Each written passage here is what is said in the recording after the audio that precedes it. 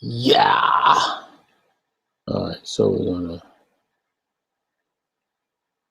get the ball rolling. I'm just gonna do some commentary. Got some people that I invited.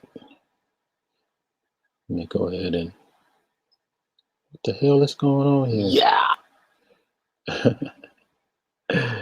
This thing, man. Technology. All right, let me go ahead and get this stuff set up here. We gotta get in the minds of the I guess the 30 Club, the younger brothers, man, because there's a huge disconnect. And I don't know. It's I think that we have to do more um, questions than just telling, unless they ask, unless they ask you. So I really want to pick the brain because there were some things that were said um, on Mr. Fantastic's channel the other day, and it really just got me thinking. The exchange between the younger brothers and the older brothers. So I'm just trying to get an ideal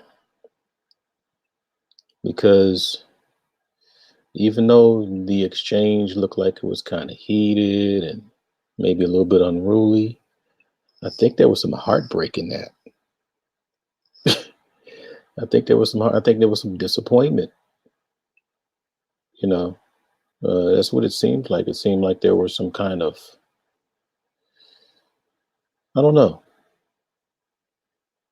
but I invited a few people here if they wanted to hop on or not. But I don't want to have to sit there and speak for people.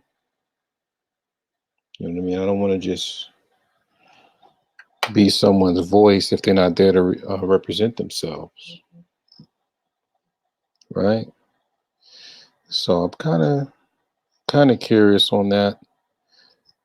Um, I even wrote down some questions and things, or this could be probably an intro. I'm not sure, but I don't know. It just seems that that the whole format that people are used to seeing is that you got the older guy there and you got the younger flock around there just listening and soaking in all the wisdom,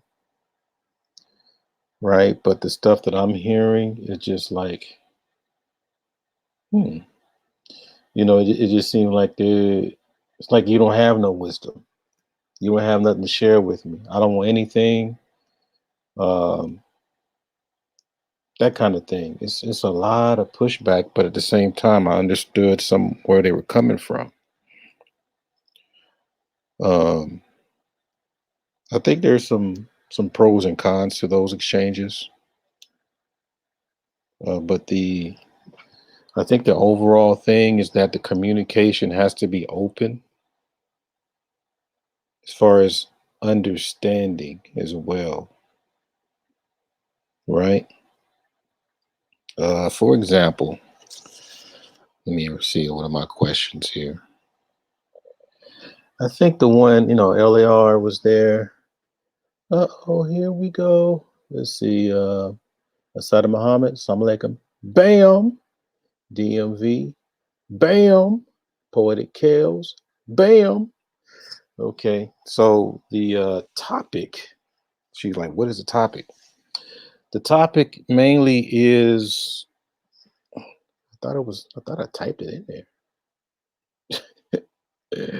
Let me see. Yeah, community reboot. That kind of, LAR was asking, no, actually, he wasn't even asking, he was telling that because I think the older guys were like really pushing the whole thing about, that, how you're going to procreate and how you're going to, build the community and expand and pass on your legacy. And these guys were like, I mean, as far as LAR, he was explaining, and and they really, it got me. He said these guys not even, not only they're trying to hook up with anybody in the community, but they're not even trying to procreate. So that goes back to AN1's thing where it's like you need to hold your seed until you get yourself in a better position.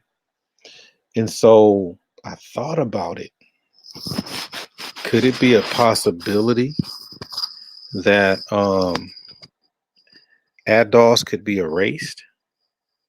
You know, is that the sentiment? Is that, you know, the African American experience, whatever it is, whether it's even slavery, Jim Crow, R&B, collard greens, whatever, all that's supposed to be erased, you know, according to the plan. Okay, he'll be in. What's going on, King Sigma? Bam!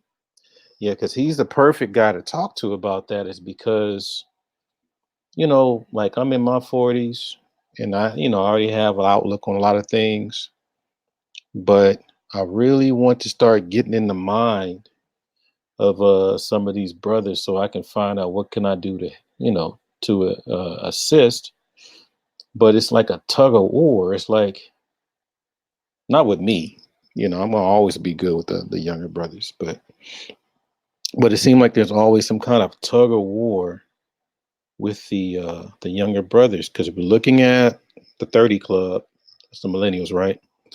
And we're looking at the early 20 club, which are the Generation Z. So we have some of those. So it just seems like they got something really mapped out. And okay, and if ADOS is supposed to be phased out and do a reboot, are you trying to phase out everything? Or are you just trying to pick, you know, this or pick, or are you, that's one of my main ones. But I have different questions. And then most of the time, just gonna have questions. Because I think some of the older folk need to hear these questions as well, so they can get an idea what our younger brothers, are on. And because I know some of the things that they say, I think a lot of people are really like scratching their head, like, huh? And me, I mean, when you're dealing with nature, I think nature gonna always kick in. Let's see, we got Kareem Austin up in here. Bam! What's going on, fam? Yeah, so I really I just think that like for example, they mentioned about a lot of the older cats have a biased opinion about what their expression is because they have daughters, right? With the exception of BGS, from what they're saying. And and then I think LAR mentioned that, hey, we ain't trying to procreate with anybody around. Well, I don't think he's saying that, but I'm just thinking that he was pretty much trying to make some clarity there. And I just thought about how some of the older guys are feeling when they hear this, where the best of the best is leaving the community, and they're probably thinking that my daughter don't have anybody to I guess to keep their legacy alive. They're gonna have to deal with whoever comes along, or that so-called Pookie and Ray Ray that they claim they don't like. So I really want to go more in depth with that, and I'm just curious and I want to get the full picture of that on that. And I know all of them don't agree, and all of them have different opinions and things like that. Um, and I guess to an extent too, they got some of the whole would you save yourself, black man type thing. There's always some kind of back and forth with that, because on one end it looks like you're only going for, you know, let's see, WW, right? on one end to save yourself, but some people are like it doesn't matter as long as it's not with the madness that we deal with in the community. Okay. I'm hearing a lot of people that's supposedly from the community that's saying if you leave, then you're not a real man, or if you leave, you can't handle this. We don't want you anyway. If you're only leaving just to get with the white woman, don't bring Becky back. It's a whole bunch of that. And so, okay, that's fine, but still, we got to hear everything. We got to hear everybody's perspective because eventually, I can't say who's right or who's wrong, but I want to make some sense of it. I mean, how do you guys feel about that?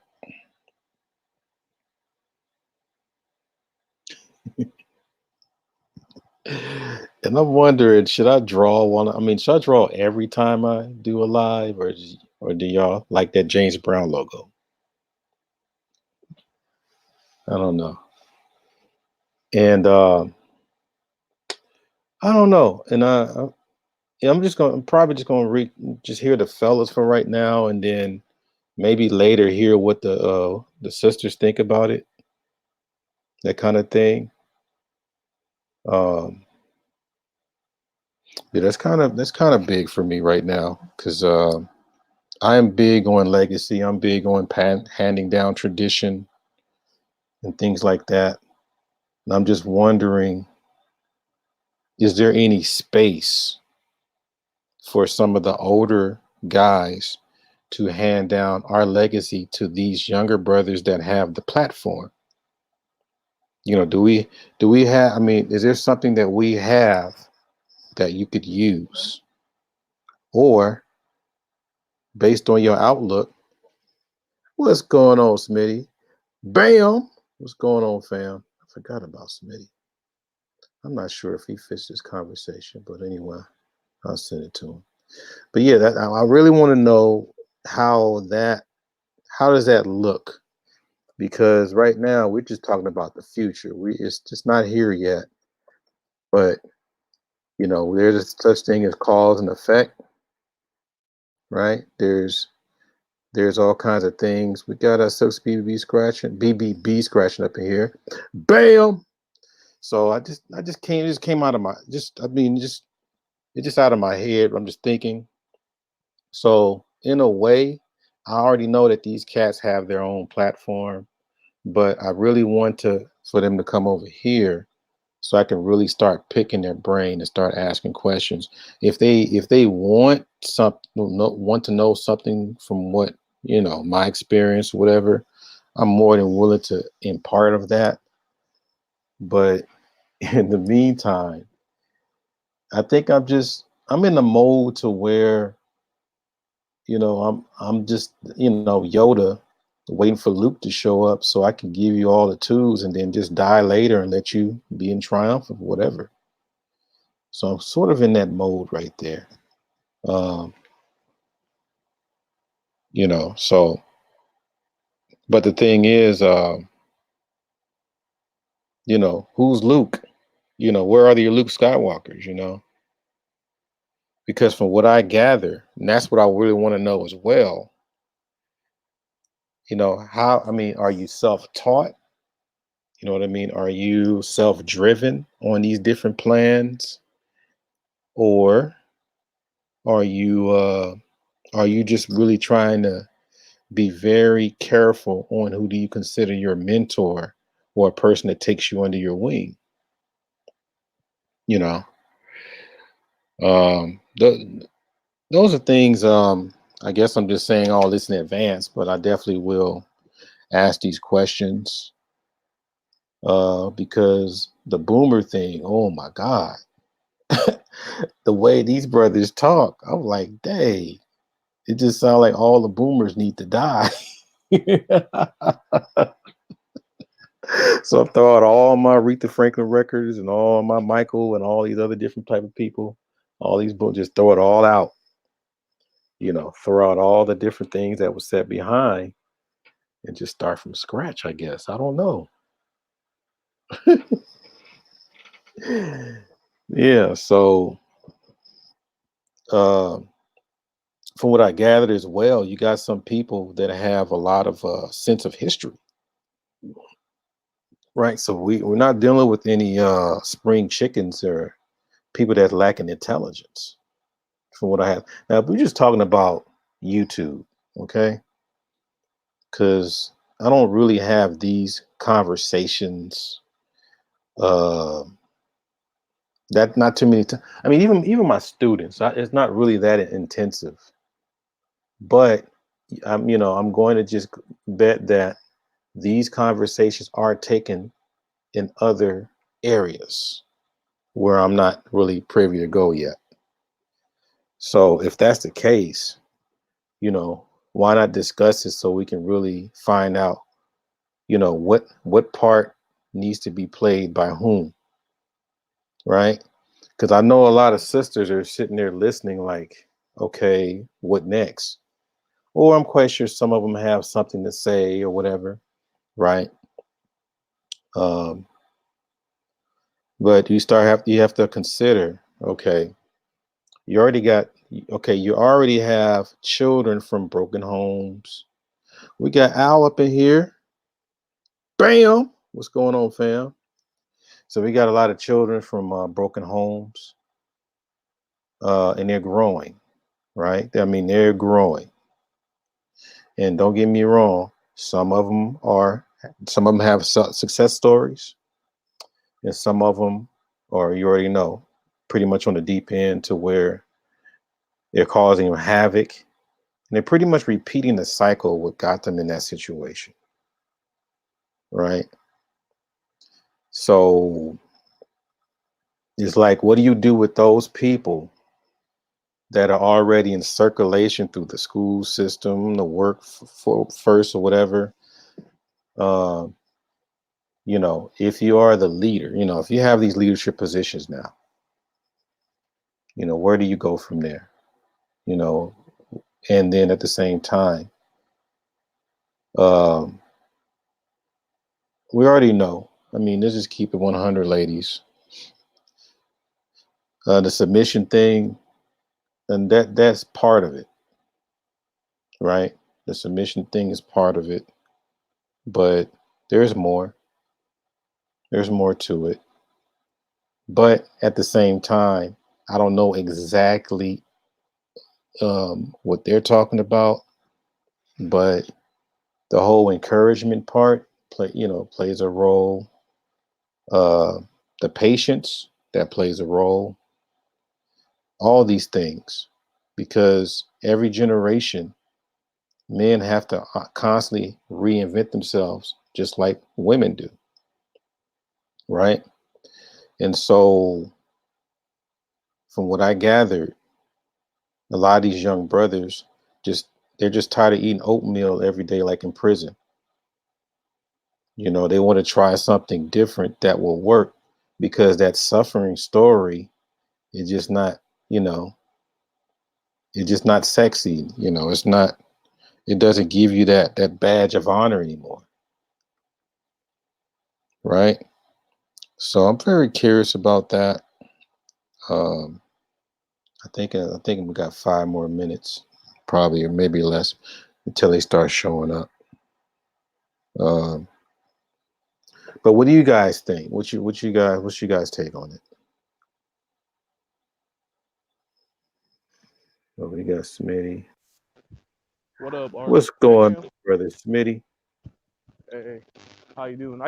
I'm on my way to work, so I got a good while. So I'm just walking. Okay, got Albert Bird. Bam. Did I give him back? Let me hook him up here. Yeah. Yeah, but I really want to get that. I want to really get that understanding. So, I mean, have you heard some of the things that some of these young brothers? Well, you got BMT. BMT, did you get my Bam? Let me send that to him again. I thought I sent that to him. Um, I'm trying to get some understanding on the young generation, on where they see us going, and if the young generation is supposed to be able to push the whole adult's legacy completely out of phase. in Hmm. their future? That's a good question. I really want, and then if so, what is the roadmap? I mean, how is that going to look? So I really want to put those questions out there and just really sit back and listen more. I'm guessing you're referencing like Mr. Fantastic, his hangout that he had. Yeah, that was, you know what? That People liked all the little back and forth stuff, but me, I try to learn some of the, some of the more crucial things. We got Prophet of Thought up in here. Bam! What's going on, fam? yeah, that was going on while we were live streaming. I listened to it after the fact. Yeah, yeah, because I didn't, yeah, I wasn't able to, yeah, because every time I'm doing a live, there's always something juicy that everybody's listening to. That's why I want to get like maybe 15 up to 20 at the most. But it's all Yeah, good, man. yeah, I'm just trying. I just serve as an alternative. yeah, That's about it. yeah. I mean, from that, I don't like for me. I don't think I want all the boomers to die. I just think it's the natural separation between generations. It's something that like I think a lot of old boomers or Xers to a certain extent believe that sticking together at any cost, even if you are like even if you're like not the how would you say, even kind of exiled in certain ways, like you gotta stick with your community. This new thought coming up and saying like I have options that I don't have to deal with this. Because I remember I know Edward he quotes Glenn Cameron, but the true thing is what Glenn Cameron said like what black people want to do if you leave the community. If you don't dress like them, they make fun of you anyway. If you don't act like them, they make fun of you. What they're gonna do, make fun of you. So it's something that a lot of black people don't have control of who leave and join their community a lot of Wow. times. So that's the way I look at it. And we got Brother King Sigma up in here. Welcome, fam. What Hey, up, King what's going Sigma? on, brother? Happy holidays to you and Smitty and everyone else. Yeah, happy holidays to you, Yeah. brother. Yeah, that was a powerful live the other day, man. I couldn't get a lot of that stuff out of my mind. Which Yeah. live are you referring to, bro? The one we were Mr. at Mr. Fantastic. Fantastic. Oh, He had yeah. The one. Okay. Yeah, it was a lot went down that night. Yeah. Yeah, I was really, yeah, because that was the thing is where, and I'm real cool with OG myself, Mm-hmm. but I think there was a lot of frustration that I was hearing from him. And the thing is that it just seems like there was a huge disconnect. And and I think the part, like, and I was saying earlier, was that the one that got me was when LAR was he was interpreting in some respects on what the brothers were feeling when it Mm-hmm. came to procreating with women in the community, rather than let alone just being with women in the community. Like, and the thing was, is like it just sound. I don't know who said it, or maybe you said it, but it Mm-hmm. just sounded like the whole adults thing is supposed to be wiped away and start off clean. I Well, mean, well, great point. there was that stream triggered a lot of people. I always take Christmas off, so I just tuned out yesterday, but I'm back and I'm seeing that that stream it triggered a lot of people because apparently a clip that I played of Shirazad Ali Yeah. started like a whole discussion of disrespect on her name now. I'm hearing Yeah, that now. So I'm Yep. they seeing called it. her pick me. I saw that. So you had that, then the SYSBM wave that's coming in 2020, obviously, and that's what a lot of people were triggered by as well. So what it seems to me, as I was just saying on Man of Tomorrow's panel, is that we've just reached a breaking point in Black American culture. You Hmm. see it going on with the ADOS versus FBA thing. For some reason, December has represented like a total civil war. Because if you look at what's going on with FBA and ADOS right now, Hmm. right Hmm. now, you can go to their Twitter accounts. They have been going at each other's throat for like a week now. I'm talking Hmm. about it's gotten ugly between those two forces. So that's one side of the game. Then you got on this side of the game where you're mixing too many different cultures. And as I've told people many times, I actually like what the brother Eugene Robinson in Disintegration points to the four Black Americas, and I go by that model, and that's why my Okay. friction is so less with the brothers in this space because I've accepted the situation for what it is. That we're a fractured population that's pretty damn huge when you look at our population compared to other nations. And I was just talking about that as well. People forget that we're 40 million deep in this country, and Yep. you can create like four nations and still be in like the top 100 on population wise. So I think Yep. what we're doing, and that's why you have the situation with OG, where the younger men that are in their 20s and 30s, and some in their early 40s, so basically 25 to 45, many of them are coming into this space, right? Hmm. And this is a natural environment for us because we grew up on computers. Our age ranges are the ones that are creating all these apps, Facebook, Twitter, Snapchat. Those are all created by men between the ages of 25 and 45, right? Hmm. So you're starting to see a lot of the younger guys assert themselves because they're coming of age. This is their natural environment. And that's where the generational conflict is starting to come in because the younger men don't want to disrespect the older brothers. But what is at a certain point, the student has to become the teacher, and the teacher has to let the student go off and learn on their own. And younger men are saying that we don't need you to continue to tell us to go by what you want us to go by. That didn't work because it proved that your model and your example is not working. So what they're asking for is like to just start from scratch. That's what a lot of younger men are saying. Hey, I'm going in a whole other direction. I'm going to try something completely new. And then again, that's coming from more independent thinking brothers. But just look at what's going on with FBA and ADOS right now, man. It's ugly. I just came from this stream. It's ugly Hmm. what's going on over there right now. Hmm. Yeah, and I'm quite sure Prof is going to ask us, some questions too. I guess we're going to be the inquisitors of the panel. Welcome, brother Prophet and brother BMT. Um, I'm just Peace, trying. peace, brother Art. Thank you, brother. Thank you for coming through. I'm just trying to Absolutely. figure out this. It's like, not, and I was. Do you feel that your generation have enough leadership positions? I think that they have them because they're taking them. I mean, a good example is the Democratic debate. Okay, that's a Hmm. good place to start because that is so connected to the Black majority over the last 60 years. Again, Black Americans have been the bedrock of the Democratic Party, and that was united by gender. But now we saw the split in 2016 where 20% of Black men left the Democratic Party, and it's looking like maybe half will leave in this next. So starting with them. Okay, when you look at the people on stage for the Democratic Party starting in January 2019 to now, there were like 30 people. The majority of those people were either silents or boomers. The younger people, it was as many millennials as there were Gen Xers. That's a problem. So what Hmm. happened is that the younger people that are in their 30s now, so you got like a lot of these people in their 30s that are starting to assert themselves because again, they grew up with this technology. Now they have enough life experience. Now they have their own perspective that they want to make policy. Whereas the Gen Xers, they kind of getting squeezed out because the silence and the boomers held power for so long. As you see at the top of the Democratic ticket, all of them are like 78, they're between 68 and like 80 years old, bro. So the Gen Xers have been totally squeezed out. And let's take for example, let's say the Democratic Party wins. Let's say the oldest candidate wins, Bernie Sanders, who is 78 years old. Let's say by a miracle he does 2 terms, and he comes out of there in like at 80, 6 years old or whatever it would be.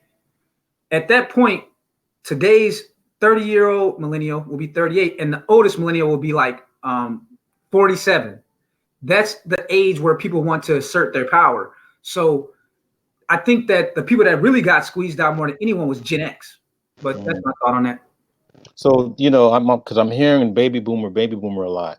Mm-hmm. And so what you had described, is pretty much, I guess, not giving up leader positions. Most of your politicians got gray hair, and Mm-hmm. they've been like what's his name, Charlie Rango, all these different Yeah, people. yeah, exactly. So would you say, and I'm gonna pass it on to the whole panel, would you say that it's kind of hard to separate responsibility when it comes to black boomers and white boomers? I don't think so, not really, because I think that there's two different games at play. They're operating in two different worlds. I would actually even say that there's more social mobility and more competition coming on the side of whites than there is with blacks because of the way that they've adjusted to the economy. So it's like, again, let's go back to social media. We're on a social media platform that were created by, I believe, what is the last generation of Gen Xers. So these are men that would be around 45 today or something like that, that really were responsible for the growth of like Google and YouTube. These were not boomers. These were the youngest Gen Xers. And then when you look at all of the social media apps that are taking all of the attention, destroying the TV industry and all that, those are being created by millennials, mostly by white millennials. So the younger white people are asserting their authority. They're taking control of this new technology, and you're seeing more and more younger white people employing their own parents. So their parents may have been white collar workers, but their children are like STEM people. You know what I'm saying? They're in the computer sciences. They're creating apps, technology, and things like that. And they're actually making more money than their parents. So it's like the Asians almost. Pretty much. I mean, it's the same. But I think even the Asians might be doing even better because right now, the Asians have the highest income in America. They don't have the highest wealth. White people have the highest wealth because obviously they've been here longer. They have more land. They've accumulated. But a yearly income, Asians now have the highest income in America now, even though they're the smallest population outside of Jews. No, you guys can jump in if you want, but I want to, because I have some more questions later. Okay, that's fine. So yeah, this is BMT. Hey, what up, Hey, what's going on, guys? Like I said, I attack it more so differently. I get that there's different faceted of stuff. I don't want to put everything on just Black boomers anymore because I've had this conversation of different issues for different sorts. And we're now looking at it through the shoot pipeline of how we're going to answer this problem. Okay. Unlike everybody else, we didn't have a revolutionary war. We didn't get to have the big wars like everybody else had to get to restart their system. Their generation of how they did it was different. They fought their government and they did this. We didn't do all that stuff. We're no matter what, I think the thing we forget that we're always going to be the bastard kids of this country. So when it comes to us having that big revolt or something like that, you're watching now the era of white America rebelling against their own people of what they built, faceted, and how they build it up on, versus how we're doing this. I would say I am a third generation of Black excellence. I own my own two companies. My brother, he owns his company, and so does my sister.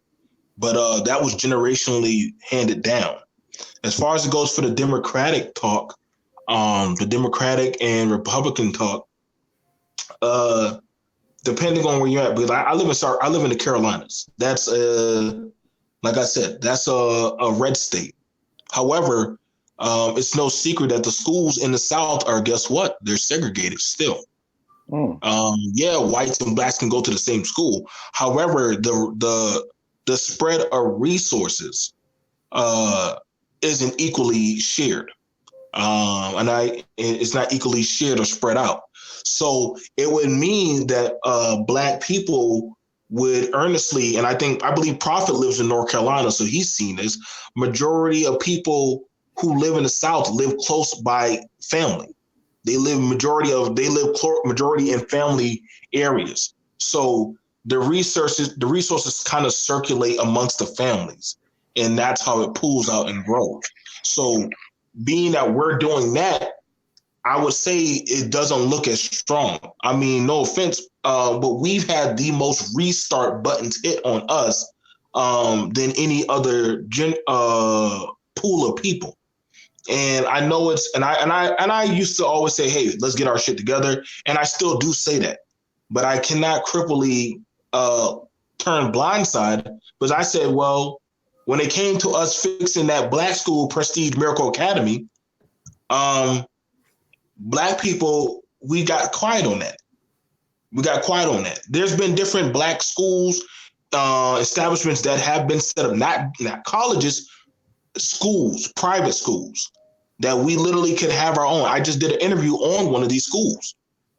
I'm kind of done with the circular talk of the mating and the breeding. That doesn't even matter anymore, because honestly, let's just be real. No black person can honestly say that we haven't been breeded out more than anything. But we need to honestly be real. When it comes to the pool of us dealing with the resources now, some people did what they're supposed to do. Other people got tired of the fight. And now we're at it now where the Democratic pool is done. The Republicans, they have just 1 to 2 people left. And black people need to actually start having a question on, yo, when all these people are gone, what are you going to do? Because it simply is coming down to that. You ain't gonna have the system. I mean, let's be for real. There's nothing left. After the boomers, and the last boomer is gonna die out in within 10 more years. 10 to 20 more years, the last boomer will be dead. Did so you hear then, that, Prophet? I'm just messing with him. I know, but to be for real, no, I mean, because honestly, my dad, he's a boomer. I'm half dead now. I mean, but look at it. The average black male lives, if lucky, to 80 plus. If 80 plus, my dad's already going into his 70s. And I'm watching majority of his buddies so when all the boomers are gone, what then, black men? Because either we started to build off of the bones of our ancestors or our people, or we're just screwed out. So, I mean, unless anybody plans on going to Africa to go work in a diamond mine or some shit, everybody can't get into tech. So we need to actually start saying, yo, man, we get the issue now. We get the breeding thing going on. That's just old dusted off talk, because the abortion law's already been passed. Mm-hmm. We need to actually start talking on, yo, what resources and skills are we passing? Because we got a lot of classes and a lot of stuff being handed out. And if we ain't trying to learn any multifaceted skills, then, I mean, shit, it ain't going to matter who wins anymore. But I mean, ultimately, the new minority now is the Latin, and he's coming up very much more faster.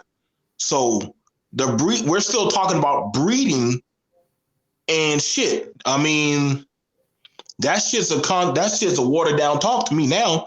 I want to know about wealth, and wealth you can't ask me to share you 26 acres of land. I'm sorry, you got to have something that you can do for me, unless you want to be my sharecropper and work, and I'm gonna work you hard. So that's the kind of talk that we need to actually start being real with. Because we already just had to talk with Rashida about colorism. Yeah. So, and we can't get over these little issues, it's going to get a lot worse, brothers. It's going to get a lot worse. I passed the mic. That's a great point, but I'm going to go ahead and give it to Xavier. But I just want to say that's a great point, man, because that's the same kind of frustration that I'm seeing from a lot of brothers now. Like, they're tired of focusing so much on the cultural piece, because we only got so much time and energy in any given day. And there has been a time, a place for the cultural conversation, but I believe that the brothers that have been on there for the last 10 years, they've already won all the cultural arguments, and they're now starting to go in circles. Now brothers want to work on the skill stuff, business stuff, the self-education piece, but I'll get a mic back to Xavier.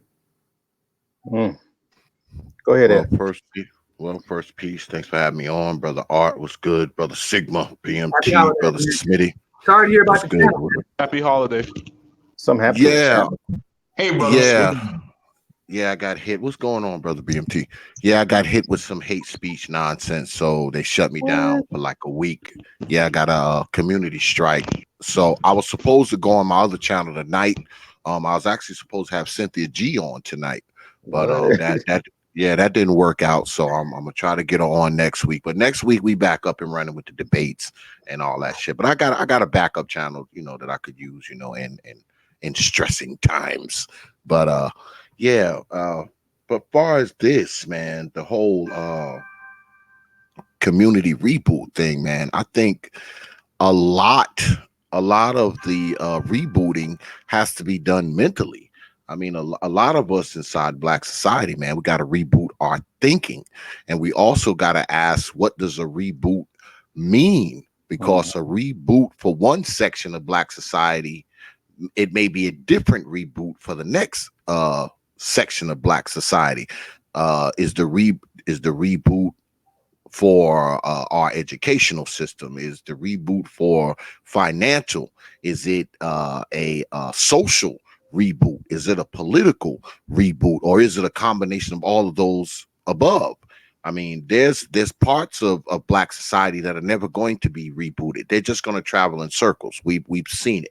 Yep. You know, we've seen areas of black society that have not changed in the past 20 to 30 years, just like we've seen some areas that have. Um, I was in New York. All right. I was in New York for about 5 days last week. I just got back Wednesday, Right. and I went I went to Zayek's Institute where my man Q Butter is at, man. And let me tell you something, man. I have never seen a bunch of black, and I spent like the whole evening there because I was there like 4 or 5 hours, and I have never seen a group of young black children so devoted and hooked on STEM. I mean, these little jokers were building remote control cars. They were building magnetic stirrers. I mean, the stuff that I saw in there amazed me. And I hadn't been there because I go there practically every time I go to New York. But I hadn't been there in a while. I hadn't been there in like a year and a half. And I mean, he's expanded it. I mean, it's 3 times the size it was the last time I was there. And it's gotten so big. Okay, it's so many students that he has to now move to another building because he doesn't have enough space for all the students that he has inside the program, man. So I see stuff like that, and it gives me hope. Okay, it gives me hope when I see things like what's going on at Q Butters Institute. When I hear some of the brothers talk on here, but at the same time, I also know that some of us are going to be left behind. And I know people don't like to hear that. People like, oh man, everybody's coming. No, that's not true. Because no matter how big you build a plane, you'll never build a plane big enough to hold everybody. No matter how big you build a ship, there's always going to be a capacity. And I think the reboot of black society is going to have a finite number of people who get rebooted as well. Those are just the facts, you know. I mean, we can't continue to pretend like everybody in black society is going to wake up one day or go to sleep and get a brain transplant and wake up and be doing some different shit. It's just not going to happen. All right. And as far as the boomers and the Gen Xer, which I'm a Gen Xer, BMT. I ain't in the damn grave yet, brother. Damn. I'm old. I ain't that old. Goddamn it. As far as the boomers go, I think a lot of boomers did drop the ball somewhat. I see these millennial brothers and I listen to them because I listen to brothers like King Sigma and such. I have a lot of respect for these brothers. And I just don't see things the way other older people do. I'm old school, but I'm kind of nuanced in my thinking. And I don't think it's necessarily the right thing to do to be coming down on these younger millennial brothers and telling them, hey, this is what you need to do because, see, we did it like this. This is how you should go about it because you don't know what the history is. I don't think that that's necessarily the right way to go when it comes to these young brothers because we've done certain things and we see what we have now. So, I mean, some nuance and some new blood is always a good thing. I mean, even when you talk about politics and leadership, I mean, you get these old guys, guys that's older than me. You got the Jesse Jacksons and the Al Sharptons and all these other people who are out front.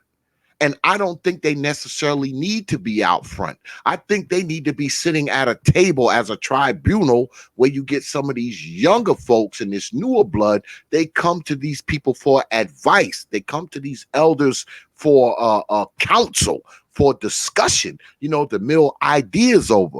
But us older folks at some point got to get our old black asses out the way and let some of the younger folks come in. And if they make a few mistakes and a few bad decisions, so be it. Because us older folks, we did the same damn thing to get to where we are now. And I'll pass the mic on that. That's why I made this panel, is because I know there's something that the older generation can pass down, but for some reason, I think that conversation is not there yet for the most part. I think now I remember, I think King Sigma was saying something about our community was based on a social construct, based on what the slave master and all that kind of stuff. I mean, I'm paraphrasing, but am I in the right ballpark, King Sigma? Man, sometimes I've been doing like a lot of panels, then I disappear and don't do a panel for like a month. So I don't even know which. If you talk about Mr. Fantastic panel, that panel, yeah. Man, I don't even remember. It was such a wild panel. I don't even remember what might have been said that night.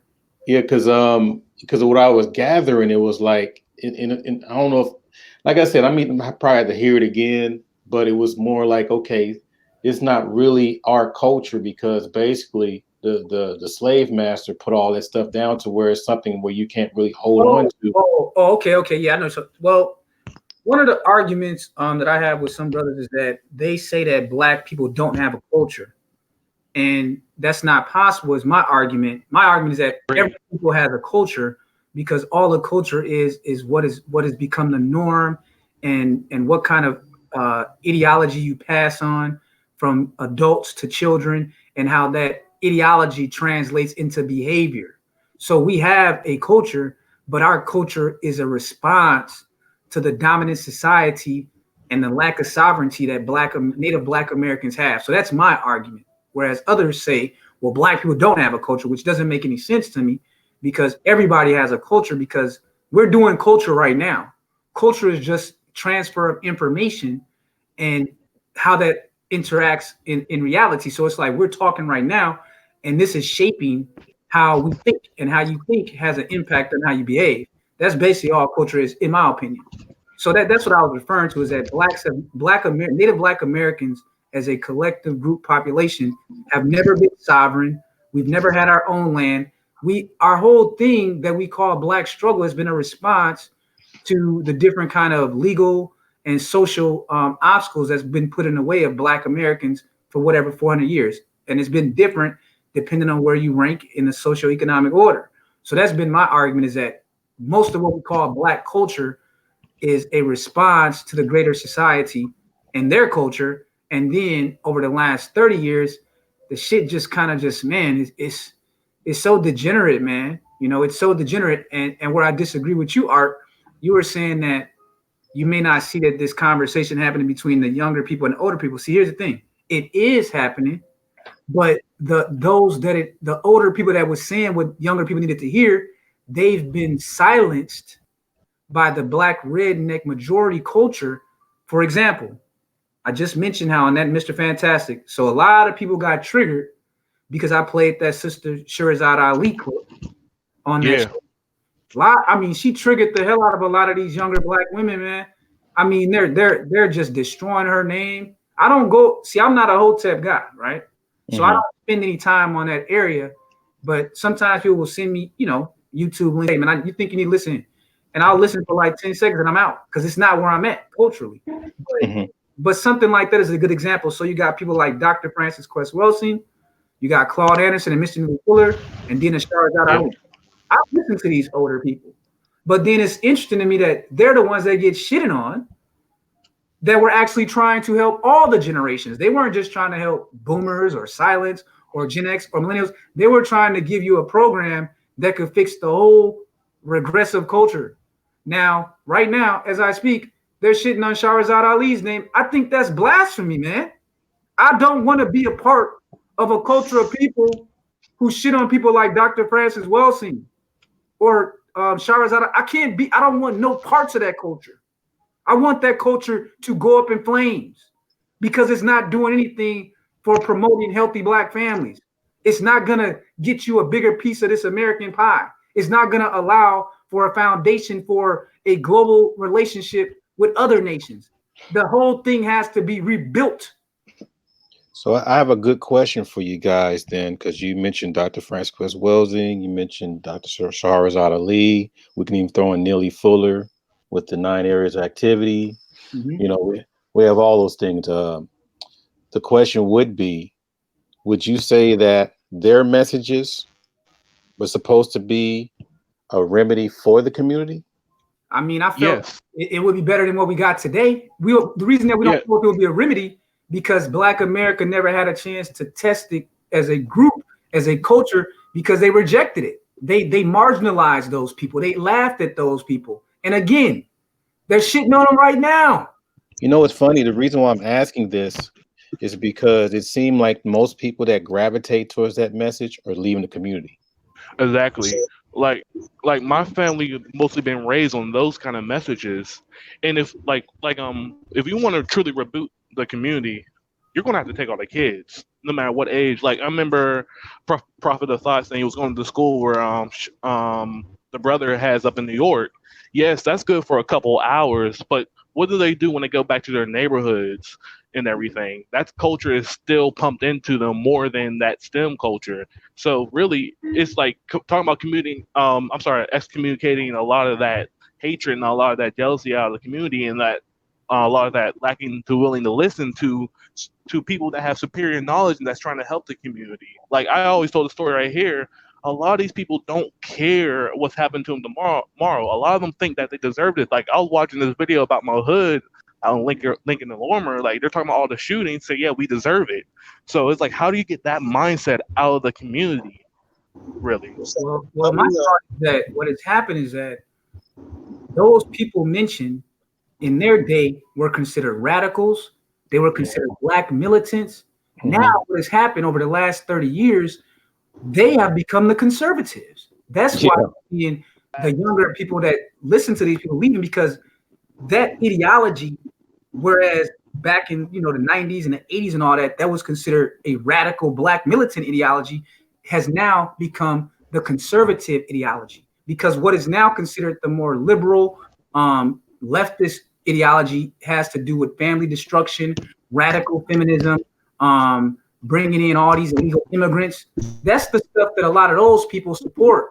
So if you're supporting things like traditional roles for men and women, accepting the reality that there's only 2 sexes, if you're saying that Americans need to be put to work and taken care of before illegal immigrants are brought over here, if you're saying that there should be a separation between church and state, you're saying these things and you're not promoting Black women first feminism, then you're considered the alienated person now because you're going against the Black woman first gynocracy. So that it's weird how the people like Neely Fuller are now considered conservatives. The pendulum always swings. It just always swings that way. That's why you can never stay on one side, especially us as Black people. Mm-hmm. So I guess I am the youngest brother of the millennials who has. I guess I am the brother of the millennials. I'm 24. Okay. Smitty is 24. So you're way younger than me. So that's it. Yeah. I guess I would be the brother who has the family, the whole family structure. Mm-hmm. And I can tell you, I've been attacked more so than everybody else. Yeah, I get attacked a lot. Almost like I'm the kid with leprosy. Counterculture. And it's very interesting because I traverse the planes of how this thing looks, and I've watched. That's why I'm very wary of what panels I go on now, because I don't agree with Black men when they fuck them kids. You're boring out. I'm like, hold up, man. Hold up. When you say fuck them kids, what you shall say will read right back to you. Because that same child may one day see that one video and say, oh, word? So this is how y'all saw us. So, okay. I get you. I'm gonna be that. Yeah. I'm gonna be that what you bastardized and hated. And these kids do talk. These young men and young women will grow up in the same way. And I'm gonna show y'all. That's why I'm very wary of how I conduct my language on a lot of these panels now. Because how the boomers treated the millennials and the millennial X's, so shall you reap how you speak about the younger kids. Fuck these single mothers. And I ain't telling y'all to go do all that. But these kids, they have no, I've never seen a child tell the womb when they want to be born or not. I've never seen a child tell the womb, I don't want to be born into this era. They just say, I'm here. And the thing about it that we're now reaping, because I can't stop all these single mothers. I cannot stop all these black men. But I do know one thing, I can impact young individuals. There might be a young Omega out there, King Omega out there, who might be really good at fixing watches. I met a little girl who knows how to fix flint lighters. And I'm like, wait, why do you know how to do that? She's like, something I just learned how to do. I go to antique stores and fix lighters. And she sells them at the flea market. But this is a little girl who's only like about 13, 14, but she can do that. She has that skill. We don't know who's the diamond in the rough anymore in the community. And this is why I say you got to be very wary, because you ain't going to see one thing about some of these other people. They're not going to get on these platforms and shit on their community in front of the world. That you got to start cleaning up these messages of how we're saying stuff. We got to start cleaning it up, because I'm never going to let the enemies know what goes on in my household. I'll never allow them to know that. I'll fake it till I make it, and I'll handle it in-house. But the enemy knows more about your household than you do, most likely, with all the technology. Okay, guess what? You know why the enemy knows more about our household, King Sigma? Because we keep allowing the enemy in our household. Well, I'm you just keep allowing the enemy in our household. I don't. When it comes to no. What you say is true. What you say is true, King Sigma. The enemy does know about your household, but now the black man who is building is leaving from the black household. He wants no part of the black household now. That's not true. See, you really? That's not true at all. That's not true at all. That's the scary fact. But hold on. People in this community. Okay. Let me show you this. There are some black men. One at a time. There are some black men who are denouncing their black experience. There are some black women who are saying, I never had a fair shake with black men, so I went to other men. We're seeing these talks happen real time. I'm not trying to shame. Listen, I have no problem who you procreate with or where you go or what you do. But I was one of those people. I didn't find my wife like the conventional people. I worked to bust my ass. But the thing about it is, we're seeing real time. Some black people are divesting from it because the commitment is no longer there, and the experience of being black being frowned upon or looked at. It's either you got to be far left or far right. There's no balance. And when we start shaking off the balance, then that's a problem. You know, that's a big issue. Sorry about that. That's a big issue, because I can get on and talk with King Sigma, but then one thing that I know a lot of young men say, I like King Sigma, but I would also like King Sigma. How to get to King Sigma's level? Teach me. See, now don't just tell me the issue. See, this is where I'm saying, this is where I disagree, because see, for me, that's why it's important that we don't look at each other as being a part of just one group, because my family raised me differently, and I cannot change the programming very easily of how I was raised by my parents. Like I told you, my family, most of them work for Ford Motor Company, SC Johnson Wax, General Motors, and Cake Company before we got out of business. So we're Rust Belt people. Right. So the way it's raised in my family is you take care of your family and you take care of yourself. See, so you're asking a person like me to try to do something that is not easy for me to do, because I was brought up in a family where your first responsibility is to yourself and then your family. And then everyone else is more of an indirect beneficiary of y'all doing the right things within your household unit. So if my mom told me when I graduated from high school, she said, you got three choices. You got three choices right now. Now that you're about to graduate, you can go work with your uncle at Ford, because my uncle was really trying to push me that. You can go to the military, or you could figure out a way to pay for college. That's the choices I had. I had a year to figure that shit out because in my family, they're not trying to be mean, but it's just a rule that once you graduate from high school, you're 18, you got to go out there and do something. Okay. So I did what I had to do my senior year in high school to go to a Big Ten university. Those are the only three choices I had. Okay. So having that responsibility at a young age where you are responsible for your outcomes, it's hard for me to transmit that to someone that's not under my direct authority outside of my family, because I know them on a personal level. I know their strengths and their weaknesses. So it's easier for me to impart what worked for me that could work for them and what worked for me that won't work for them. It's very hard to create a one-size-fits-all message. That's why I preach family first.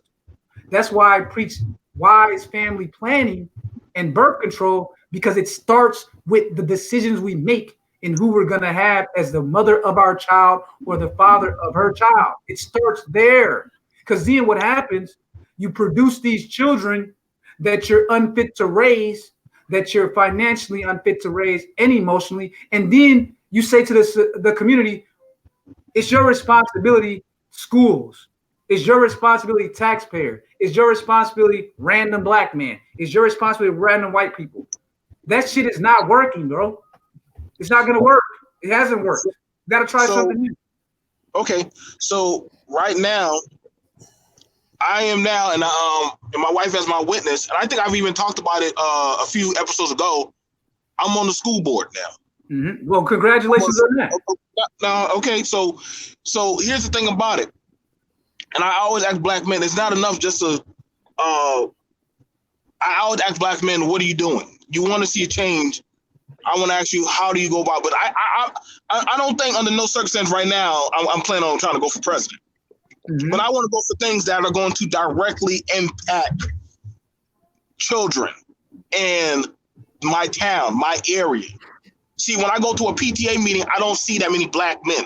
I might see one grandpa or two grandpas. I mean, for the brothers who ever been in the PTA meetings, mm-hmm. it's not that many black men there. It's why do you think that is? No, see, now why do you think that is? Yeah. A PTA meeting? Well, what does PTA stand for? What does the acronym stand for? Parent teacher, what? It's parent teachers. Parent teacher association, right? Mm-hmm. Now, I'm glad you said that. You know what? You know the thing about it is? What? Is a parent teach is that only just for the parents or for anybody in the community? I'm not.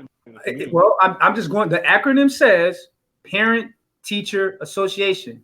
Again, the reason you don't see many black men in there is because only like 2 out of 10 black children are being raised with their father and their mothers. The other 8 out of 10 black children are being raised by their mothers. Okay. Now, okay. Go ahead. Let's pick apart this gynocracy matriarch, because I think that's what we're leading to a little bit. Now, when we're talking about doing the whole reboot thing, all right, anybody can always say, well, the reboot, you just need fathers around. But you already know a lot of these guys don't really have father tendencies or leadership tendencies as they grow up. Okay. We can always go into the military and all that, but not enough of them doing that. So if there was a reboot, how long do you take for this whole matriarchy or gynocracy would go? How long do you think it would take just to come back and after the reboot? Well, it's Xavier's turn, so I'll let Xavier go because he's been waiting. And shit, Xavier. the way it's looking, I'm thinking at least 20 to 40 years. Woo. I don't think it's something we're going to see in like the next 2 years. I just don't believe that shit. I mean, that's wishful thinking. You know, it's going to happen over a course of time. And like I said, I mean, to change behavior, man, you got to change thinking. You know, I mean, you can't think one way and operate another way. It's just not going to work. I mean, And something that we got to understand about each other as black folks, you know, that old saying that we always say, oh, black people aren't a monolith. It's true. We have to accept the fact that many of us are going to be different kind of black people. Some black people gonna spend the rest of their life in the hood chasing hoes and selling dope. Some black people are going to get out there. They're going to get involved with STEM. They're going to become engineers, doctors, mechanical engineers alike. Some black people are going to have 99 babies and not give a shit the fact that they got 99 babies. I mean, there are so many different types of black folks, and that's something that we have to wrangle with. That guess what? Not all of us are going to be standing on the ADOS line when reparations come.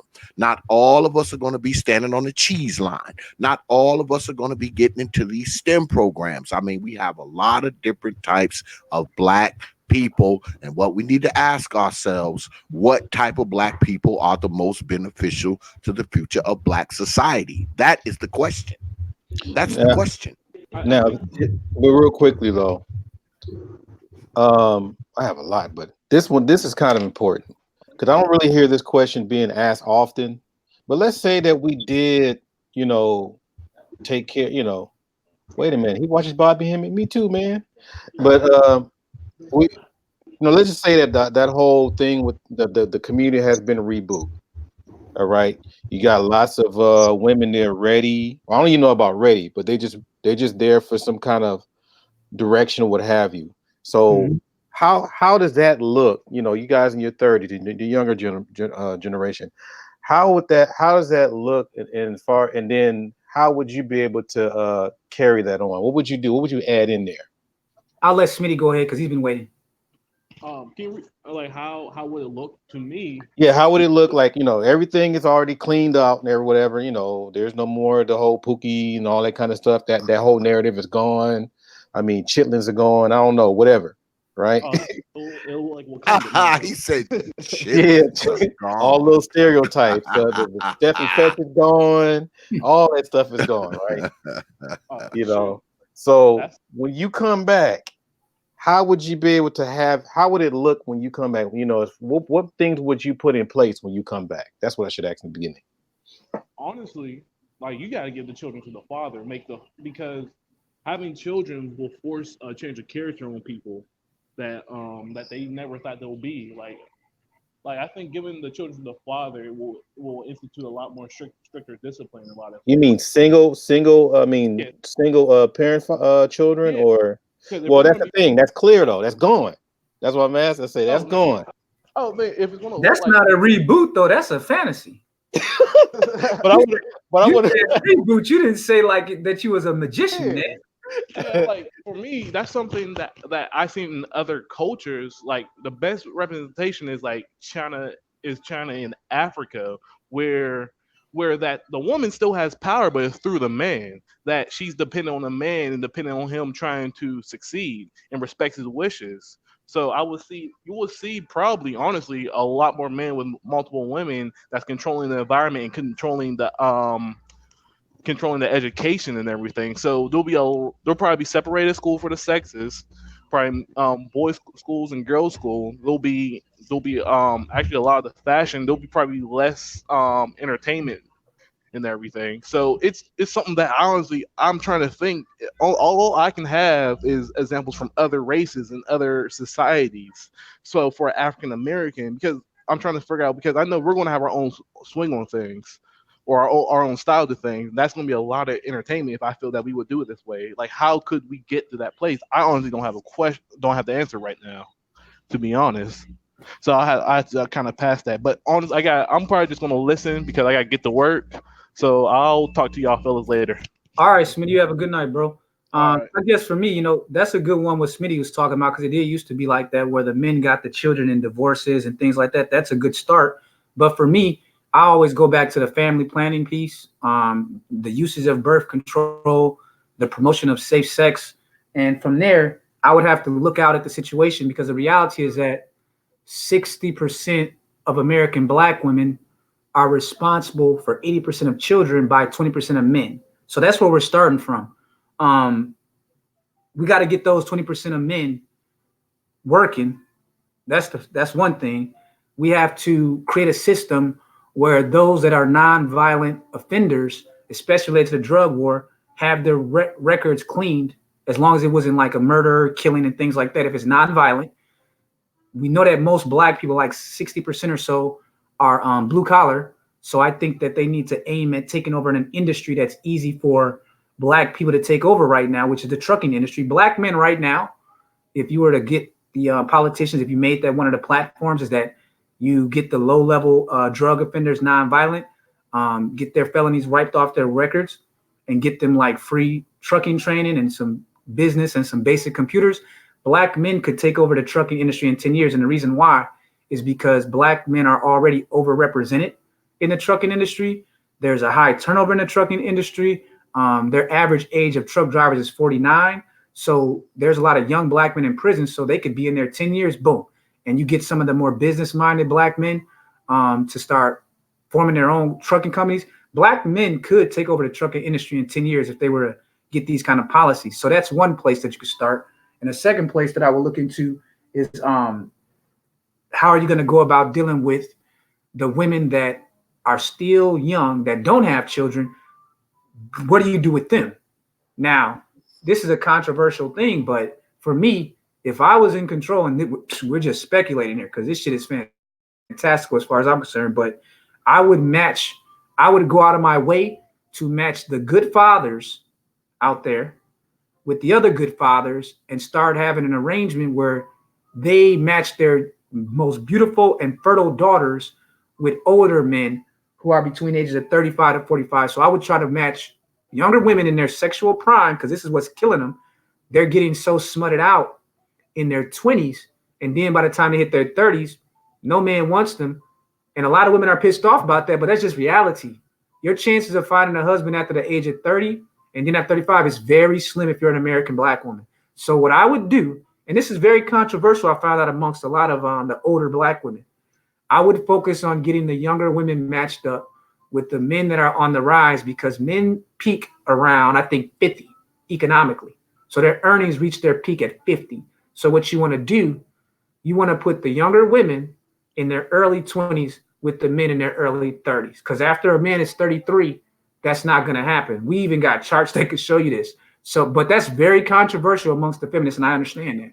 But I'm just telling you, asking my opinion, that would be the first two things I would do that could have a tremendous, or three things. Family planning would be pushed from the time children are 10 years old. They would know everything there is about family planning, but not just protecting themselves, but the consequences of bad sexual decisions would be so pumped into black children's head that they would fear having children out of wedlock. Then I would focus on getting those nonviolent offenders into those blue collar industries that are still solid, that they have the most influence and can actually take over, especially if we were to stop bringing in so many illegal immigrants, which is an easy policy to get rid of. And then I would focus on matching the most fertile young women. And this has to be done at the male father level, because the women ain't going to do it, bro. I'm sorry. So if the good fathers out there started really educating their wives and the women that they have children with, hey, if you want the best for your daughter, you need to be matching her with these men that are in their late 20s to 45 range. So that's, I'll leave it there. What's going on, Charles? What's up, everybody? Hey, what's up, Charles? Yeah. Did you hear the question, Charles? No. What's the question? Oh, wow. Brother Faulkner, what's good with you, man? What's up, man? Yeah, like, so here doing God's work, you know. I hear you, brother, with a gun, God and a gun, right? But That's the way it should be. the question is, and we're gonna go with BMT first, but I'm gonna ask the question once again. Is I'm gonna try to simplify it better. If you got rid of the gynocracy or the matriarch, you know, if that was gone, and you know, and based on a lot of brothers that you know built their whole capital, and they built all their foundation, and when you know, how would it look if they took all that stuff right back to the community where it's been cleaned up, where it's been reboot? You know, what would you have in place when you get there? You really want my opinion? Oh God. You're gonna have two things. you're gonna have a bunch of you're gonna have two things. You're gonna have guys who either who whine about the women. Now the fact that they got the women the way they want it, they don't know what to do with them. You might have a better community, but how long is it gonna hold up? Because you gotta remember, it takes 3 generations for change. So even if we got it cleaned up today, it's still gonna take about it's still gonna take a long time for people to act differently. And the people who are most affected by the gynocracy really is the men. The unspoken thing is the men. There's a lot of men out there who can't make a decision without a woman being there. Oh, so right on that one. Oh, so We right. need to stop acting like these men out there are like General Patton and shit and can make a decision on the fly. So you're gonna get a bunch of guys basically, highball tricking or mid tier tricking, trying to get beautiful women anyway because that's the way they came up. There's a reason why in the Bible for those who read it. And I'm not even going to the belief, I'm just going to the parable of it, of why Israel wandered for 40 years was to get rid of that mindset. Even if you clean the area up, what's the mindset still going to be? Yep. Took 40 years to get rid of that mindset. That's why it's 20 to 40 years. So one, you got to deal with the mindset and the mentality. Two, you gotta incentivize marriage or some type of community. You gotta, and even I won't even go back. Let's let marriage be like third or fourth tier. We're gonna have to go by the education, not only just scholastic, but also training and mentoring. What constitutes you in being a man? Because a lot of guys out here, even in their 50s or 60s, don't even know what it means to really be a man. Could not even explain the shit to you. Because if you're not a man in your word, if you don't have honor, some integrity, what's the point of having you out there when you're gonna just give it right back to the gynocracy? I got a good question for you guys once everybody's done. That's gonna y'all better make sure you put your seatbelt on for that question coming up. Oh, that's fine. These are pretty easy questions, Art. Well, I'm a just and you said the Pookie's gone, all the other stuff gone. Women are ready. Men are now have their chance. Well, first things first. That's why when I talked about the school thing, that would mean that men are now stepping. And again, I gotta like ride on that donkey that Charles was talking about, but Charles is also a coach. Not a lot of men show up to these functions. Not a lot of men show up to the schools, and it's not like anybody's keeping you out of these doors. They just they don't give a damn to show up, Well, and that would mean you would literally have to be there. Like I see, and I taught boxing for a multicultural school. I would watch. I've seen some black boys who their mom don't even know what they're doing after school. White parents give these boys shoes, boxing shoes, and shorts and gloves, and these boys start breaking down crying because they've never had somebody actually believe in them. That's the Jimmy Butler. That's the Jimmy Butler story right there. well, Now, you got, now, well, you now, got to think about hold that. on. Okay. Let me get this out. I got to get this out now. But see, y'all see y'all. The thing about it is the kids, because see, our time we've already been the children in Egypt. That shit got passed on to us. But the new generation, our kids have a chance. They have a chance, but it's gonna be what you instill to it. How many boys know how to change a tire? How many women know how to sew? It's like some of the most simple skills that the new ethnicities that are coming in know, because guess what? It is traditionally passed on and trained into them. But like I said, when Charles is gone, how many of his nephews and sons are going to learn how to drain a deer of blood and process that meat? But see, other people are learning. Not to say that there aren't black men teaching their sons, because me and my wife passed by a father teaching his sons how to ride dirt bikes and four wheelers, but also showed them how to change out the oil. That's something that you can make money, but you'd be surprised how much somebody would pay you to So change the why oil of an engine. so These why type are of the fathers not at those games? Why? no, why the fuck some of them some of them choose not to come. I'm Some gonna may just say this for a lot of it. Why? Because number one, schools are not made for men. Hmm. They don't want to engage with men. A lot of them don't. Two, a lot of times, when these fathers try to get with their kids, you know who gives them the biggest heartache and conflict is the mother. There you go. And then you got to think about it.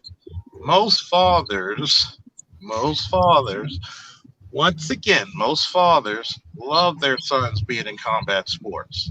Hmm. Most fathers would love to be there because when I go coaching, I see a lot of fathers more than the okay. mothers. And then here's the crazy part. One time we had a snowstorm after the tournament, the district tournament. The son had to stay at my house for a little bit because it was snowing and my defogger system was went up. So I said, as soon as the snow, I will deliver them straight to you.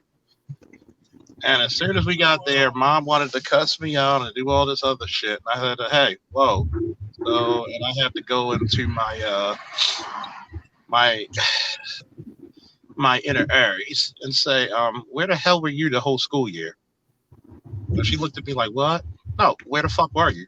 You weren't the ones who were chasing teachers around, trying to make sure this boy gets his lessons. You weren't the one who had to put his foot in his ass to make him take his test. So who the fuck are you? Well, I'm his So, mother. Prove it. hmm, I'm glad you yeah, said that, Charles. Now it's but funny, and I'm glad you. I'm glad you said that. It's interesting. I can see a lot of black daddies and a lot of these videos throwing footballs with their boys. I put the basketball in his hand. I showed him how to do this, do that when it comes to a sport or any kind of thing of combat. But you know one thing I don't ever see? Whenever it comes time for the scholastic part of sitting down in those conferences and hearing about that boy, why he is too stupid to read at an eighth grade level. I don't see that man.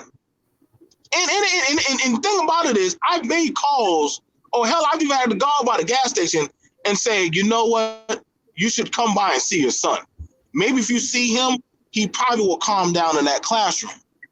See, ain't nobody, again, these places are not, unless you got some kind of violence charge on you that will keep you out, you can go to these places to go check on your boy.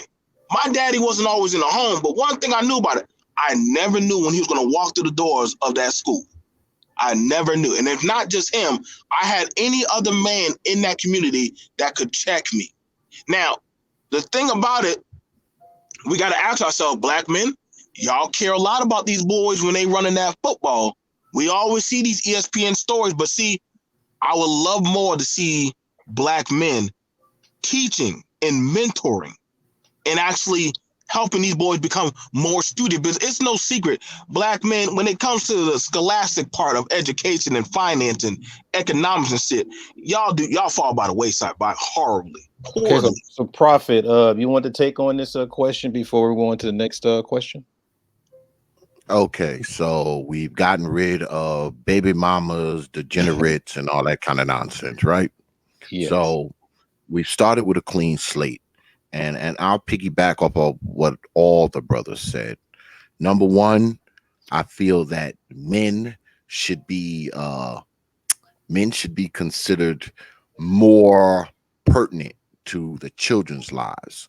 Also, far as education goes, I think there should be some type of parental training given to young folks. Instead of teaching them home ec, you should be teaching them, parental ec or something to that effect. Because a lot of those type of classes would be good for black folks, because not only would it give them a greater understanding of what a parent entails, it would give them greater understanding of the responsibilities of being a parent, and maybe some of them won't become one until they're ready. Also, I believe that as far as the community goes, if we start with like a clean slate, I think that there should be some type of community standard. I feel that girls should be under pressure to bring home someone that the father would approve of if they have a father. You understand? I don't think that those decisions should be left those decisions should be left to the girl necessarily. Now people will say, "Oh, you're talking about arranged marriages." No, I'm not talking about arranged marriages. What I'm talking about is females being under pressure to make sure they find themselves involved with the man that the family approves of, as opposed to just some Tom, Dick, and Harry who drops out of a tree, grins at them, and talks them out of their drawers. I think Yeah, that would make a major, major, major impact on black society just from that alone. it really would. From that alone, I mean, that's what I believe. I mean, we talk about, because often we talk about, oh, we need to do this, to fix black society, we need to do that. I mean, the truth is this: there are some parts of black society that will never be fixed. So what I think we need to focus on when we talk about a community reboot, we need to focus on fixing those parts of black society that can be fixed. Now, I'm not one of those brothers who say, that's not my mind frame of lies. Oh, he boring. I'm kind of borging out, Xavier. Ash. They're gone. It's ash. Some of it's ash. Okay. But what's able to be salvaged should be. I believe in that. I believe what's able to be salvaged should be salvaged. It should be. And if there's a part of black society that we can go in and say, okay, we're going to administer this procedure. We're going to administer this standard, and we expect people to live by that standard, because I believe those parts of society exist in black society. I believe they exist. The ones that brother artist talking about, where you ain't got a bunch of 8 out of 10 folks as baby mamas, and 6 out of 10 guys got 5 baby mamas. I believe some parts of black society exist in that element. I do. So what we need to do, we need to be working on those parts. Okay, we got to quit trying to take the lost, man, and make them found. I mean, it's just bullshit, man. It's just BS. It just is. Okay, we cannot fix people that don't want to be fixed. We cannot convince people who are stuck in a time zone of thinking negatively, and thinking that the only way they can identify as a black person is by doing negative shit, having no education, trying to live some imaginary fantasy Wakanda shit. I mean, those people, a lot of those people, man, they're not going to be saved. Why? Because they identify standards, education, being a productive citizen. They identify that shit with being white, a lot of them. At least that's what I hear on the internet. Now, in real life, it's a little different. But on the internet, a lot of people identify being successful, having a decent family, okay, not destroying the freaking English language every time you speak. I mean, they identify that with being white. And God forbid, we don't want to be white. Yeah, we don't want to be white. So when you talk about rebooting the community, man, I'll say again, you're going to have to reboot the mind frame of certain folks. And guess what? Some of those reboots ain't going to work, man. They're not going to work for certain people. But the people that it does work for, those are the people you can work with. Well, Xavier, Period. one of the things is that the role of the black man is so diminished in the black majority population, and that's where a lot of the problems are rooted for. So the only way that you can flip that situation around and reboot it the way that Art is talking about is if the man is restored to the head of the household. And the only way that's going to happen is if the women, at least the majority of the women, get on board for that. And unfortunately, in the next decade, I just don't see it, man. I'm just being honest. I don't, not in the next decade. I feel like it's going to take a lot of pain for the women that's between like today 25 to like 50, them experiencing a decade of, you know, being alone and having to really own the decisions that were made by the prior generations. It has to be something extreme like that, because I just don't see what I'm listening to out here, what I see out here, talking to my own mother who's 55, so that makes her the youngest boomer. I just don't see it, man, because even she is surprised. Like, she's always talking to me about how she can't believe, and she's down in Wisconsin, and she's always talking about how like all these women are lesbians, and she can't understand it. You know what I'm saying? So I don't see it no time soon. I hear you. And we got BGS and Albert Bird up in the house too. I'm not Hey, sure what if up? you guys heard the question. Now But, repeat the question. Go ahead and Yeah, repeat. the question was, this is just, you know, this is just a theory or just imagination or what have you. Mhm. But if we were able to get rid of the whole gynocracy or a matriarch, if that was going, assuming that a lot of the brothers did what they said they were going to do, to take all their resources and stuff and go away and then rebuild themselves and have enough Mhm. structure and foundation. Mhm. Once all the other stuff that, you know, from the community has been wiped clean, Mhm. my question is, when you return there, what would you put in place? Oh yeah. What do first? First place is single sex schools. That's the first thing. Uh, s- the second thing, if the gynocracy is gone, say it's gone. You talk about just gone. In other words, is the mindset still there, or Mindset basically gone, the gone, mindset is totally gone? gone. Clean. Oh, then well, that's not then that won't be the issue. If the mindset's gone, then the normal patterns will fall back into place, where you have not just you get away from the nuclear family, go to the extended family, where you have groups of men actually taking charge and actually handling their business, basically, because men are more solution oriented and Okay. less emotionally oriented. So if the gynocracy is gone, and basically women have to depend on their men, because the biggest because what's your name? She said it. What you have with the gynocracy in the black community is basically a white matriarchal controls in the black community, but white patriarchal controls on the outside of it. So basically, the white patriarchy has supplanted the normal black patriarchy, the role of the man. So if that's gone, if the white patriarchal control is gone, naturally women have to fall back into the normal pattern, which is extended family, which is putting their men and their boys first, because um, you can't build anything with, unfortunately, with females. The men have to build. If you don't prepare builders to go out there to build and actually maintain a society, it's not going to happen. Mm. You can't make, and Kendra said it, you can't expect to build a society or maintain a society if you're trying to make your little boys little girls. Yep, I agree. Man. Cash. And Al, you want to take this on before I go into the next question? One of the things I think we need to do is start how can I say this?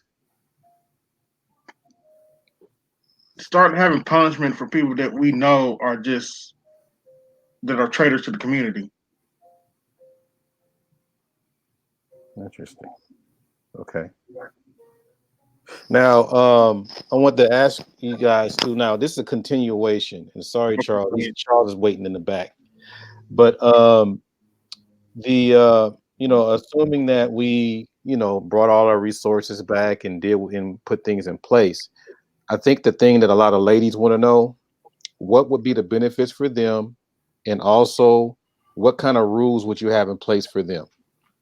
Well, I'm gonna go ahead and let Charles get on here. So if you got any questions for me, definitely pose them. But to this question, for women, historically, their safety is the number one thing, the ability to continue living.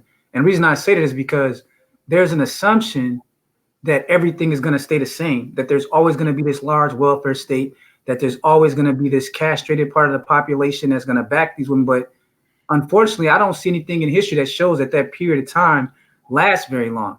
And when you look at it historically, as you know, different civilizations go through their phases, women, if they're not in the right place, they either become concubines of the new regime, or their rights are taken away from them, and the new regime assigns them to husbands and things like that. So this whole liberal moment that they've experienced for like the last 50 years, this is just part of how these cycles go.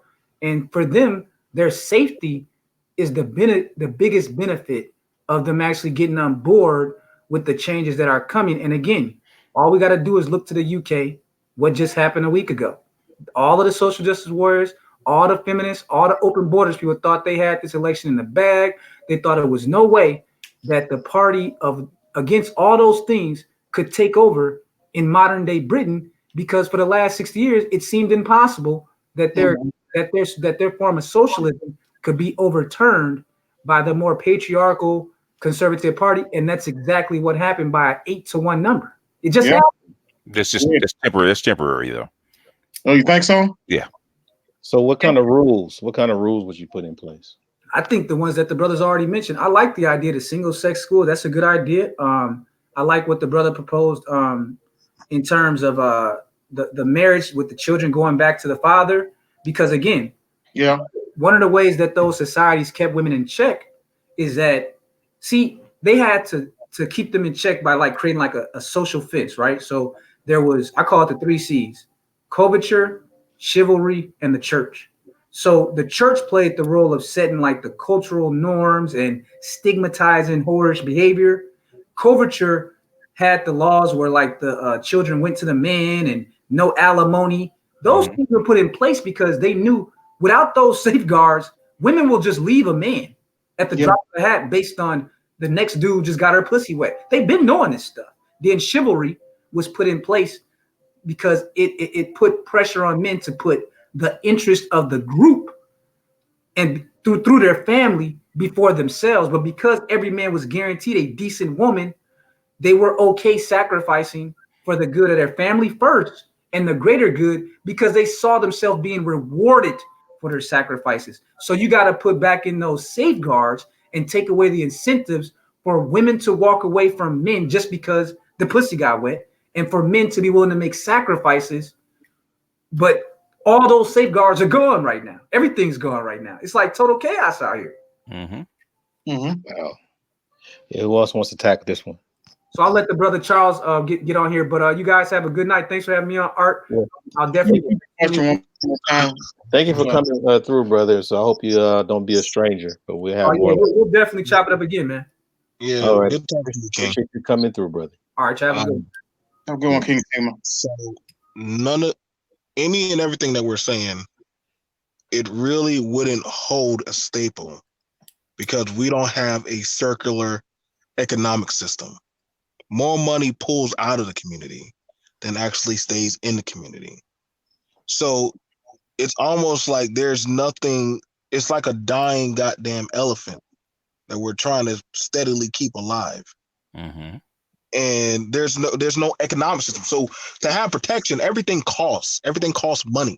That's one of the biggest issues. If the strongest the community ever been was when we could do our own stuff.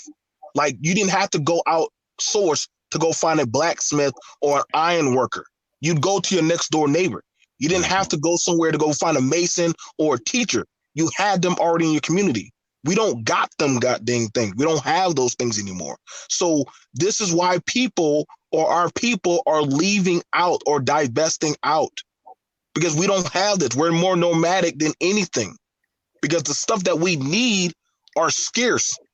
And the people that do have the skills, we cannot properly financially pay them. I wish we could rather put BGS in a school, not just on. And if he was on the internet, he should be getting paid. We don't pay or actually fund the people that have the resources.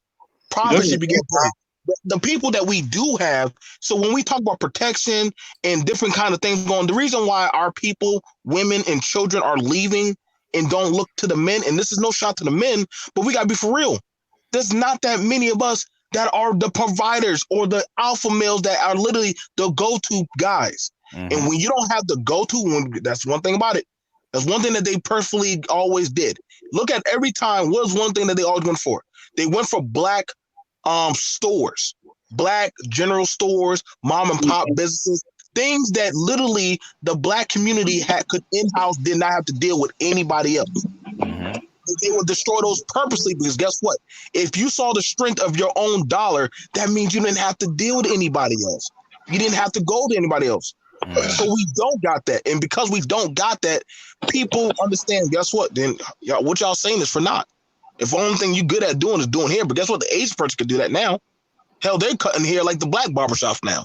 So we got to understand, we got to get back to a market where we can do our own self-sufficient things. But those aren't talk. We're still talking about reproduction, and we ain't got nothing self-sufficient to keep the people to want to reproduce with you. So you got to understand, he who has those kind of, who's the gatekeeper to that kind of stuff, he gets to choose. He gets to choose. If you don't have those resources, you're going to be the worker bee. So you have to take what you can get. You're just a serf. So You got to get all the money. That's kind of a. I'm just gonna say this. That's kind of fucked up. Hey, it is what it is. And here's the point. I live in a majority 70 to 80% black city. They will give you hell trying to open up a goddamn business more than someone who's a foreign national. So that person is already coming into a country with an advantage I don't have. Because they get funding from the government that's pushing that shit. So the black business is not just a brick and mortar store. The black business is also the internet. That's true. It's not. See, this is the problem with black people. Black people love the old ways, but they're afraid to adapt some of them as well. When you look at alpha male just means the man who other men follow. You don't even need resources to be the alpha. Well, people follow you to the ends of the earth and hell. And that's the point that I'm getting at. Okay. All right, a lot of people think because of your resources that makes you a man. It's your integrity and your character. Because guess what? Take money away from you. Take this bullshit education away from anybody. Are you still going to be the same man? Are you going to have your dignity and integrity about you? 90% of them no. But a lot of men have gotten away from the way there's a will, there's a way. No, but and put it to you this way: when it comes to protection, since that's the business I am, I mean, I've been in for like what, 20 something years. Look, a lot of black men need to understand this. You're a man. You're supposed to go through some type of struggle because it builds character and strength. It gives you experience. Because you don't expect women to protect you. That's why. Have you ever noticed that women find men who got a little scarring to them attractive? Because they know he's been through some shit. So when it comes to that one, first of all, get yourself stable as a man first. In whatever way you choose to. Just because you might think that this person's a worker bee, if given the same situations and the same circumstances, he might be your superior. So we got to look at it and respect masculinity first.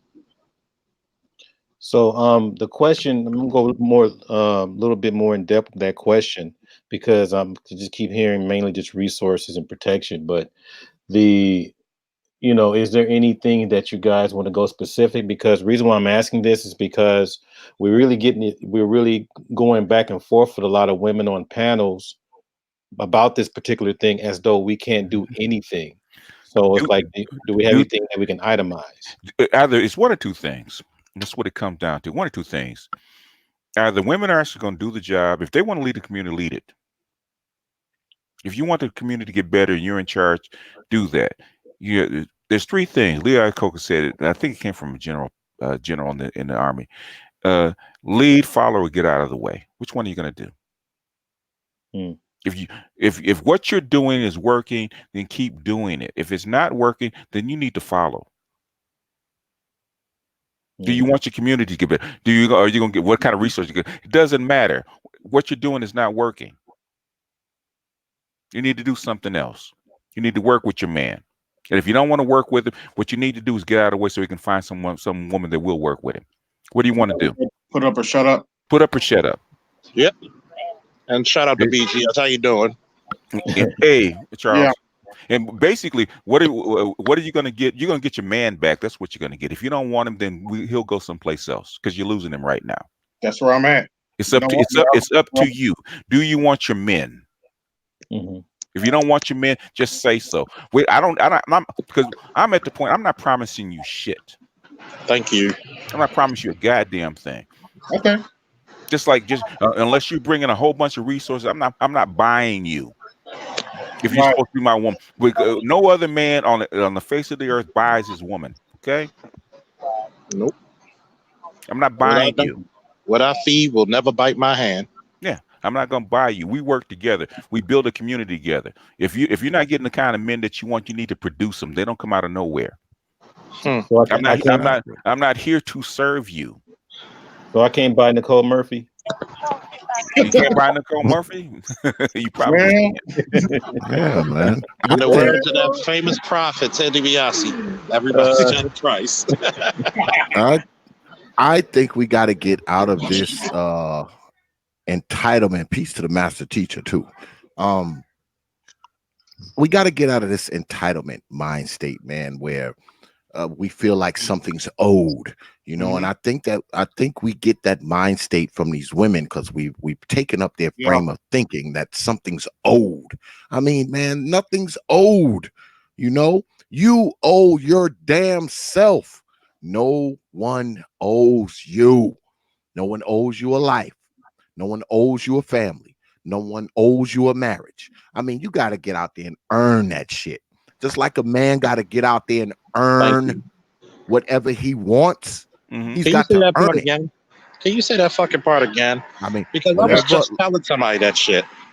Just like a man got to get out there and earn what he wants, I feel like women need to earn a man of consequence. He just don't drop out of the sky because you got ass, tits, and a vagina. No, it has to be more to it than that. All right. It has to be way more to it than that. I mean, because we got to think about it. That's where it's literally going to start. Okay. That's where it's going to start, man. When people get out of this entitlement mind state thinking, I'm owed this, I'm owed that, I'm entitled to this, I'm entitled to that. We have to clear that thinking. Whatever part of our brains that have that in it, we need to go to a doctor and have it scalpeled out.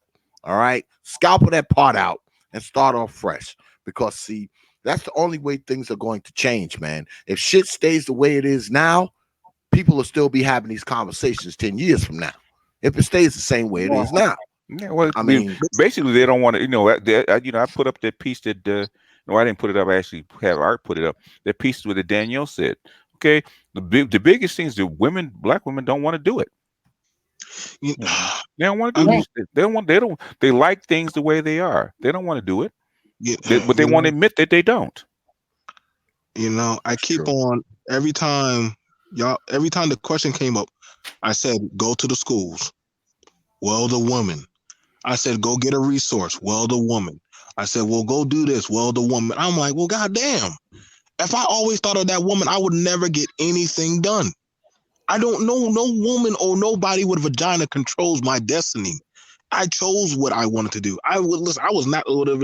I didn't even know what the hell a non-select guy was until I got onto the internet. Like these kind of things these things did not come up in my mindset. My mindset was one thing. I did not want to be broke. I did not want to sleep in my car no more. I did not want nobody to be over me. But hey, I had to go take up and suck up, work 2 to 3 jobs, flip burgers, stock shelves, and do whatever the fuck I had to do to be the top dog of my own life.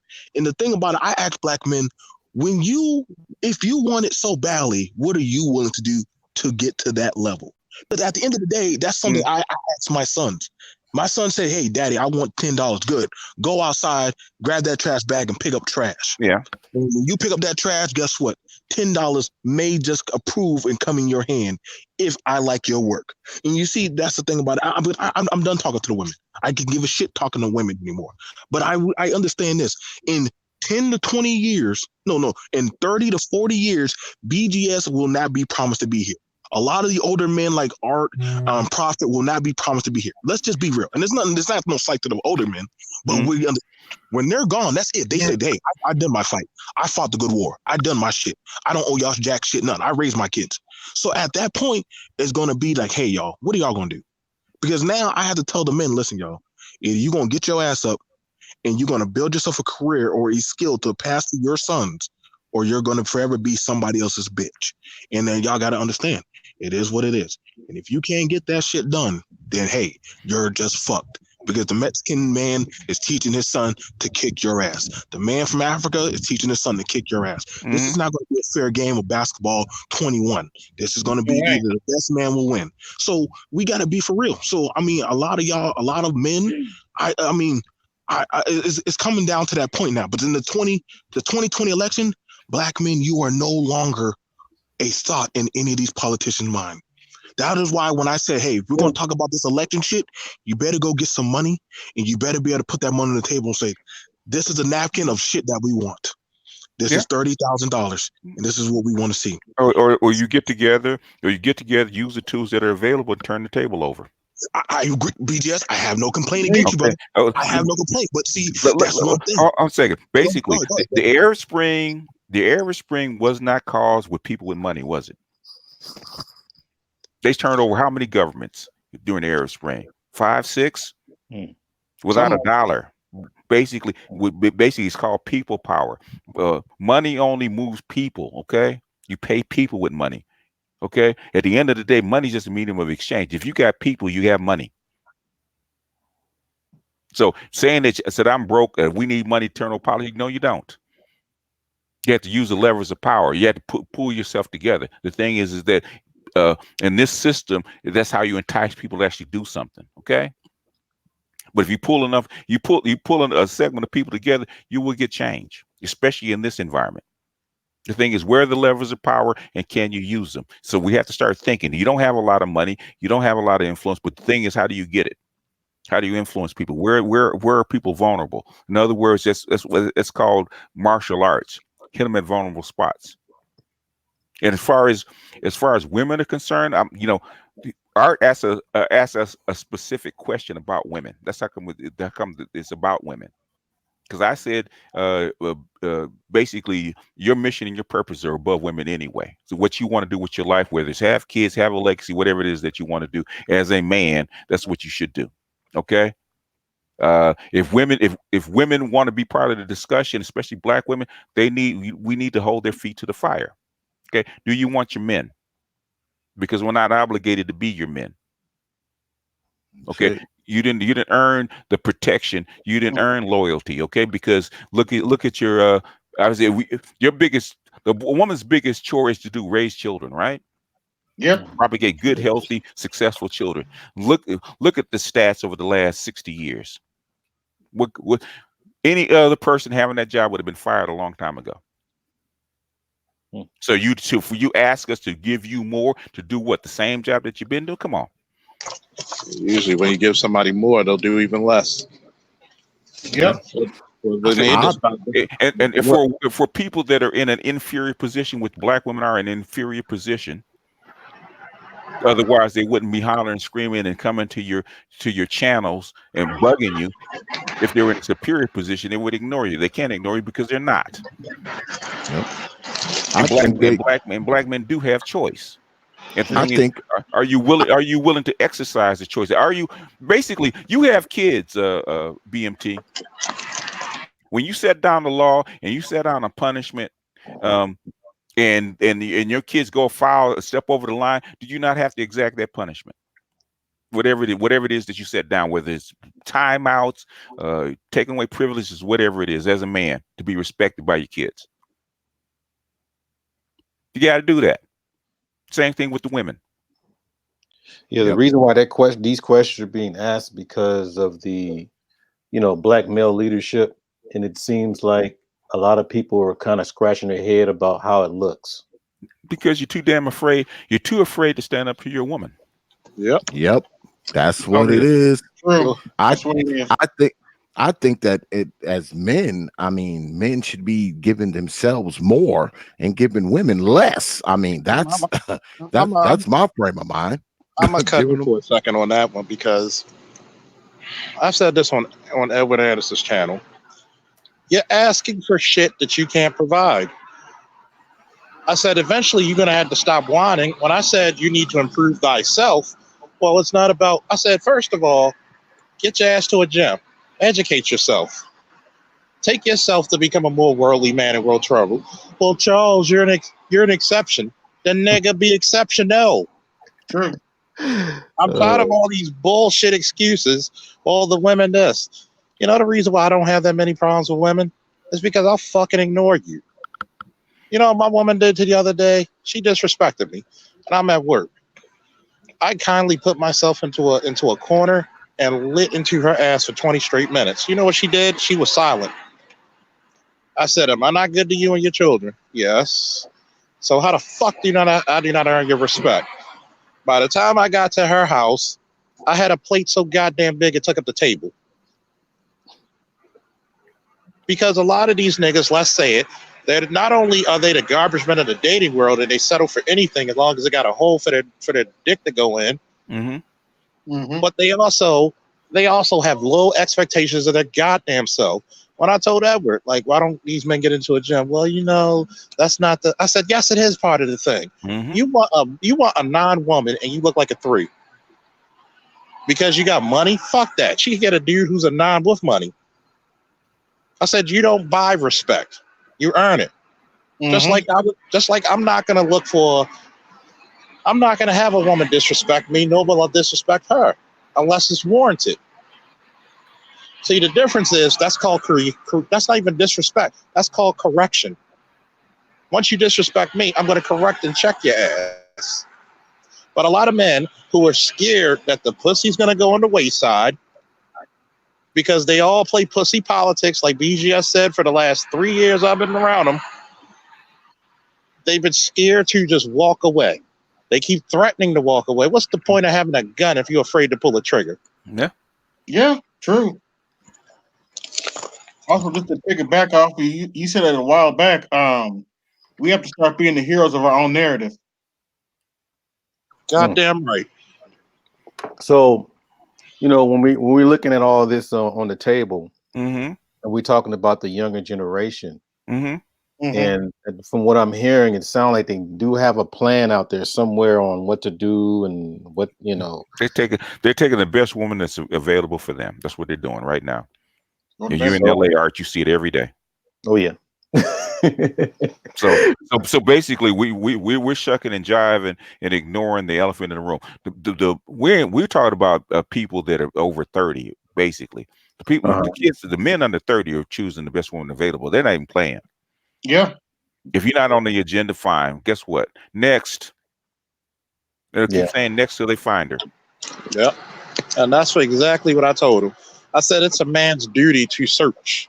The man is supposed to take the journey. And this is what. Oh, go ahead, brother. I'm sorry. I was just gonna say, I've noticed how lazy the men have gotten. Well, nothing in life should be that easy. Once you find the perfect woman, that's when it gets easy. The perfect woman for you, that is. She's not gonna be perfect, but that's the woman for you. Right. And see, the part about it is these men have these incel behaviors and stop lazy looking. Like, you can't be like 18 and say, I'm gonna go MGTOW. Nigga, get some experience under your belt, then decide.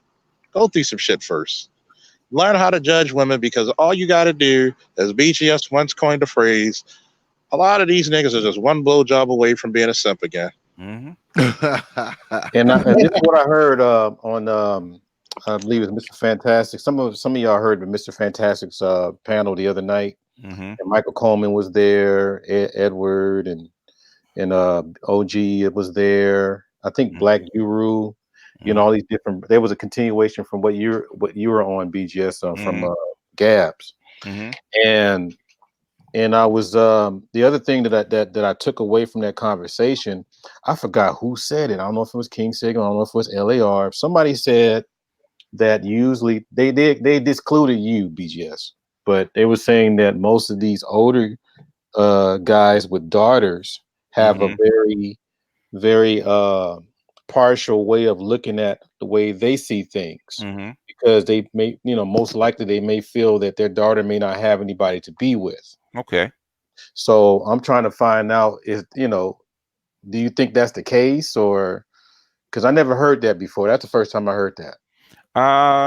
That is partially true because you do look out for your daughters, and you basically you have to actually raise a daughter. You have to have look out from a female point of view to even raise it, to even understand her. So yeah, that's partial, and partially, and it depends on a lot of uh, a lot of men want to baby their daughters and forget that their daughters are equal human beings. They don't hold their baby girl uh, uh, Account. responsible. Yeah, account. And that's a lot of them don't. Okay, they think that they should pass their baby on to another father figure. Yeah. So like I mean it sound, because I mean I think that exchange was going more with Black Uru Hmm. as far, and it sounded like I think he felt like his legacy was not going to continue Uh if the huh. brothers leave. And I'm trying to figure out, and then that's where LAR was talking about, we ain't trying to, I mean, he didn't say we, but he was saying that he was like kind of interpreting that, We're not you trying know, to not trying to fulfill your legacy. Yeah. or even wife Yeah. up anybody in the community or even procreate. Yeah. Okay. So that's what I was hearing from him. And I think, and I'm quite sure it's not just Black Uru, but I think a lot of it sound, because he sound like in his voice, it sounded like he was heartbroken a little bit. Okay. Well, okay. You can be heartbroken. You can be heartbroken about it. But the thing is, the reality is the reality. And the Yep. thing is that as a parent, you can't have a especially as a male parent, you can't have a female centric point of view. Okay, what's Hmm. fair is fair. Okay, um, why would I put my dysfunctional daughter off on somebody else's child Mm, Yeah. and have him suffer for it? hmm If my child's not functional, Yeah. that's not that man's fault. That's my fault. If I Yeah, have and Exactly. if I have a functional, and even King Sigmund said, if I have a functional, capable daughter that's willing to be a functional wife, which is basically really the the responsibility of the mother to raise a responsible wife, because it's difficult for a man to do because you're not a woman, okay? But pick the right wife, pick the right setting, and basically raise your daughter to be a responsible helpmate to the man. She'll get picked. Exactly. She'll Because get picked. True. all of those old spinsters that are in their 50s and stuff now and Yeah, that aren't yeah, married, they're all someone's daughter. yeah. They're all Yeah. someone's daughter. I'll give you I mean, I'll give you an Looking for a example. product. I was just talking to my sister today, right? hmm And we have and my daughter's pretty, and everybody knows my daughter's pretty because everybody's seen the pictures. Okay, that's like one reason they couldn't go in on her, because she's a pretty girl. Okay, hmm well, they couldn't find any flaws, which they were looking for. They're looking for a hideous monster. Found a very pretty woman, right? hmm And so my sister was telling her, boo, if you want the kind of men that you want, because you college educated, but if you want that upscale dude, that dude that you want, that baller type, then you're gonna have to play the role. Okay, you're gonna have to give him what he's paying for. So you can't be wash and wear. Okay, you're gonna have to beat your face. You're gonna have to keep the hair done. You're gonna have to stay. You're 5'3". You're gonna have to stay under 140 pounds. Okay, you're gonna have to be that kind of person. You're gonna have to be that kind of supportive wife. In other words, you're gonna have to put in work. Well, I don't feel like wearing the makeup. I don't feel like the wash and wear. I don't feel like keeping myself up like that. Oh Well, boy. then, so basically, guess what? you're relegated to getting what you're getting, because at the That's end of the it. day, you have a choice, and people are telling you something different. You because your mother does hair, she does makeup, that kind of stuff, and you don't do it. Guess what? You're gonna get what you get. If you want to be hard headed, guess what, boo? Okay, guess what? You don't want to put in the work. You have to accept the kind of men you're gonna get. Yep. So so here's the thing about it, and I'm just being facile since for those of us who have daughters. So now that society, but I don't want to make it seem like we're just stuck into a little terror dome of just the community, where people don't have to get married anymore. Yeah. It's very interesting when we heard some talk, and I got to be realistic. What happens when your daughter says, "I don't want to get married. Okay, I'm doing good. I'm successful." that's fine. See, I mean, Don't Yeah, yeah. I don't. but we raised, okay, I don't know about you. I raised my kids to be self-sufficient, where you can Right. feed yourself, okay? Once you pass 18, especially if you pass 21, your life is yours. No, Your no, no, life no, is no. yours. That's fine. That's fine. I'm not taking from that, BGS. I am glad you taught your daughter to be self-sufficient. I'm glad that Prophet did the same thing. Mhm. The thing about it is, and I had to be realistic, be like my cousin said, why do y'all keep thinking that I want to get married? I am Okay. literally I'm making over 80,000 a year. Why do I need a man when literally I own two houses, one in DC and the other one is in Massachusetts? Why do I need a man when I make more and I can travel and do whatever the hell I want? Well, then we're And not. I think You so. tell her Okay, that we're not talking to you. yeah. Right. Yeah. Okay. So Especially, and here's the drop part of that. How old is she when she said that? Why is she in the conversation if she don't need a man? Yeah. Yeah. Yeah, if no, no, she no, no, doesn't no. want Well, one. see, here's the thing. Well, see, the question is we're talking about rebooting of the Mhm. community. I Okay. believe that's talking point, correct? Mm-hmm. And now we're on to mating again, which I don't. We always keep coming back to the mating. Mm-hmm. And I'm like, so now because we can't pretend that a lot of these younger people are now talking about why get married?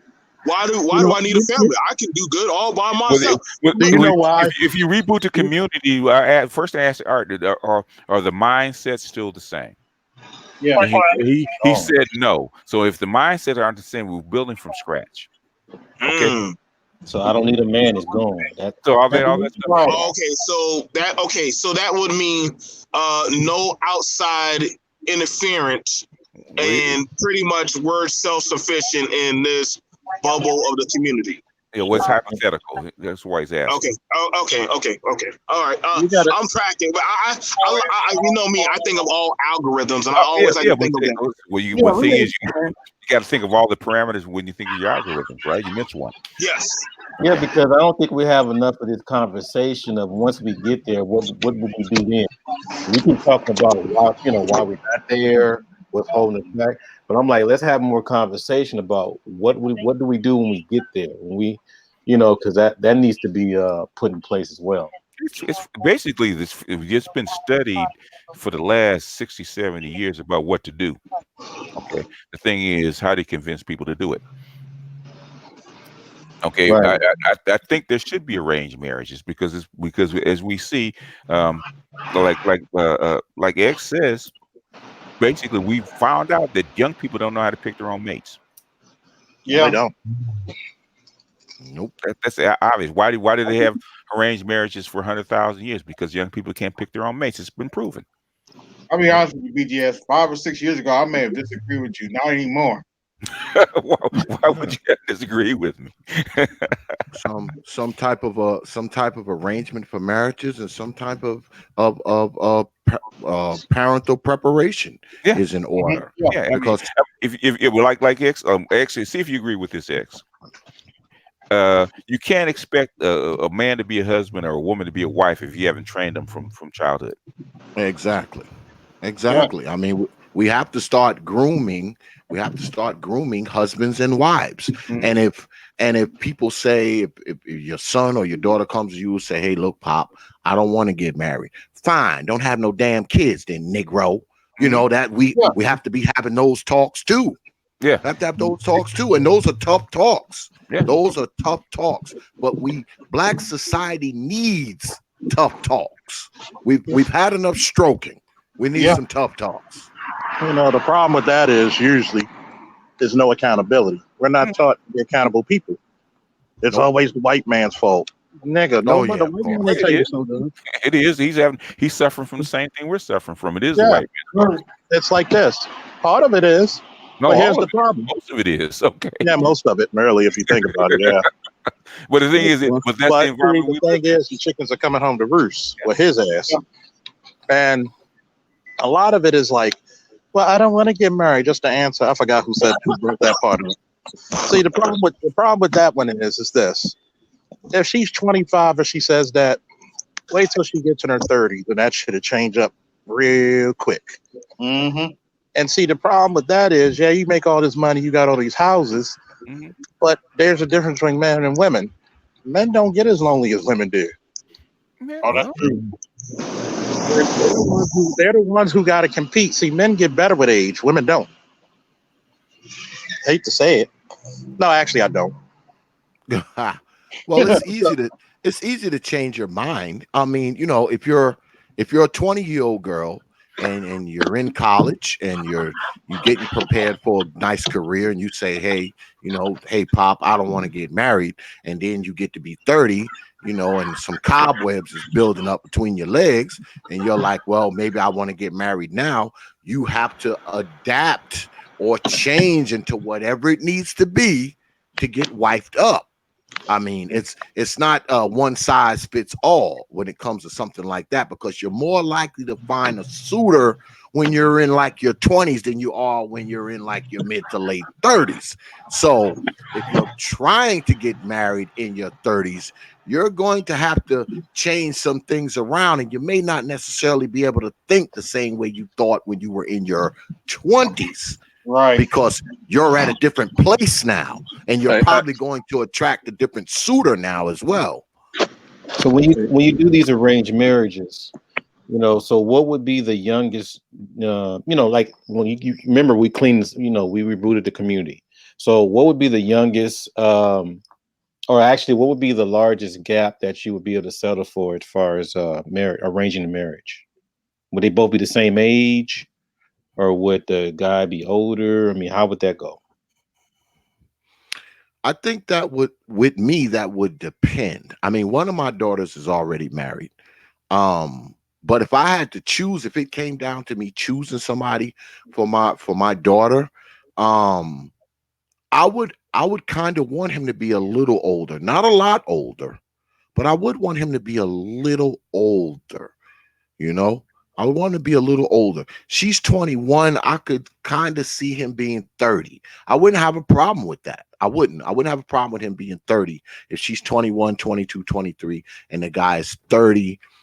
He's established. He seems like he's a decent dude. He comes from a decent family.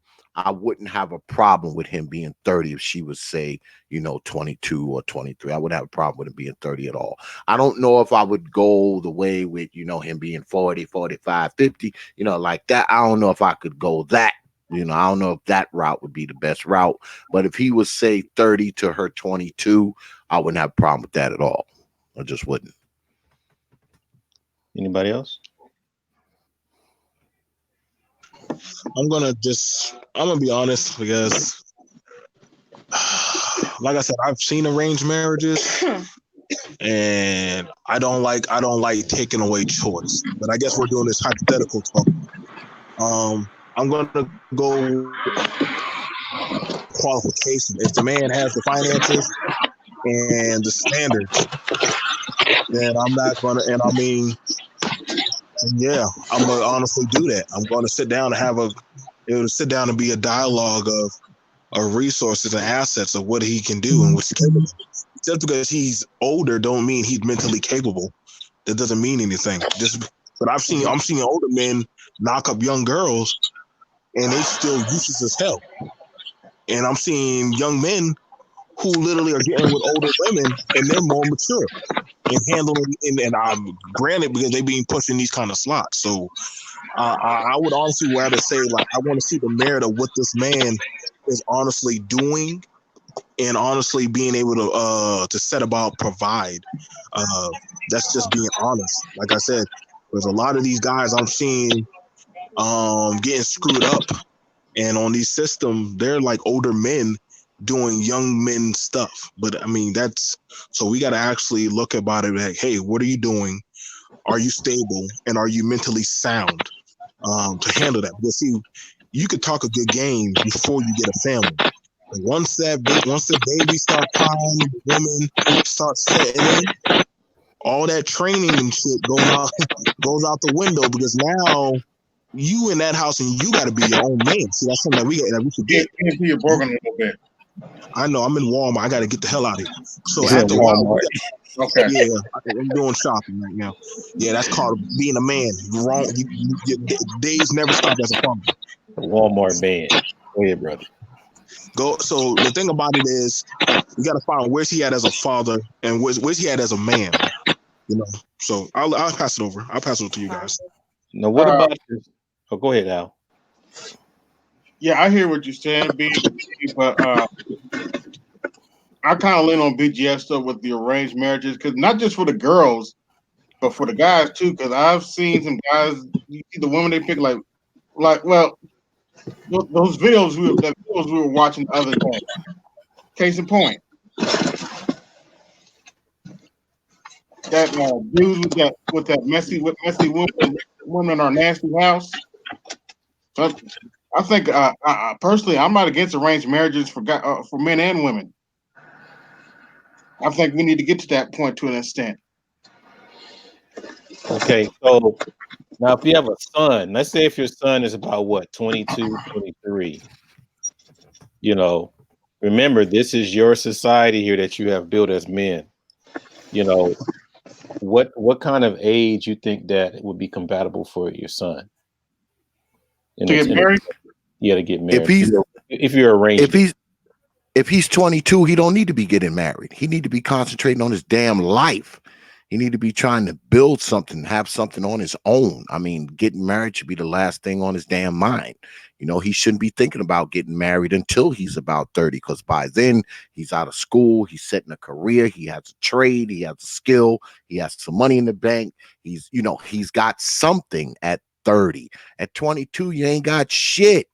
So he shouldn't be thinking about marriage at all at 22. I don't think a man should be thinking about marriage at all when he's 22. I don't think he should be thinking about getting married. He should be thinking about getting his life on track, getting his life together, have some type of trajectory set for himself, preparing himself to be a husband. If that's the goal, he should be preparing himself for that at 22. He shouldn't be jumping into that at 22. That's what I believe. I don't think a 22-year-old man should be thinking about marriage. Okay, because 22, chances are, you're probably fresh out of mama and daddy house. Okay, you're probably fresh out of there. You probably ain't got a whole hell of a lot. Your ass might still be in college. So you don't have a lot to offer anyone at that age. You really don't. You really don't.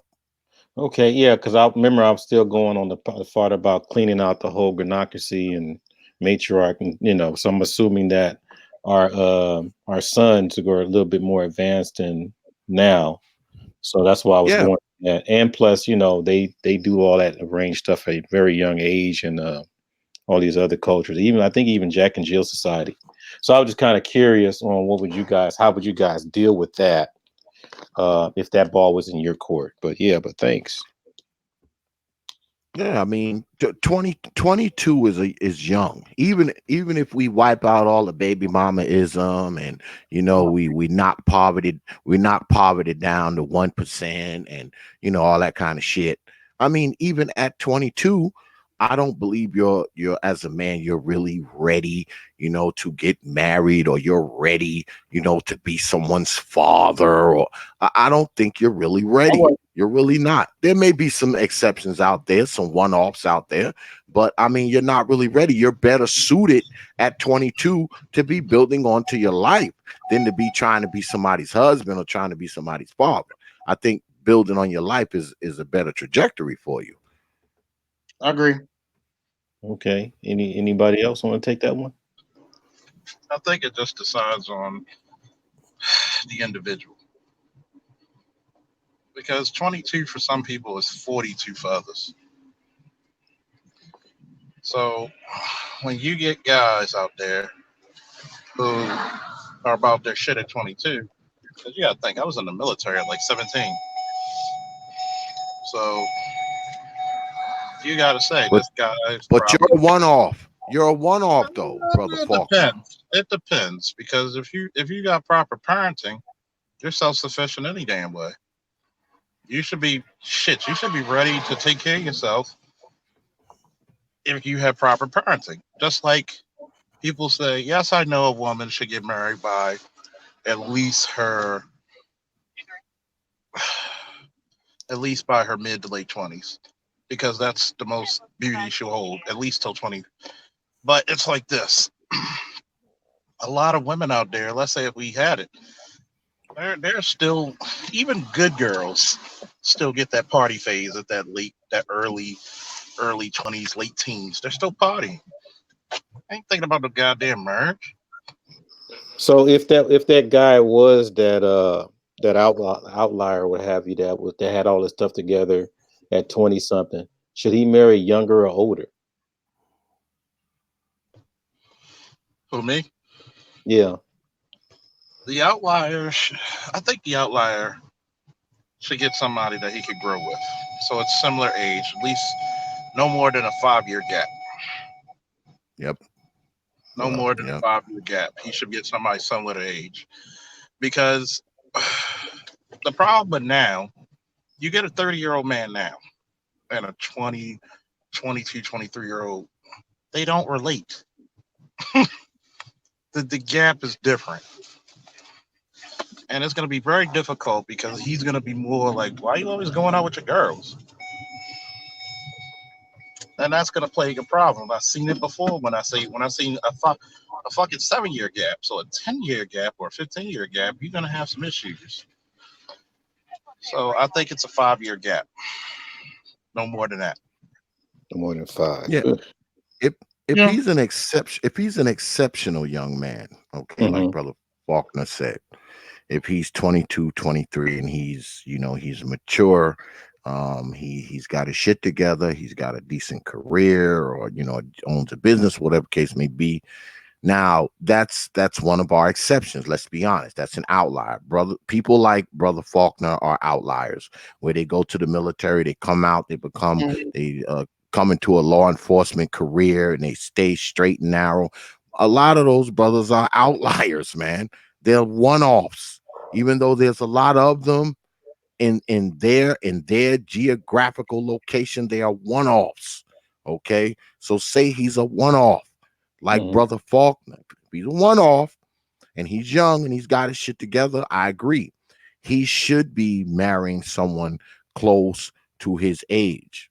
But if he's like the rank and file, okay, if he's the rank and file kind of guy, I don't think he should be concentrating on no damn marriage if he's in his 20s, because more than likely he's not ready and he's not a one-off.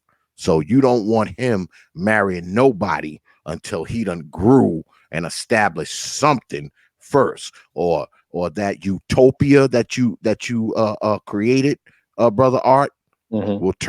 will turn right into shitopia in about 15 years if we allow if we Whole if bunch we of married allow everybody. people. Yeah, yeah, yep, if we allow everybody to do whatever they want there, it, Oh it's boy. it's it's turned right to shit. If you prepare the kids to be husbands or wives from the time they're little, they've spent most of their adult lives doing it. So by the time he's 21, he's fully capable of being a husband. You know what's crazy about it? And I'm gonna say this because I'm out of Walmart now. So it's funny because that is actually what happened to the community in a sense. Literally, and I mean, I've talked to some women who have told me, "Oh yeah, I met my husband when I was 15." I said, "Well, shit, how old was he? 22 or 23?" And I said, "Well, damn." So wait, hold up. So what? Why'd y'all break up? Oh well, it just didn't work. So I'm But like, okay, or daddy went to work, ain't come back. So I said, well, shit. So it is there's a lot of stuff because again, this is why I say like taking on a family, and for those of us who dealt with kids and a woman, shit, you thinking that you got a whole game plan, and then all of a sudden, who's this guy that's literally crossing us up, and we can't even get down the lane of going this guy. So I mean, but when you put in the family outlier. And you know what I'm saying? One day you're like, damn, I knew that woman before when we walked down the aisle, but shit, I don't know who the hell this is now. Who are you? Or yeah, because you don't know because it's a crapshoot. Okay, where it didn't used to be a crapshoot, regardless right. of who she was. Basically, a wife. My mother is basically doing the same thing she did when she was young, the way she was trained. You put her in the house, and you let her go. She does her thing. The husband, he's trained to be a husband. You get him married, you hook him up. Okay, they might argue like cats and dogs, but the family will be functional because they're functional husbands and wives. Now the thing about it, I want to ask is, what about the men that cannot handle the family mode? What do we do with those men that just say, you know what? I don't give a fuck about that woman and that child. I'm going to just keep on. I'm going to be a cancer because we know a few men, and we're not going to say, but some men literally, there's nothing wrong with that child or that woman, and they just feel like, yo, I'm going to just keep on doing what I do. I'm not going to take care of them. I'm not going to raise them. Because that's a reboot of the community that we got going on is abuse, mental and psychological. Okay, so we can't overlook that. If you have a small percentage of them, you have less than 10% that are on that, the community can absorb that. Okay, the community can absorb 10% or less, maybe even 20% or less, right? But they can't absorb 70% of people doing on some fuck shit. Okay, And that's the reason why you have a community in the first place, is to be able to take care of the people who don't have it. Okay, so that's the communal part of it. Then if say you have a woman that's on some I don't want to be a mother stuff, she got a couple kids, right? Okay. If she's got brothers and sisters that have stable families, they said, okay, you take that one, I'll take that one. Yep. And blend them right on in. It's been done for hundreds of years. Okay. Do you on something? She's on some. Your mama's on some stuff that you don't need to be around her. Again, she's not healthy for you and to raise a healthy child. We're gonna let her go and do what she gonna do. We're gonna get her fixed so she don't keep doing this stuff. Wow. Okay. And then you two, and we're gonna take which one do you want? You want the boy or the girl? Okay, we'll take the girl, you take the boy. Okay. Yep. And you raise them as you raise them, even though they're cousins, you raise them just like they're yours. Plus, I mean, what would those pockets of black society that are full of poverty and crime and killing and shit, what would those pockets of black society look like if baby mamaism was only 5%? Right. As opposed to 70%. Baby mamaism in the urban communities like 80 to 90%. Yeah. What if it was only 5? What was it only be? What if it was only 5%? What would that look like? We could absorb that. Like the master teacher says, we could absorb 5%. We can't absorb 80. No, we can't absorb 80. That's the problem. Because in the South, that's the way it worked. If you had one of them sisters or one of them husbands that or one of them fathers that wasn't on something, especially down with the extended family, if a man left a woman with 6 kids, guess what happens? Okay, if she's working, the family comes in and picks up the slack. And it's Yeah, funny because the cousins are calling each other brothers and sisters because Yeah, they're raised like brothers and raised sisters. together. Yeah, I got my family's from the South, and one of my great aunts was out there, and my great grandparents raised her son. yeah. Just took him. Okay, you can't, baby, you can't. You don't seem you can be able to handle this parenthood stuff. We can't have you ruining the kids. So you don't go have no more. We're gonna take this one. Hmm. But you Yeah. do us a favor. Don't go have no more. Or do what you need to do to not have anymore. Yeah, Because you ain't the motherly type. So I know you want to have sex and have fun and go drink and basically that's what happened. They take the kids because my uncle did it um his daughter's child. Okay, she was he had a bunch of kids and she was the oldest and she was wild and she had one. He said, "Do me a favor, don't have no more. But guess what? We're gonna take this one. Now you can go do what you want to." And he raised that child as his because Hmm. you could absorb it. But the rest of the women weren't on that stuff. She was the only one. Whoa, whoa. Now, I love you, BJS, but now what you're going into now is stepfathers. No, Now, No. no. no. But here's the thing about it. Okay, I gotta say, but let me be that young Hawkling because see, we're on a balanced panel of men that can actually handle this type of degree of talking. okay. Okay.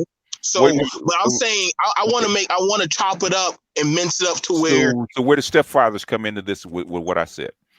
well, because see, no, because we've seen these talks where nobody wants to be the cleanup guy, as Okay, they want to say. all Now, right. me, I got no problem when I said, hey, I don't have a problem going to school. I got kids that literally definitely ain't my blood kids, Okay. and they come to me and cry, Daddy, can you braid my hair? Daddy, can you help tie my shoe? Uh-huh. And so I don't mind doing that because I understand that I'm an outlier of their father in their image of middle school, Okay. alternative I school. I But I I'm I, saying, I have a stepson. My oldest son is not my blood. Okay. right. So that's my baby, but he's not my blood. What's the difference between now and then? This attitude of the women. hmm.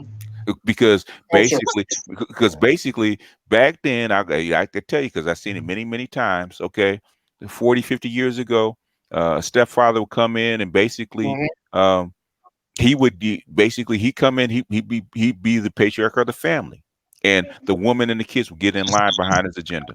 Yes. Point blank. Period. No discussion. Now Not they can't. you ain't my daddy or you ain't this or it ain't that because as soon as that boy said you ain't my daddy, mama would take him in the back room, beat his ass, and said, "Look, Yeah. You just cut whose to house are you in? Go ahead." basically there's always been cleanup men. The difference is now the culture is changing. It's unfathomable to be a cleanup man now. Yeah, I agree. That's why I don't blame the young guys for not wanting to step in. If I had to put up with these kind of women, I wouldn't either. Yeah, because back Absolutely. then when you were Not. the step parent, you brought in Tootie from Facts of Life, but now you're bringing in Cardi B. Hmm. Right. Right. What you gonna do with Cardi B when she well, start acting up? well, see, I'm all You're big dog. for. See, I'm all for. I'm Hmm. all for the cleanup man, but Mm. I don't believe that the cleanup man should be the average dude walking off the street that's banging the mama. I think the cleanup men should be these children's grandfathers. Well, first of all, the cleanup men should be their father first and foremost. Hmm. But Sure. if their father is not available, their grandfathers, Hmm. their uncles, Yeah. their older cousins, Yeah. those are the people who need to be the cleanup men Yeah. at this point. Your family should Or your extended family should to step in Exactly. and fill in the gaps. And it's not going to be perfect, but they should step in and fill in the gaps. right. Yep. Yep. Well, see, that's the discussion. Like I said, that's why, and I alluded to that in the PTA the earlier before y'all jumped on. Some of y'all brothers got on. Listen, I go to these places not just to go see a kid throw a doggone ball or just do stuff, but there's other things that some of these kids need help in more than just sports. I mean, Mm-hmm. god dang, there's so many goddamn athletic kids. I mean, damn, but then we actually, well, there was nobody there to come when I was doing the FBLA, Future Business Leaders of America, Okay. or we have people who literally, I mean, we keep talking about STEM, but there's other programs out there that do fall by the wayside that a lot of our people or a lot of us do not fund, that we're not pushing or supporting. Mm-hmm. So I get it with here. And I don't want these conversations to die. I'm not taking away from these. But see, and a woman never stopped me from getting in there. I mean, granted, they try. Mm-hmm. But when the kids start seeing that man come around, and I'm not sure how many of y'all ever seen kids play sports. When they see men watching them, y'all ever see how hard kids go when they see men watching them, Mm-hmm. or when they start going above and beyond? But they're like, I want to make Okay. that man proud. But All right. why don't we put that same type of energy in the education? Or hey, let me teach you how to change some oil and change a filter, Mm-hmm. or let me show you how to make some money. Kids like making money. Hell, they Yeah. like getting There's, chips and juices. there's an old saying in the Bible. We always use it. It is true, but nobody remembers it when it comes down to practicality. Train up a child in the way that he should go. He will never depart from his path. Well, Yep. what part are we missing in this equation? We're not training up the kid Exactly. in that path. And that's why kids go off. They're going on the path that we train them to go on. They're not doing anything outside what we train them to do. I agree. I'm not, and that's the thing about it. Like, I think the thing about it was because I was trying to I'm trying to push that when we're talking about reboot. Mm-hmm. And like I said, I can't reboot you adults. Y'all are grown men. I can't reboot y'all. But Right. and I'm trying, I'm looking more so at these kids. These kids still have a chance. You know what I'm saying? It's like those movies where the older person says, you know, I'm not going to make it out this war zone. But you, young soldier, you got a chance to get the hell out. And this is where we're at right now. Like in the real world of it all, we can still teach these young girls, hey, man, let me give you an ambition of something to go towards. Let me give this young guy something to go toward. There are kids out there who actually still want a chance. And there are young men and women who are actually trying, who do want to actually hear these kind of talk. Who owns the children? Who owns the children? In this matriarchy, who owns the children? Not because basically the white community is a matriarchy because women own the children.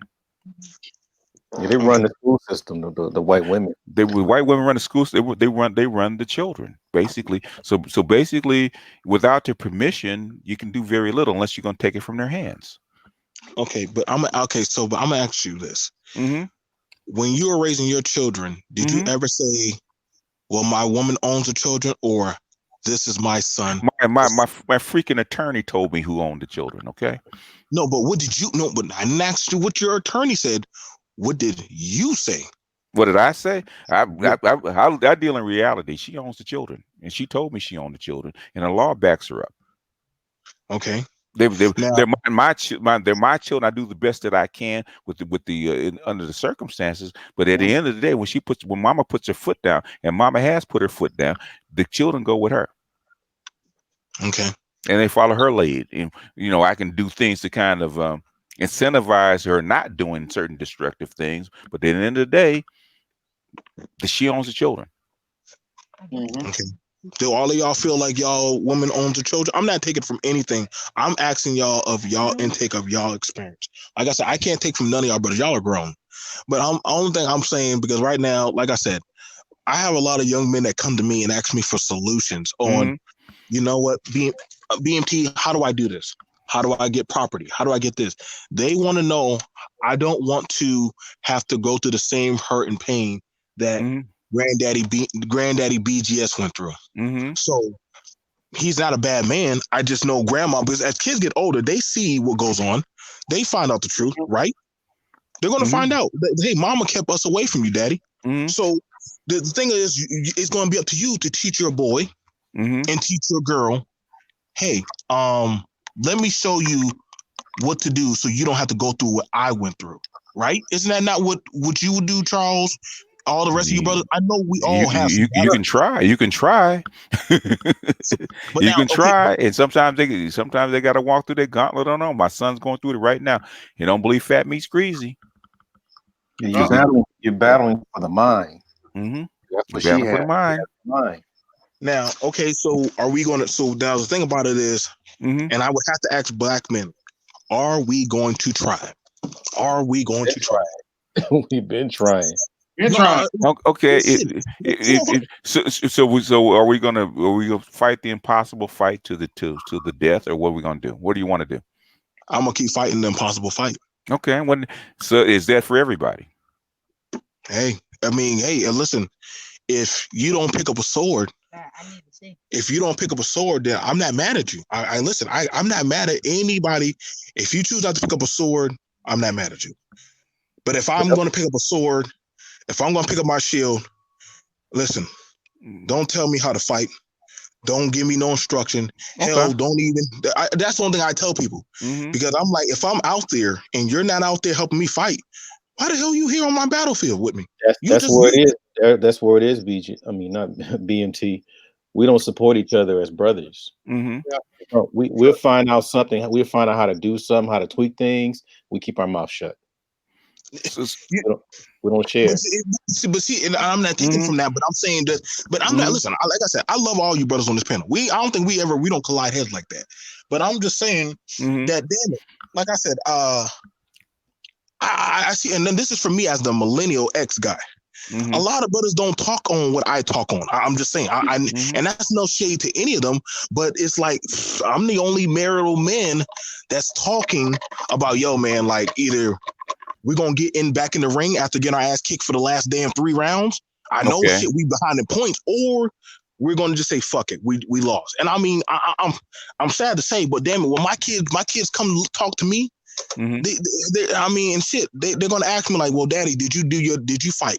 I mean, Mm-hmm. granted, my dad, I mean, like I said, my daddy was jailed up, but he said, you know, son, I never stopped fighting.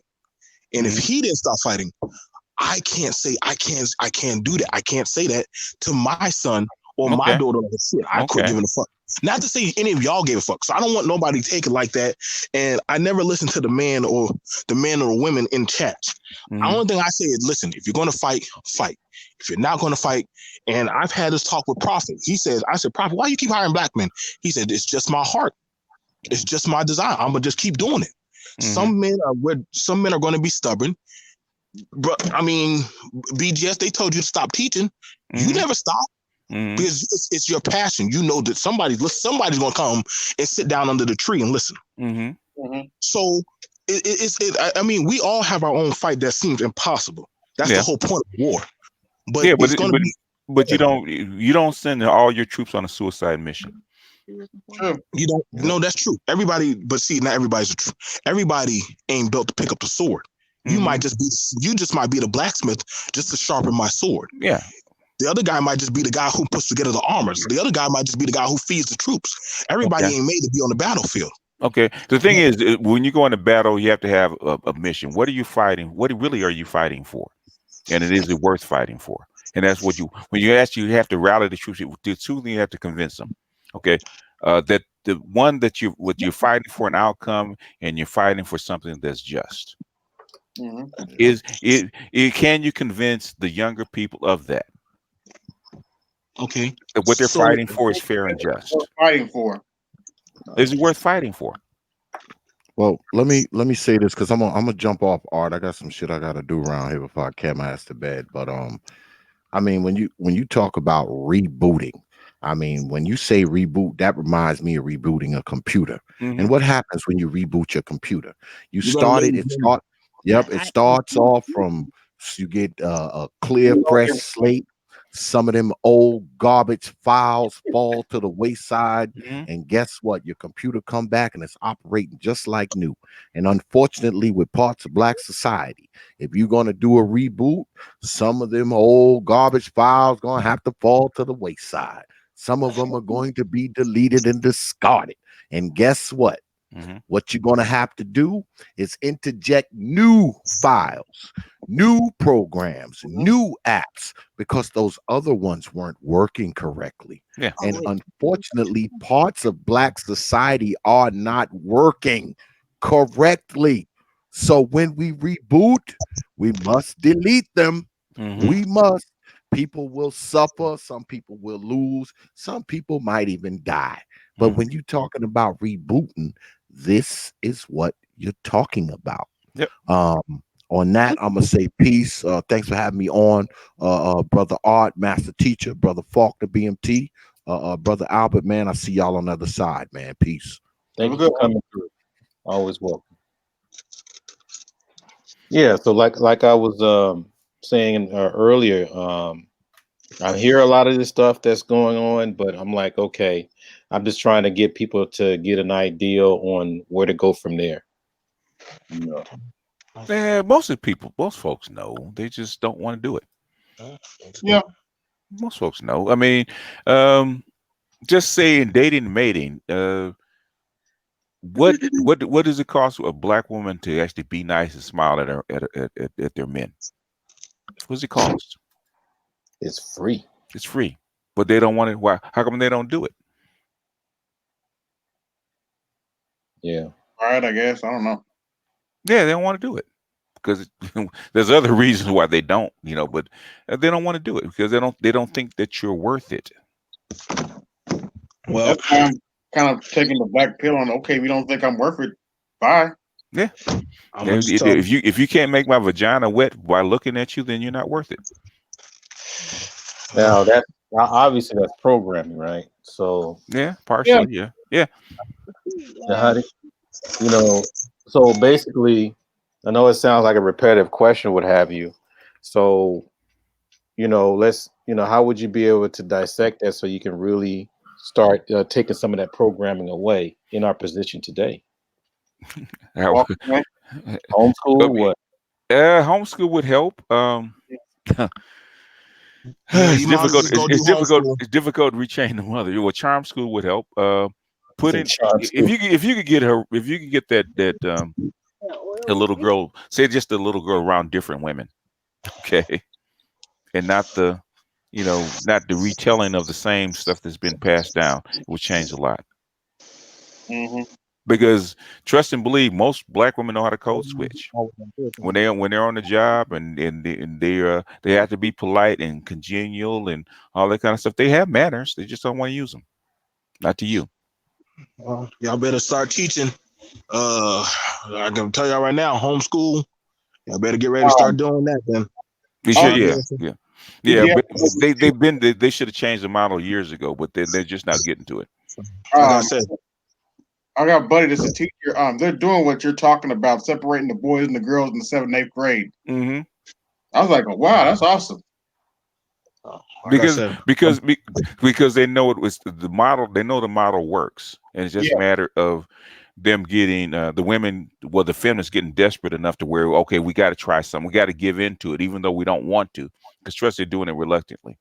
Because Yeah. they don't because their thing is that we need the boys to be socialized around girls. In other words, you need to actually socialize boys in a certain way. And if you don't have them around girls where they can actually put the girls up as superior, then the boys won't get the socialization. They'll actually develop as masculine men on their own because they're around nothing but men. Mm-hmm. If you're around nothing but men, you have no choice except to be men because the natural male behavior would actually come out and not be suppressed. Yeah. And True. that's really what's happening. Really, the biggest thing that's happening, especially in the last, let's say, generation and a half, is basically suppression of the natural male masculine behavior. Yeah, I'm glad you mentioned that because that was something that I always observed, and a Hmm. lot of male students were coming to me Hmm. complaining about the problem that they had with particularly white female teachers, Hmm. Mm-hmm. and it was almost like every time he wanted to answer something a certain way, act a certain way. I'm not saying that they were innocent. Hmm. They would do whatever they could to shut that down quick. Hmm. Hmm. Mm-hmm. So any type of authoritative or confidence that he would have, they would Hmm. find any kind of way to dismantle that. Yeah. And yeah, and I think that's I mean over the years I think that's what we've been. I don't know if we've been ignoring it, but I don't think it's Mhm. been addressed enough. They're not ignoring it. They're doing it they're doing it purposely. They've tried to uh, um, they tried back in the 80s to actually stop that from going on. They tried it in the 90s, and basically there was a book that was I think was written in 93, Iron John. We actually talked about it. um the modern agenda is actually breed the fierceness out of men, basically get rid of the normal boy behavior. The hell, they Right. talked about this in 1912. They knew it. We have too many male female teachers. It started suppressing the natural boy behavior of the white males. This is white males back then. Okay, Damn. this is 1912. They read the Atlantic must have wrote like 2 years of articles on this subject, right? So they try to rejiggering the program to actually incentivize more male behavior, right? Control it and incentivize it. That's where your sports teams came from.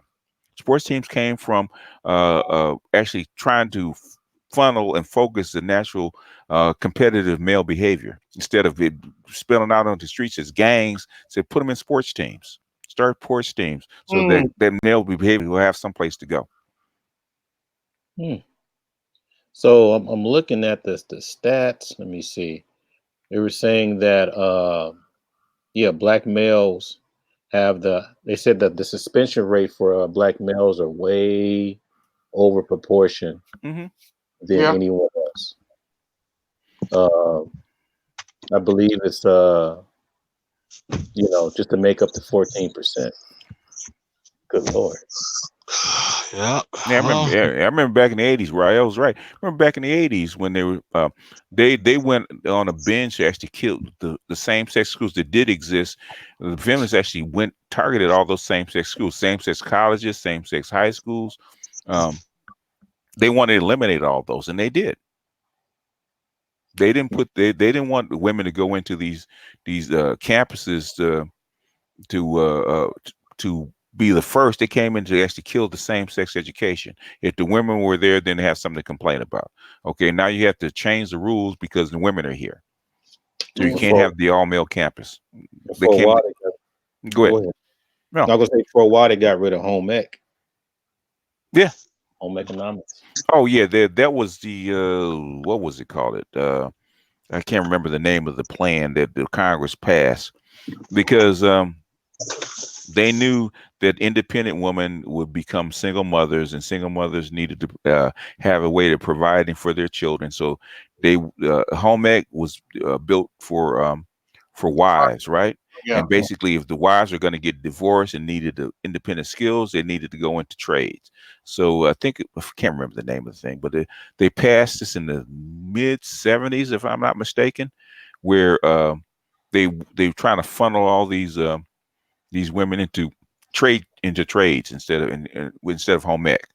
And then I think it was like the late '90s or early 2000s where they started trying to funnel boys into home ec and put girls into more like trade programs. And then what's funny is they cutting out auto shop now, Yeah, wood shop. They yeah, cut all that out. yeah. They They cut got all that out. electronics, but it's not as much as it used to be. Yeah, there is some in some schools that can afford it, but again, this will come down to y'all drive. This comes down to, and this is why I'm gonna snap at black people. Fund your own damn schools. Well, yeah, Fund your own damn schools. You keep looking for somebody else to pay for it, but I'm gonna tell you right now, like my Hindu friend, they pay for their own kids to have the courses that they want to see. hmm So that would mean less putting money into those BS crap of all that other stuff, clothes, hair, materialistic stuff, and yeah. actually Well, put it into I don't know, like probably courses you would want to see. You know, Yeah. I remember they came out and said, "Hey, y'all, we're not going to be able to afford yeah, the electrical class." Mind you, this was I never knew there was such thing as an electric class, yeah, but yeah, they really had a class that they taught kids how to yeah. do electric work Basic and all that. electricity. Yeah, it's in the middle school. Yeah. Right now, and get this. So you know what happened? some of the dads literally came. This is a white school, not a black school. God, that would be amazing to watch. Came and they literally put up $50,000 of their money to keep that, to pay the teacher and to keep it going. And they built they actually built a dollhouse, like a dollhouse for the boys to actually learn electrical work. So the thing about it is, in seeing that, we gotta understand, y'all. And listen, man, ain't no God gonna shoot down a pillar of fire and bless you. You gonna have to be your own miracle worker for some of this stuff. Yeah. And faith without works is dead. Exactly. Faith without works is dead. And so if you tired of women and I mean, alphabet people and everybody else running your shit, hey man, put up your own money. Yeah. Run it yourself. And I mean, I mean, I get it. Again, we can talk about it, but see, I mean, granted, like I said, and I got to bring it up to Gab and Information Man. When I brought up about that all boys black school in South Carolina, you know how many? I'm not going to say how many black male content creators turned down talking about that topic, but that was something very serious. Like what, and that was an all black, and that's one of the last black male schools in the South. So if we ain't gonna fight to keep these kind of things that are in our image open, that's a problem.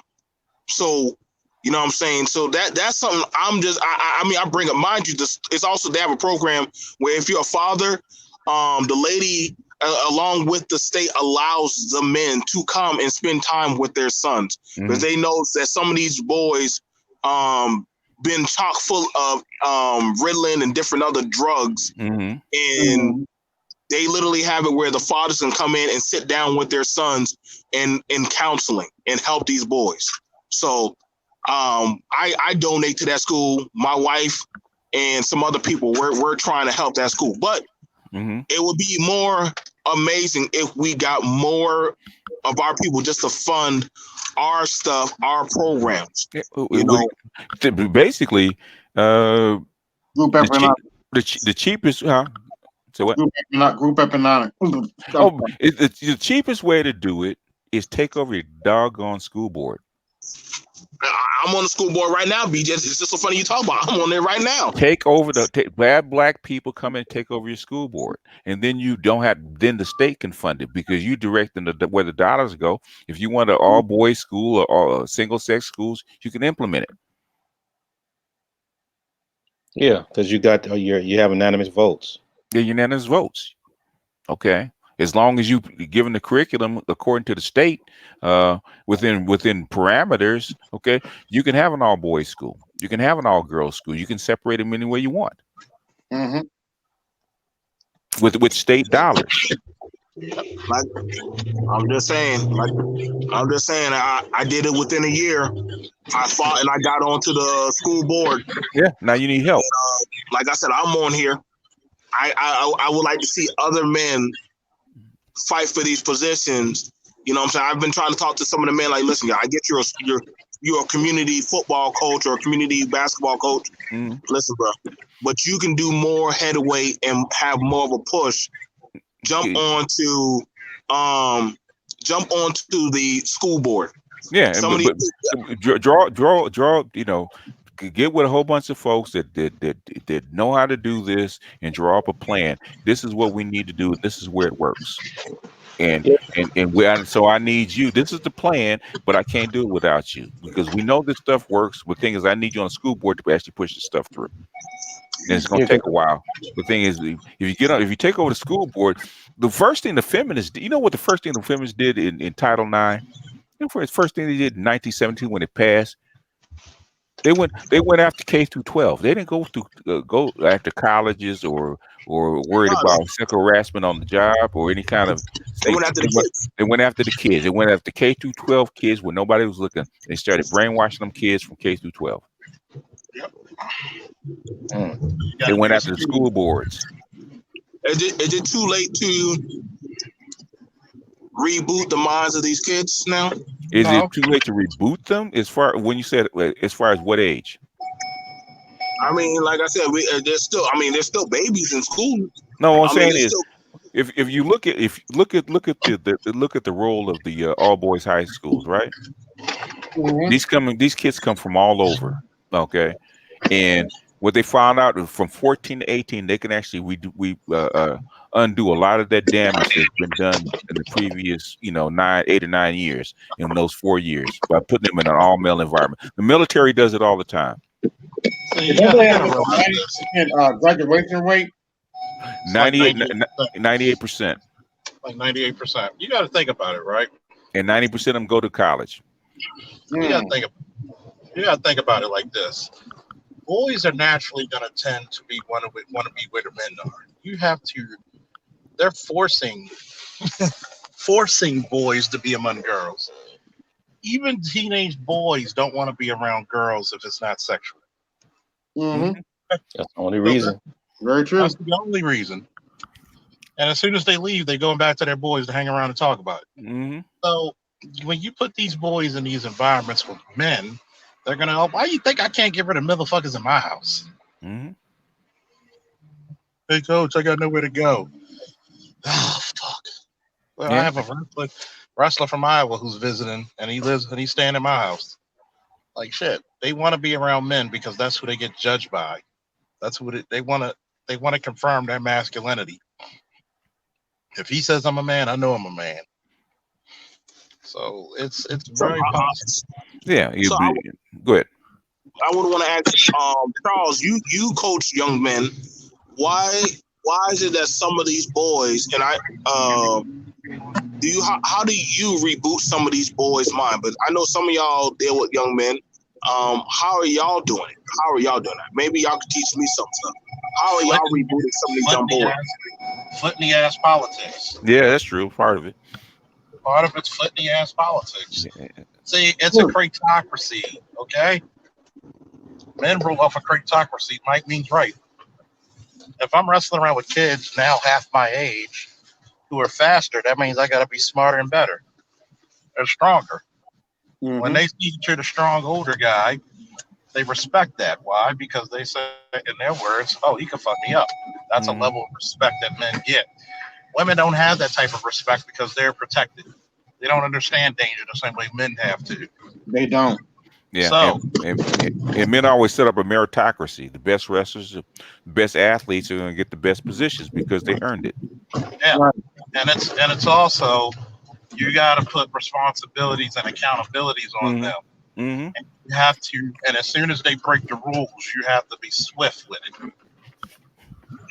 You can't do what mom does and bargain with them. Like one of our wrestlers, he always begs for shit because he knows he can break his mother down. Mm-hmm. I say, go fuck. I look at him like, go fuck you. I'm not your mommy, so stop begging. Well, I don't do that, and everybody else says you're done.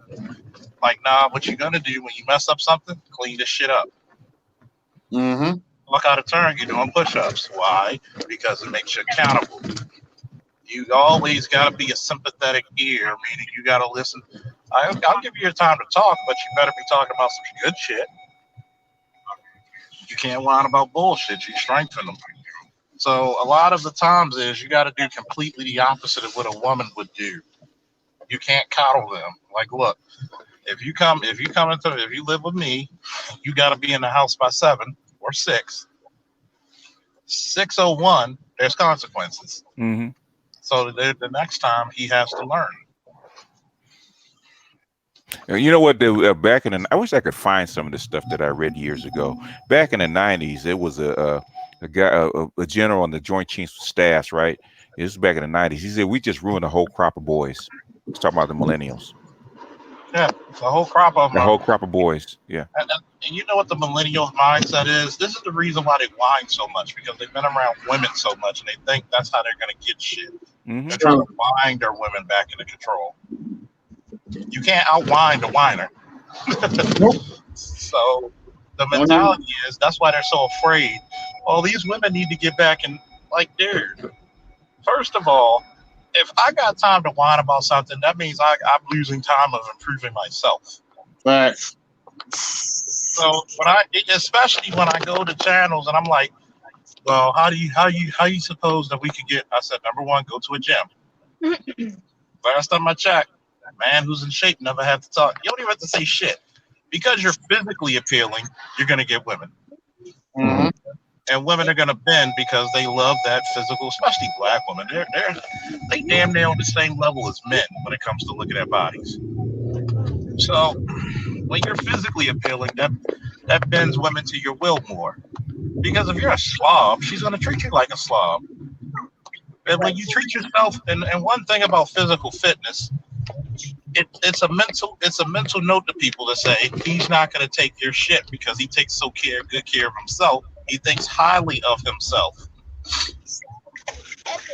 Also, read a damn book. At least get an Audible account and become a little bit more intellectual.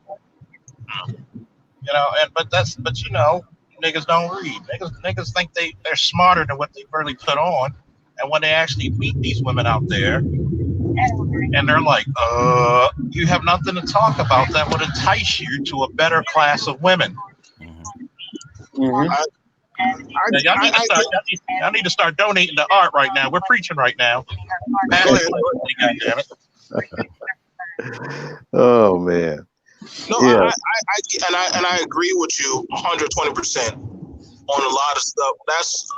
I'm not, like I said, I want to talk to these men, Mm-hmm. and I've been, like I said, that's why I watch some panels now. But then again, I'm also like, okay, guys, I get the issues, but we need to start talking on solutions. Mm-hmm. We need to actually. I don't want to just have the doggone World Negro NATO party, but we never came up with a goddamn solution. We just wasted tax dollars sitting there. I wasted my electric bill sitting there on a panel. I want a solution. I'm glad Right. you mentioned that, BGS. BMT. I keep Mhm. because I got the B's. BMT. I'm glad you mentioned the thing about solutions. Mhm. Sometimes, on occasions, you mention that you hear people give you solutions, but it sounds like it's outdated, don't work, they failed at it. Can you give me some examples of what they suggested to you that didn't work? Some solution that they suggest that don't work. Yeah, that doesn't work for, I guess, for men and men's issues and struggles. Shit. Well, just lead. Oh yeah. Just lead the bitch. Oh, that's always a classic one. I love hearing that one. It does work, though. It does work. Hey, you're playing Motherfucker, boy. you're playing a 50-50. That's a 50-50 gamble. But I'm like, okay, so you just left. Mm-hmm. Did you think about now? I'm gonna ask you Hopefully when before you left. hopefully before you have kids. I hope some of them don't. They have kids and they just I'm just gonna leave. No. Yeah. Listen, I'm not forcing you to stay. I'm not forcing you to stay, but you gotta listen. You got to be responsible. Okay. You can't just abandon. Well, shit, fuck that, and fuck that woman, fuck them kids. If I can't, no, brother, no, that child, that's your kid. That's your kid, son. You can't just say I can't fuck her, so I'm not taking care of the kid. See, number one, that's bullshit. First of all, I'm taking the motherfucker with me. If you ain't doing a good job, and I feel as though you're not doing a good job, you're fired. I'll do it. You can't kidnap your baby, Charles.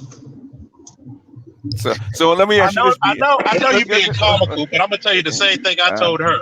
Who the fuck? I had to go to Google, and could you Google? Can you please tell me who the fuck she talking to? I'm looking at her. You can't take the baby up. Well, who the fuck is she talking to? That's what I'm gonna Google right now. And even Google say, I don't know who this motherfucker talking to. Like, yeah, I'm taking my kid. You didn't go to court. You have equal rights to that child. So if you want to leave, go live your life. I'll bear the. Guess what? My child is my cross to bear, my cross to carry, and my burden to bear. Fuck everything else. Because the problem is this: you know who carries the narrative of that fucking baby daddy shit is the women, because they allow the men to be sorry. The only reason they want you and some of these fucking things is just to get the money. And then here's the other part: they'll get another sorry bastard. They'll take the child support from that one sorry bastard and buy him Jordans with it. Yeah. Just Yeah, because she's lonely. well, she's lonely and she needs help watching that kid. She don't want to watch him But at the 24/7. same damn time, Mhm. we're not producing wives. We're not even producing mothers. We're producing motherfuckers who just birth. I want to ask BMT how much. So how before you how far should you go down, or how much water should you take on before you abandon ship? How much water? Oh, I knew you was gonna throw that at me. How much water should you take on Yeah, before you? yeah. You know I was gonna throw it at you. Go ahead, I answer know it. that's fair. Um, how much water should you take on? Well, I'm gonna be honest. When it's getting very volatile Mm-hmm. and it's starting getting when you're past that threshold Mm-hmm. of talking and you're not mentally sound, I don't want nobody to be staying. Don't ever stay in no home if you're not mentally sound. Lord knows. Then that's when Charles has to come knock on the door and check you. Mm-hmm. If you know you're not, So before you start contemplating her demise, you should leave. you better get you better start going. If you All right, starting to so- think, if you looking at that goddamn plate and saying maybe I should take it across her head, brother, it's time for you to get out that door. Okay. It's time. Or figuring out how much money it's gonna take for people to put on your books for you to be good in prison. Listen. Listen. I had a brother say, "Yo, man, Joe, I'm about to take this goddamn Glock," and I said, "Oh, that's enough. Yep. I will All right. be there. You stay on the phone with me right now. I am on my way." I said, "Put me on speakerphone." I said, "Tabitha, leave that man alone." But he needs to know, leave that man alone. Yeah. Jeremy, you pack your bags. I am coming right now. Where's that? Listen. You know, I had to do that for a friend of mine. Leave him alone right now. I got in my car. I drove an hour. I told him to pack his shit. You put it in this trunk, and you will not return in this house until you are soundly back on your feet. No. Once you start talking about, yo, I got to do some damage. No, we done. I'm glad you said that, because a lot of people scarf at black men for mental health. Yeah. And I'll say this: there's a reason why all my friends call my house the guy's house. There is almost nothing gynocentric or female in my house except the panties they leave. And damn it, I could patch the wall with all them goddamn things. But anyway. You save them as trophies. You send them back to Cinder.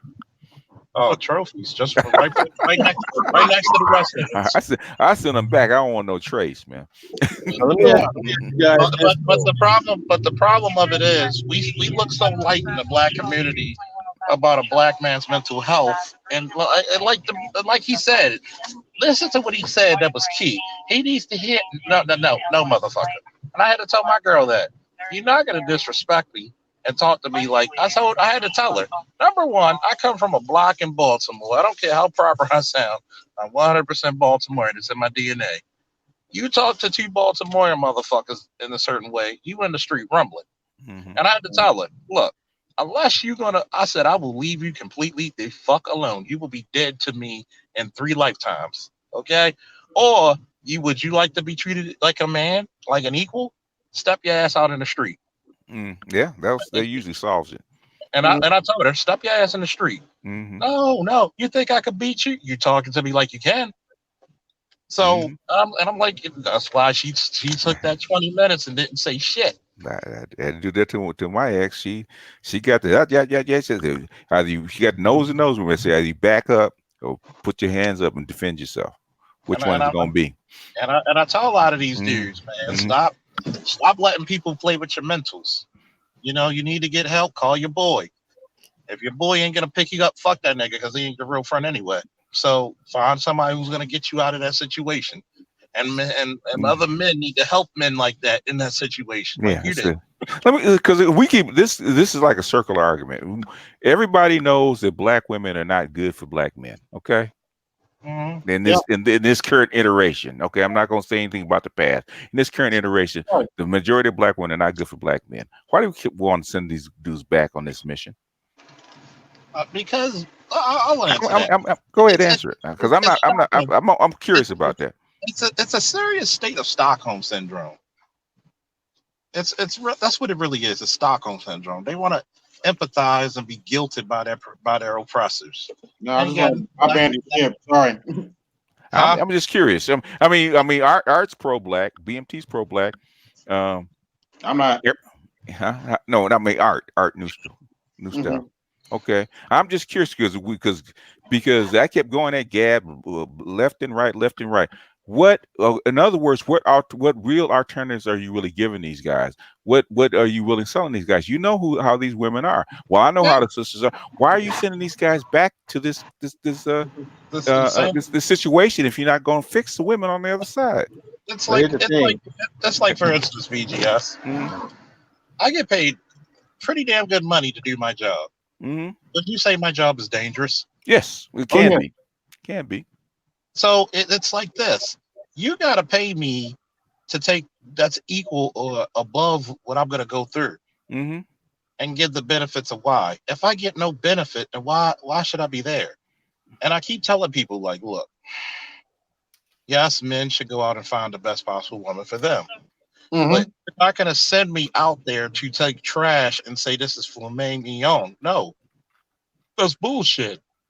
You're not going to give me some loudmouth, disrespectful, out of shape, body look like the Michelin man looking bitch and say this is the best we got to offer. If that's the best you got to offer, then I will not be at the table sitting down for the negotiations and contracts. That's right. And Okay, that's what black men are typically afraid of. When because you have guys who promote that shit, hmm I look at them because they're too a lot of them are low key too ashamed to leave their damn selves. They looking for well, somebody else to be brave so they can take the first step. okay. What I'm saying is, if we're gonna be honest, and I've never gotten a clear answer about Yeah, why these black men that do want to leave, because it's not all of them, it's just a small minority of them. If you're not giving them a better deal, at least a fair deal, why do you want them to come back? you mean as far as the women wanting the men to come back, I or the mean, men? as far as the men wanting the men to not go any place, not choose other kind of women, they want them to come back and quote unquote build a black community with these group of women. I I have just no problem where they go. I don't. Y'all never heard me I don't say either. Okay, you got to keep going. No, you know me. I ain't gonna never tell you to do that. I'll I say, okay, don't listen, problem with the women's go. leaving either. I I got women mean I say be free. I don't do that. because I never get a clear answer. the thing that I'm looking at from the outside, and Hmm. I can't really read people's mind, but I can tell that some people are just being insincere and just trying to win favor so they can have favor of the women. I Okay, think they're trying. I think they're lying to the women. I think they're making the women feel like they really care, but I don't think they care deep down inside. I just think they're just trying to get women to have their way with. It's okay. back then we called them play It brothers. goes it Oh, goes back to that trash man mentality. A lot of men think the women are better should be placed on a pedestal above them. okay. And I tell them, I said, no, your desires, your hopes, your dreams, your goals are the pedestal. Women are Mhm. secondary. You're not gonna go for your fucking Glock pistol if you got a rifle in your hand. That's stupid.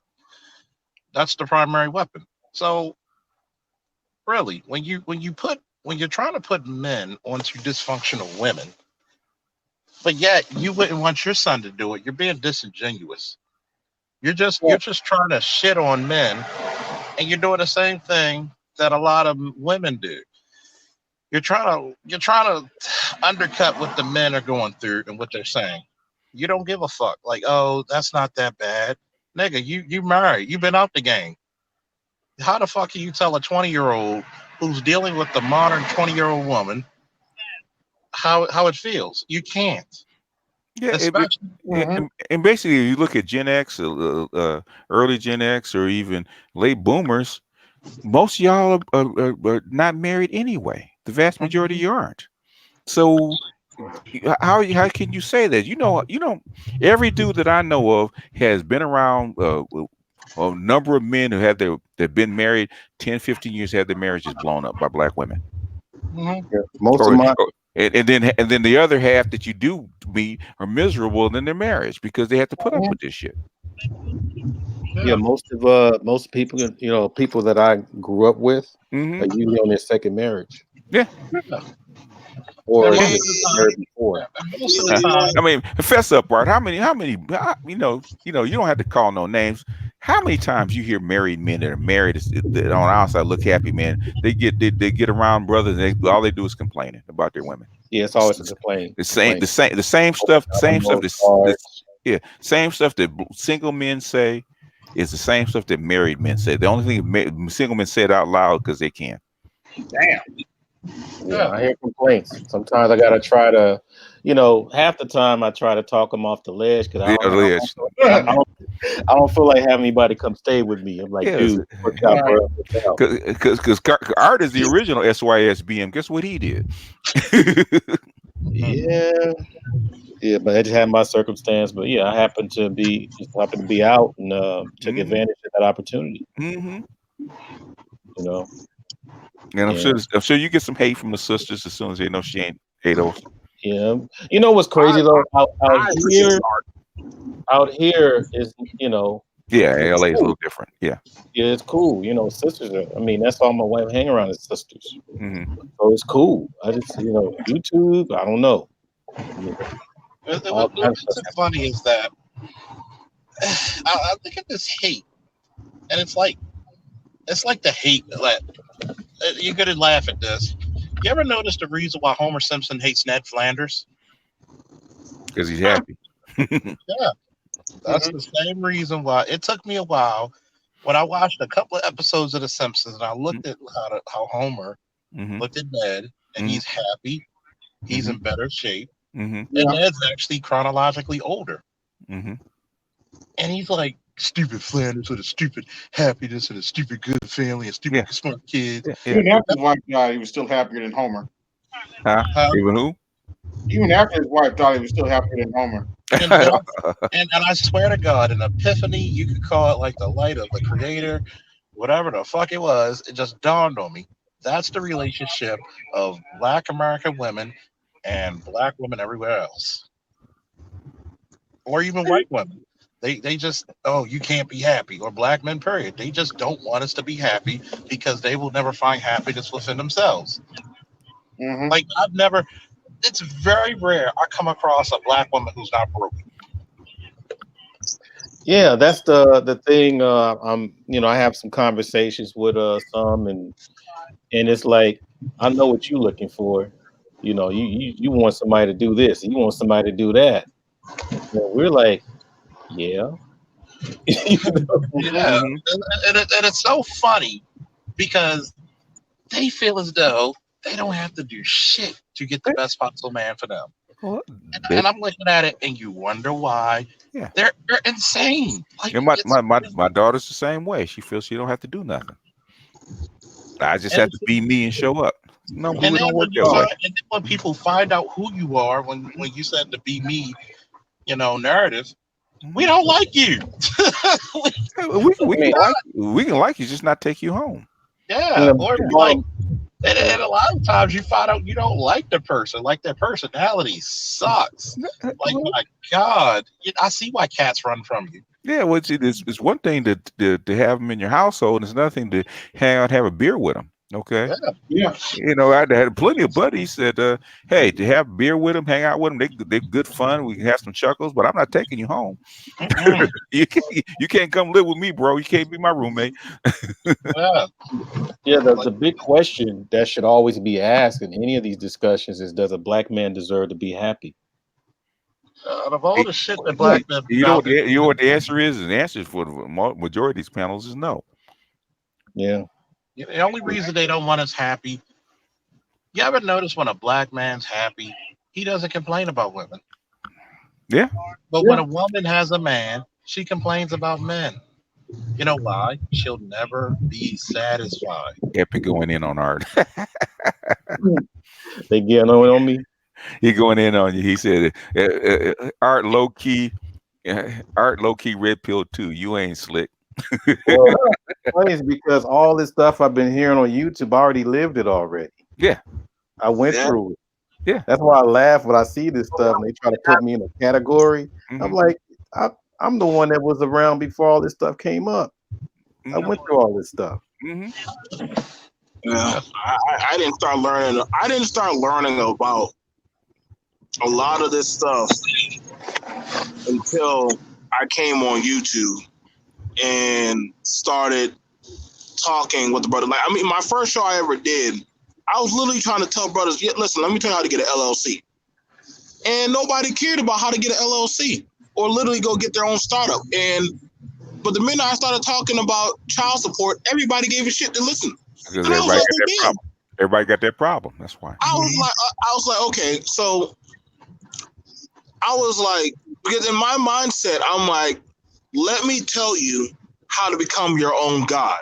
Mm-hmm. My granddaddy was a Mason, and I'm not going to go over his teachings, but you got to be your own self-reliant God. I'm going to be having a little bit hierarchy talk, and you're going to have to perform your own sacrifices and rituals to actually get what you want. You want something better, or you want something, you got to kill off the old man and make a new man out of clay and blood, a sacrifice. And that's why I always ask black men, what do you want? And at what price are you willing to pay? I mean, listen, it took me a few years and a few little journeys around this planet before I found what the hell I want. And you know, you gotta understand, man, like, listen, you black men are gonna have to make a choice. It's 2020, man. Nobody's gonna pity you anymore, man. I mean, after that, it's gonna be now like when the building blocks are gone and the stuff and we take off the training wheels. You're going to have to start thinking for yourself, because you already see some people rather burn down these platforms and these talking points than rather actually build. So it's like my mom would say, listen, one day you ain't going to have that Bible, son. So you better take these words we say and bury it in your heart. So for the time that this stuff is free knowledge, you might want to actually start taking part and actually, because I mean, nowadays a lot of stuff is getting patented and actually getting branded. So you can't talk about certain stuff, you know? So I would hope that black men, the times when you do have these talks or these conversations going on, I don't want you to just sit on panels and complain, but say, okay, brother, I get that right now. Yes, my credit is right now 514. Tell me how to fix this shit so that way I can get a house, so that way I can go to court, have my money right, and go get my son back. Tell me how to do that. I would think you would be the MVP that I need to get behind. You would be my Messiah. I don't want to just hear about the bitching. Granted, I'm not taking away and say all we do is bitch, but I want a solution. Damn it! That's how I'm built and trained. I need a solution. But here's the thing, though. Go ahead. I'm sorry. I was saying, like, I was on Chaos Reign and I did a end of the year with him, and I said, look, 2020, we're going to be solutions based. I don't want you to hear I don't want you to talk about black men, black women without you having a solution right next to it. And you know that's too much work for motherfuckers. So I'm like this. If you're not trying to be a better man, don't ask for better women. If you're not being a better woman, don't ask for better men. So I agree. Here's my shit. You see the problems, you tackle the problems head on. If you want to save yourself, this is how black men save themselves. You save yourself from building a better you. Ain't nothing a woman gonna do for you, McGraw. I know this is some heavy shit for some brothers. And I said it best: a piece of mind is better than a piece of ass any day of the week. Sometimes you gotta forego that loose pussy for some fucking sound judgment. Amen. Sometimes you need to be a man. How do I know you're becoming a man? Is when you can say no. When you can walk away and say, you know what, I'm not gonna demean myself. I'm gonna be on my shit. I'm gonna find a woman who appreciates me for me and my capabilities. She's not gonna give me some asinine shit that she cannot provide herself. And yes, there's some things you're gonna do more that you're going to be more capable than that woman. Yes, and it's expected of you. But you're going to live in the reality of saying, I know what I'm capable of. I know what type of respect I should get. And sometimes you need to go on your Kwai Chang Caine type journey and find your goddamn self. I'm sorry. Like, and BGS knows this. I hate when people use the pill system and you don't even have the experience or the know-how to properly use it. First of all, you can't say you're red pilling you fucking 17, 18. You can't. You're too goddamn. That's like expecting a pension and you just got on a department for 1 year. That's impossible. See, I don't mind it when BGS says, you know, I'm going to be a Midtown monk. He's did his time. He's been with enough women. He's raised. He got adult kids. Yeah, you expect him to be like, you know what? You've been through some shit. Here's your gold watch. Here's your retirement paper. Enjoy your pension. Enjoy your life. Don't have some 20-year-old talk about I'm gonna save myself. Motherfucker, you just scared of girls. Yeah. That's all you are. You're just afraid of rejection. Rejection builds character and strength. If you can take the rejection from a woman, you can take the rejection from anything. Yeah, but the thing is, if everybody gets a trophy, rejection is not part of their experience. Yeah. But guess what? See, it comes to revamping the new man. The better man has to be, you know, it's like you go through something, right? First time I went to a wrestling match, lost it. Guess what? You're gonna have a fork in the road from your decisions. Either quit or keep driving forward. Too many motherfuckers afraid to drive. And that's the problem. They're too afraid to drive. And I'm getting sick of it when people are misrepresenting all the pills from the blue to red and black. Oh, I'm red pill. No, you're not red pill. You're walking woman repellent. How the fuck can you be red pill? You never been on a goddamn date. How can you know? You don't even know what type of woman you like because you haven't even dated. Like, get out there and experience the damn world a little bit. Then decide. But yeah, that's the thing that I had to realize before. I had to go in the gym. You know, I had to really change my whole lifestyle so I can have more options. And trust me, you know, when you look the part and you dress up and stuff like that, you're gonna get what you want.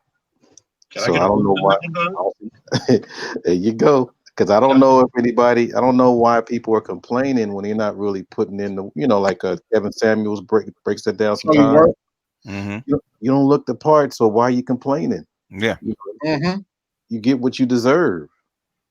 So, I mean, people are not robots, and I think we watch too many movies where the incel gets the girl at the end. Okay, well, if you want to go through all the stuff that the incel went through, then maybe you will. It's sweated all intact. You know what that movie said? You gotta disrespect yourself to get a girl. Fuck out of here with that noise. Well, why are all these dudes getting the women? And why don't you try to replicate some of the stuff that they do? Evidently, they know something that you don't. That's what I do. Act like you got a pair. Yeah. Don't hate on him. You hate on him. If you're gonna hate him, and figure out why. Then do what he does better. If anything, be like Dr. Strange when he finds the ancient one. Teach me. That's the problem. Another problem. Glad you said that. We got too much pride in the wrong places. Yeah, he's not a good guy. I'm a capable man. How, Sway? First of all, a lot of you dudes do need to ask men who get women. What's your secret? What's your secret? Yeah, that's another thing. People are not humble enough to ask questions. Right. Remember one guy trying to make fun of me. Well, you dealt with nothing but strags, and you dealt with what? Like, insert question here. You dealt with no women. Last time I checked, the man who gets none should never try to look down upon the man who has plenty. So when you actually take the time out and ask the questions, how to get in shape, how to improve my resume, how to speak to women. Yeah, you get in the gym, learn how to fight, and become a police officer. You get pussy thrown at you. I mean, because women can see your confidence just the way you walk. Yeah, that. What I'm saying is that the uniform carries a lot of weight. If you want to replicate what he does, become a police officer. Okay, half of it becoming a police officer, but the uniform will take care of half of that. Do you know how many women throw themselves at cops? Two types of people. It starts with a C: cops and criminals. Yeah, because they live rough lives. Women love. Like you said, biologically, men and women have not changed much, if barely at all. Women still like protectors. Mhm. Women still like men who play risk. What is the motto of the SAS in Britain? He who dares wins. Mhm.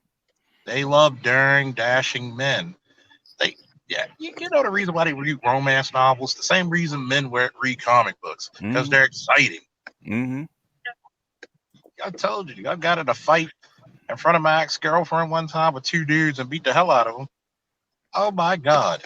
Like she literally, like, I can't get rid of her to Mhm. this day. And that was like, what, in '05.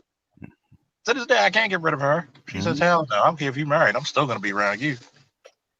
Yeah. When the lizard brain is still part of the brain. It still works the same way. Women gravitate towards strength. That's why I don't necessarily get offended when sometimes when women get they thug to. That's where the strength's at. Sometimes Mhm. Mhm. there's no No, point in getting offended. They're going where the strength is, and I yeah. learned that over the years. Yeah, the thing is, you got to understand women. You can't go by what women say because they lie. Go by what they Exactly. do. Yeah. So you Women listen to what their words and not their actions. Mhm. Well, she said she liked nice guys. Yeah, well, Oh, and yeah. you believed her. And that picture fall out. Who is Yeah. that? Mhm. And Oh, you that's believe long her. dick lag. Hey, my name is Triple L, double L, one D, long dick lag. Mhm. That's who Yeah, she like. I'm Mhm. still learning that because I try to take people for what they word, but man, I'm still learning. Well, you got to filter. You have to filter because you have to learn how to filter the words out hmm because they will reveal themselves. You got to learn how to filter it out exactly what they mean because a lot of times they try to hide what they mean inside the words. When a girl tells you she likes nice girls, you know what she's really, you know what I interpret. Simp. No, I like nice guys with an edge and all this other shit. I like guys I really can't find. Meaning, she wants a guy with an edge, but be nice to her and only Mhm. her. And only her. Yeah. Yeah, that's like what's that dude's name? Chapo's wife, Mhm. Mhm. or even the chick on was it not Godfather? What's the other one? Scarface. Yeah. Who You know, about the Michelle sniper. Pfeiffer's character? Yeah, exactly. With coke, Mhm. that's the one more like cocaine, huh? Mhm. On their face. Yeah, you gotta look at it. When women say shit, my girl, like this is how I learned. You also gotta be quick with your words too. Men need to learn how to be quick with it. That's one of the gifts from God I've been blessed with. Sometimes it got me in trouble from that mouth. My girl will be like, "Well, if I got a man, I shouldn't have to take and clean my car. Well, if I got a woman, why my house not clean?" Mm. You know what she did? She paused and she started rubbing, scrub, sweep, sweep, sweep, wash, wash, wash, iron, iron, iron. Mhm. Because she never had a dude call her out on her bullshit. Mm. Yeah. Shout out to Shahrazad Ali. One day. Go I ahead, bet bro. you she caught hell with that book. Oh, Yeah, I but guess in hell. What is it? To the what's her name? Just did a piece and called her a pick me. Who did that? yeah, You know the usual suspects. yeah. The goat's wife. I didn't get Huh? to hear, No, she but took it down. Yeah, the goat's wife. Uh, somebody was. I mean, I Well, I think don't pay them no attention. Mhm. I think the issue was why she giving all this relationship advice and she's not even married. I always ask that kind of question. Like, this is my big if. Like, there's certain talks, and I'm being for real as a marital man. You Mhm. know, there's certain talks I cannot have that BGS can have or Mhm. Charles can have. Yeah. Mhm. Y'all get what I'm saying? Like, if I'm no longer in that arena, Mhm. it's not really for me to talk. Or I need to learn to shut the hell up and sit down in the goddamn. I think Okay. that's when you know your own range. Like, I'm never going to speak on something that either I'm not in or I'm not in that mode. I can't talk about, well, guys, let's go out there and be those stags. But I'm like, well, why am me as a married man talking about that? And I know that's not my language. I just can't But do here's that. something to think about. Here's something to think about. The answer to that would be people make mistakes, so other people don't have to. Yeah. So That would be fair. That would be fair, and that's the thing about it. Like, I'm not afraid to tell y'all, hey guys. And I know some people drop their job, and I say, hey guys, I had a time with me and my wife, we got really bad. We did have to separate. Oh, BFK, Okay. I can't believe you did that. How would you leave your woman helpless? I'm like, chill the fuck out. I'm telling y'all what big adults, what we talk about, and what actually does happen. Sometimes mommy and daddy, sometimes they have to separate. They don't get divorced, they separate. But I can promise you, probably within 1 or 2 years, most likely they're back shacking up. Like, some people don't want to admit to that. But I don't mind having those conversations. I agree, 120% Art. I don't mind being that roadmap for the next. My dad told me his fuck ups, so that way I don't fuck up. The thing is, I always said, if you want to get along with a black woman, you got to leave her at least once. Yeah. I think that's universal. Yes. If you ain't cuss her out one time, one good time. That too. It like breaks me down. Wow, he Borging bad, brother. Yeah, You sound metallic. he's Morgan, man.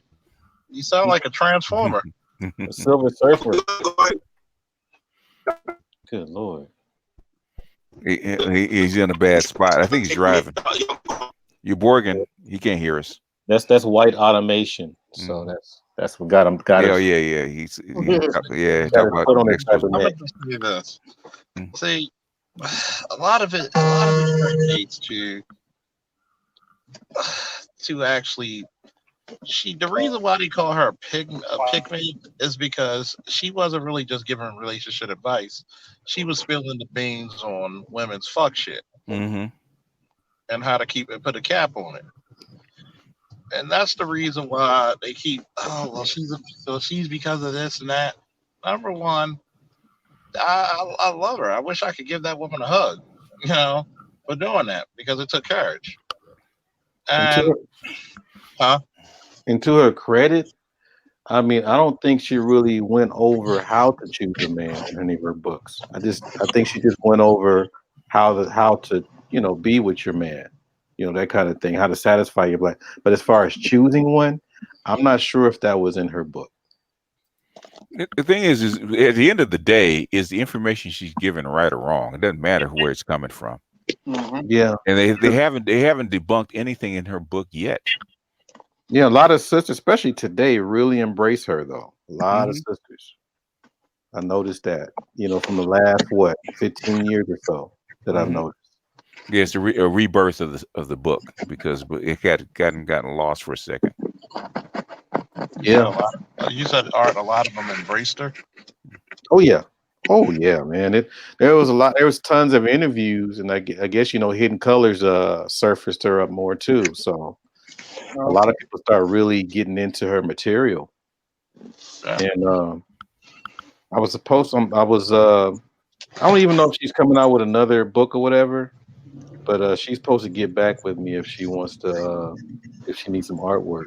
But Prophet knows her more than I do. I just email her. All right. You know what? I can't wait till you tell the story. Like, you know what? I had this one time when I picked up at LAX. I picked up Superman and Jesus. It's coming. And I saw I just want to get paid with all these encounters. I want to get paid. That's all. And I saw Superman do a line with Rick James too, man. He was cool as shit. I'm like, who the fuck did he beat? Man, I remember one time I went to Starbucks and I seen Papa Smurf. Damn, cat was always bigger than him. Charlie Murphy really made me not want to meet Rick James. Why not? I mean, because the dude just what he said, he's a habitual line stepper. Rick James, yeah, Rick James. Oh man, I don't want to be around that dude. But he's like one of the last funk masters. So how was he? Was he actually a habitual line stepper? I don't know. 'Cause other people had the same story. You know, I was like, I'm good. I just play the music. He said, "I'm a habitual." He's a habitual line stepper. I believe it. Which in the end, it was just part of his demise. He actually overstepped his bounds. Yeah. Yeah. What did he die of? Was it heart? There's something about his heart, I think. Yeah, all that cocaine he did. So Yeah, they found drugs in the system though. yeah, that's I probably was like, what he died of. and I think I Tina remember Marie had when I the saw him same in way. the doing Chappelle show. I was like, man, Couldn't hear you, brother. when I saw him doing the Chappelle show, I was like, what happened to him? He jacked up. Who's it, Dave Yeah. Chappelle or what? No, Rick James. Oh yeah. Rick James wasn't the same after he went to prison. Something happened to him in there. Okay. Yeah, he went to jail. He went to prison for I think rape and was it rape and kidnapping? Yeah, of a white woman. So Wow. And then Living Color did a skit of him while he was on trial. I'm like, Mhm. really? Oh yeah, they they don't care. Were they allowed to do that, or I mean, I'm just wondering. Yeah, well, Living Color, they took no prisoners.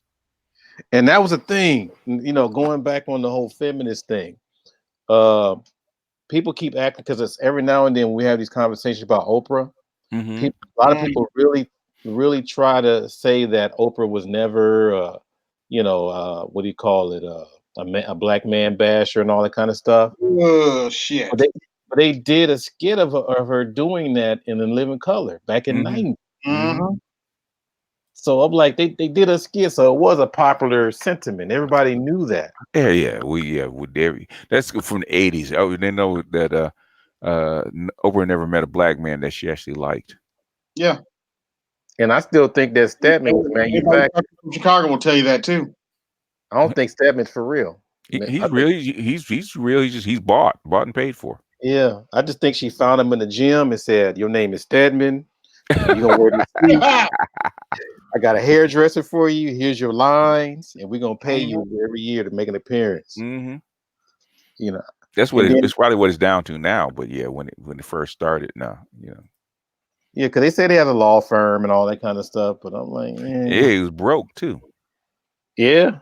So I guess he had that Billy D. For him, hey. Yeah, he had that Billy D swagger, and he was light skinned. And they said his mother, Stedman's mother, called her a black bee. And Really? Yeah, because he's a passe blanc, man. He's from South Carolina. Uh-oh. And BMT left. He wouldn't even talk about that since he's in that area. Mm-hmm. But and I'm just thinking, I'm trying to figure out, okay, now they did all this stuff with these black males talking about trans this and trans that with the Malik Yorubas and what was the other one? Billy D doing the whole gender fluid. I forgot Tank. All these guys. And then even down to Dwayne Wade's son, Alicia Keys' son. I'm just trying to figure out. It's even in wrestling now. Do we see the effects in our neighborhood from that, or it hasn't really hit us yet? I know you would know better than that because you're in the high schools. What do you see? I don't see it in the high schools. Okay, well, this hadn't hit our community yet. No, okay.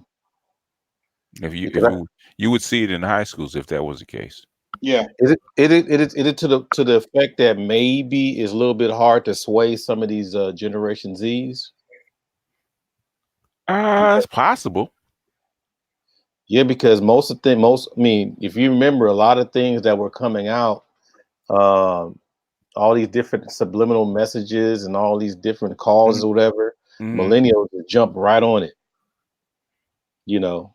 Be what you want to be, do what all this kind of stuff. They were really on that stuff. I think part of the thing is Generation Z's, to their credit, have been paying attention to all the fallout of the crazy stuff, and they're just like, "Go fuck yourself. I'm doing myself. I'm doing me." Shoot. Yeah.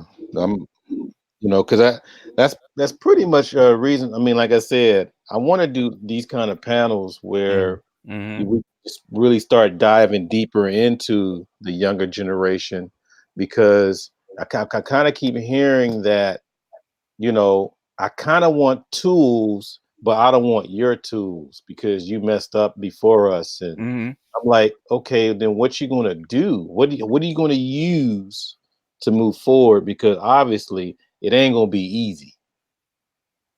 You know, that's my But take. Let them but figure it out. if you don't want to use our tools, then why are you talking to us? Go out and find out for yourself. Yeah. That's just that simple. Okay, you don't. Well, we failed. You don't believe in the information that we're giving, then well, go out and find out for yourself. Why are you talking to me? Yeah, Figure Don't it waste out. don't waste my time. because I worry about that a little because Mm-hmm. every now and I guess because I'm looking at it as from my son's standpoint Okay. and the people that Mhm. he has to deal with when he go out there and stuff like that, and I'm like, Mm-hmm. there got to be something to where he's going to be working with. But if he's going to be working with a whole bunch of people that were so misguided, where they don't even have anything to work with at all, then where will we have? I mean, what are we going to do with Generation Z? I think Generation Z is kind. I think Generation Z is actually clinging more to the boomers and the Xers than the millennials Yeah, I because see. it's obvious that the millennials' lives are actually off the rails. Okay, I don't want to follow that because you're 30 years old and you still trying to suck up under mama and daddy because you can't get your life together. I don't want to follow in those footsteps. Yeah, because the Generation Z, like I Mm-hmm. said on some other panels, I Mm-hmm. got to work my butt off to really show them what is and what isn't. I got to produce some material, stuff like that. Mm-hmm. Mhm. And like I think a lot of millennials are having a problem trying to work that way because usually they try to use Google Facts and Wikipedia and different things that they don't have to really produce. Mm-hmm. So that's been, I've been looking at that a lot lately between them two, Yeah. At some point, you have to apply what you know. Mm-hmm. it might get worse before it get better. And then what's crazy is they come back to us and complain about them. I'm like, huh? Why you complaining about the? They're like, well, these young kids don't know how to talk to the older generation. And blah, blah. I'm sitting there like, but you kind of talk like that to us. Mm-hmm. Mm-hmm. Yeah. So I don't know if it's a what comes around goes around, Oh yeah. What goes around comes around. Yeah. Yeah. but in the meantime, I just want to be able to have something, because I mean that's one point that BMT was talking about, where a lot of the older generation ain't gonna be here forever. Mm-hmm. So it's like, okay, once I'm gone, then what? What you gonna do? Yeah. Do you have a plan laid out? That's what I was really trying to find out. Do you have a strategy, a game plan? What is it? What does it look like in a situation if you got rid of the gynocracy or the matriarch? How would you do these things? Mm-hmm. Because because eventually everything takes work. Oh yes. Takes work and risk is a part of the game. The thing is that if you have a reboot, then where you start from scratch, you don't have to carry on these legacy problems that you had. That's the whole thing Mhm. about a reboot. And the thing is, we have a lot of legacy problems that we can't get rid of. So would you say that we set up some safety nets for the future, or we just go with the flow? You're talking about for the future generations. Yeah, the future generation, like other so-called nations and all this kind of stuff. Um, you have to set up safety nets because unfortunately, I feel for them, but they going they're getting ready to go through a shift that we haven't seen for like 200 years, which is the beginning of the Industrial Revolution. So they're going through this shift right now, 220, 250 years later. And when they go through it, they're going to catch hell. It is what it is. We're going to see how they come out on the other side. So it's going to test their metal. And there's nothing that we can tell them. There's nothing that we can show them, tell them, or even warn them about because nobody's ever experienced it before. So nothing in our memory um, that exists has ever experienced the kind of change that they're going to have to go through. It is what it is. So hopefully they have their metal already hardened for it, because if not, they're not going to survive. And maybe I'm late to this, but I heard that even automation is growing in prisons. Yeah, Yeah. well, it's going to go everywhere. Oh yeah. So it's less. I mean, it's lesser need for prison labor. Mm-hmm. Oh, well, they're trying to. It's expensive to keep these people in there, so they're trying to Yeah. bring these people out. Microsoft is pushing machine learning very heavily Mm-hmm. right now. Damn.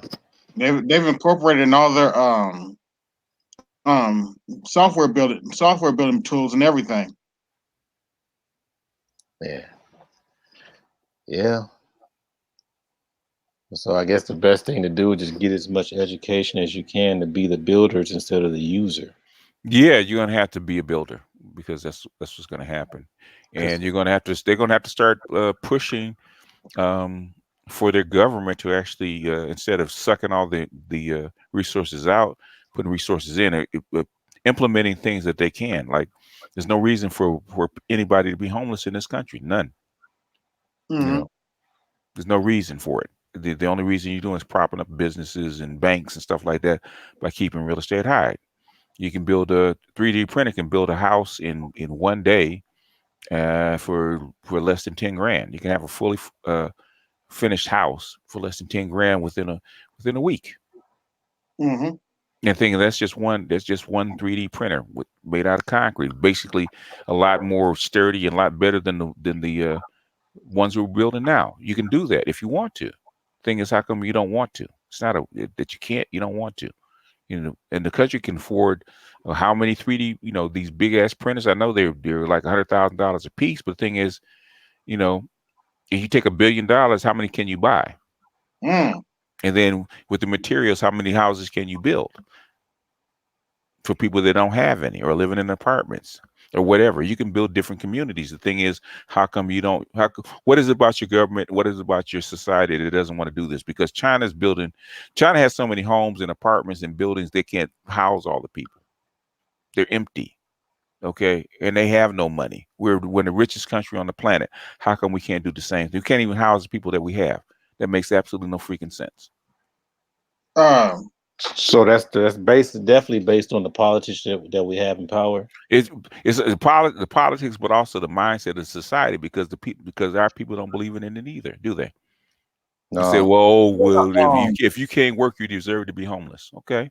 but they stand in line for to make sure that weed bill pass. Yeah. Well, you So got to what? keep people. If you don't keep people sedated, they're a disadvantage. They're gonna um, do one or two things: either kill themselves or rise up and kill you. Speaking of which, what is wrong with San Francisco? As far as what? Their homeless problem. But most of those homeless people actually have jobs. They just can't afford I know, but the rent. it's and Neon confirmed this because I was talking to Neon yesterday, a couple days ago, and she said she confirmed this. There's human feces on almost every street in San Francisco. Mm-hmm. Dang. Yeah. It's that bad.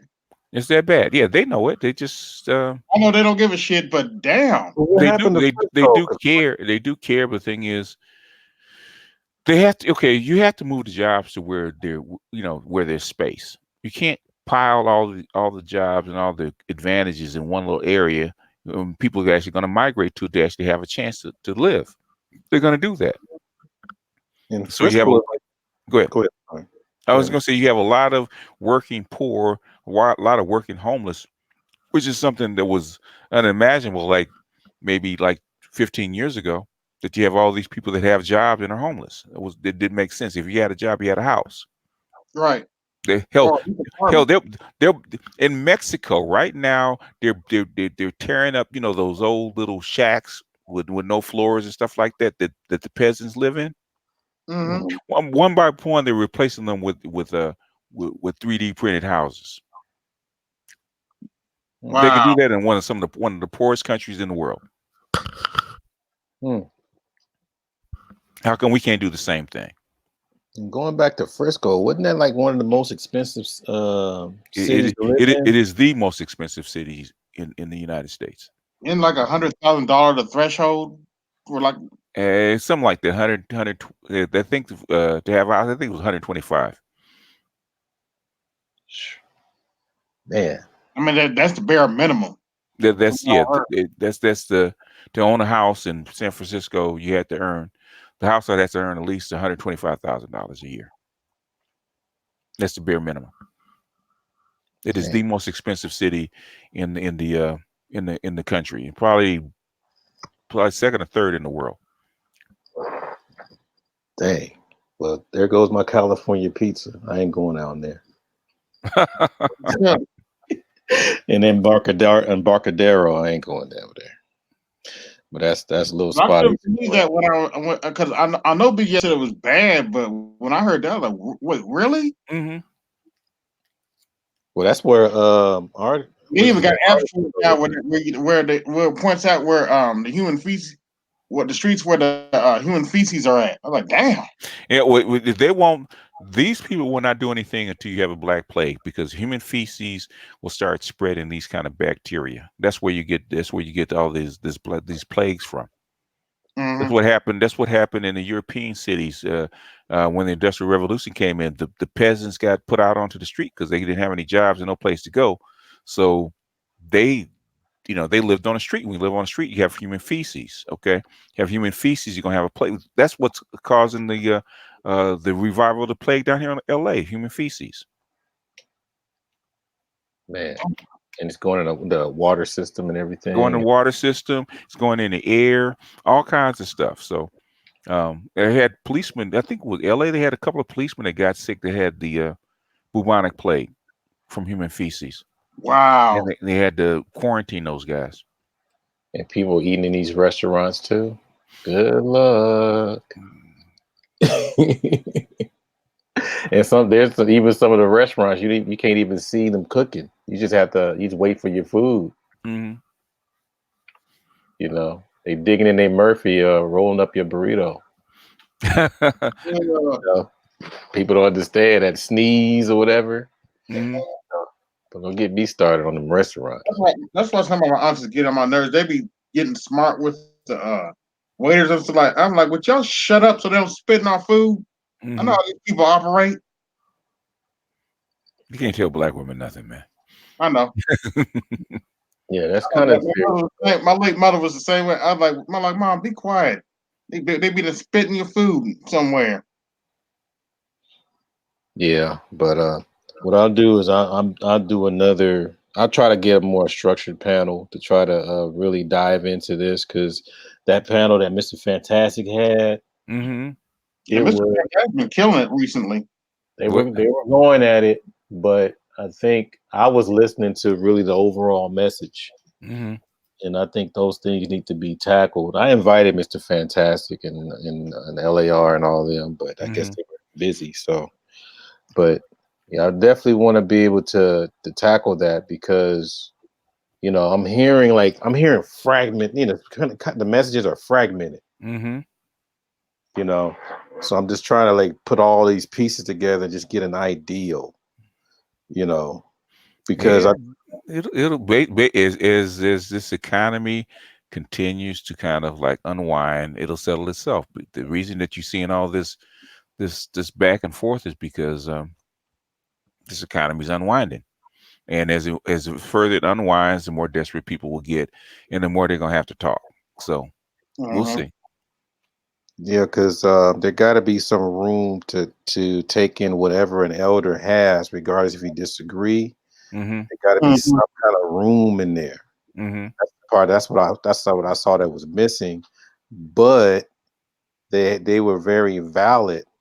But I think they felt that they were being shut, or there was an attempt for them to shut down what they were saying. Mm-hmm. So it was that going on, both of those back and forth.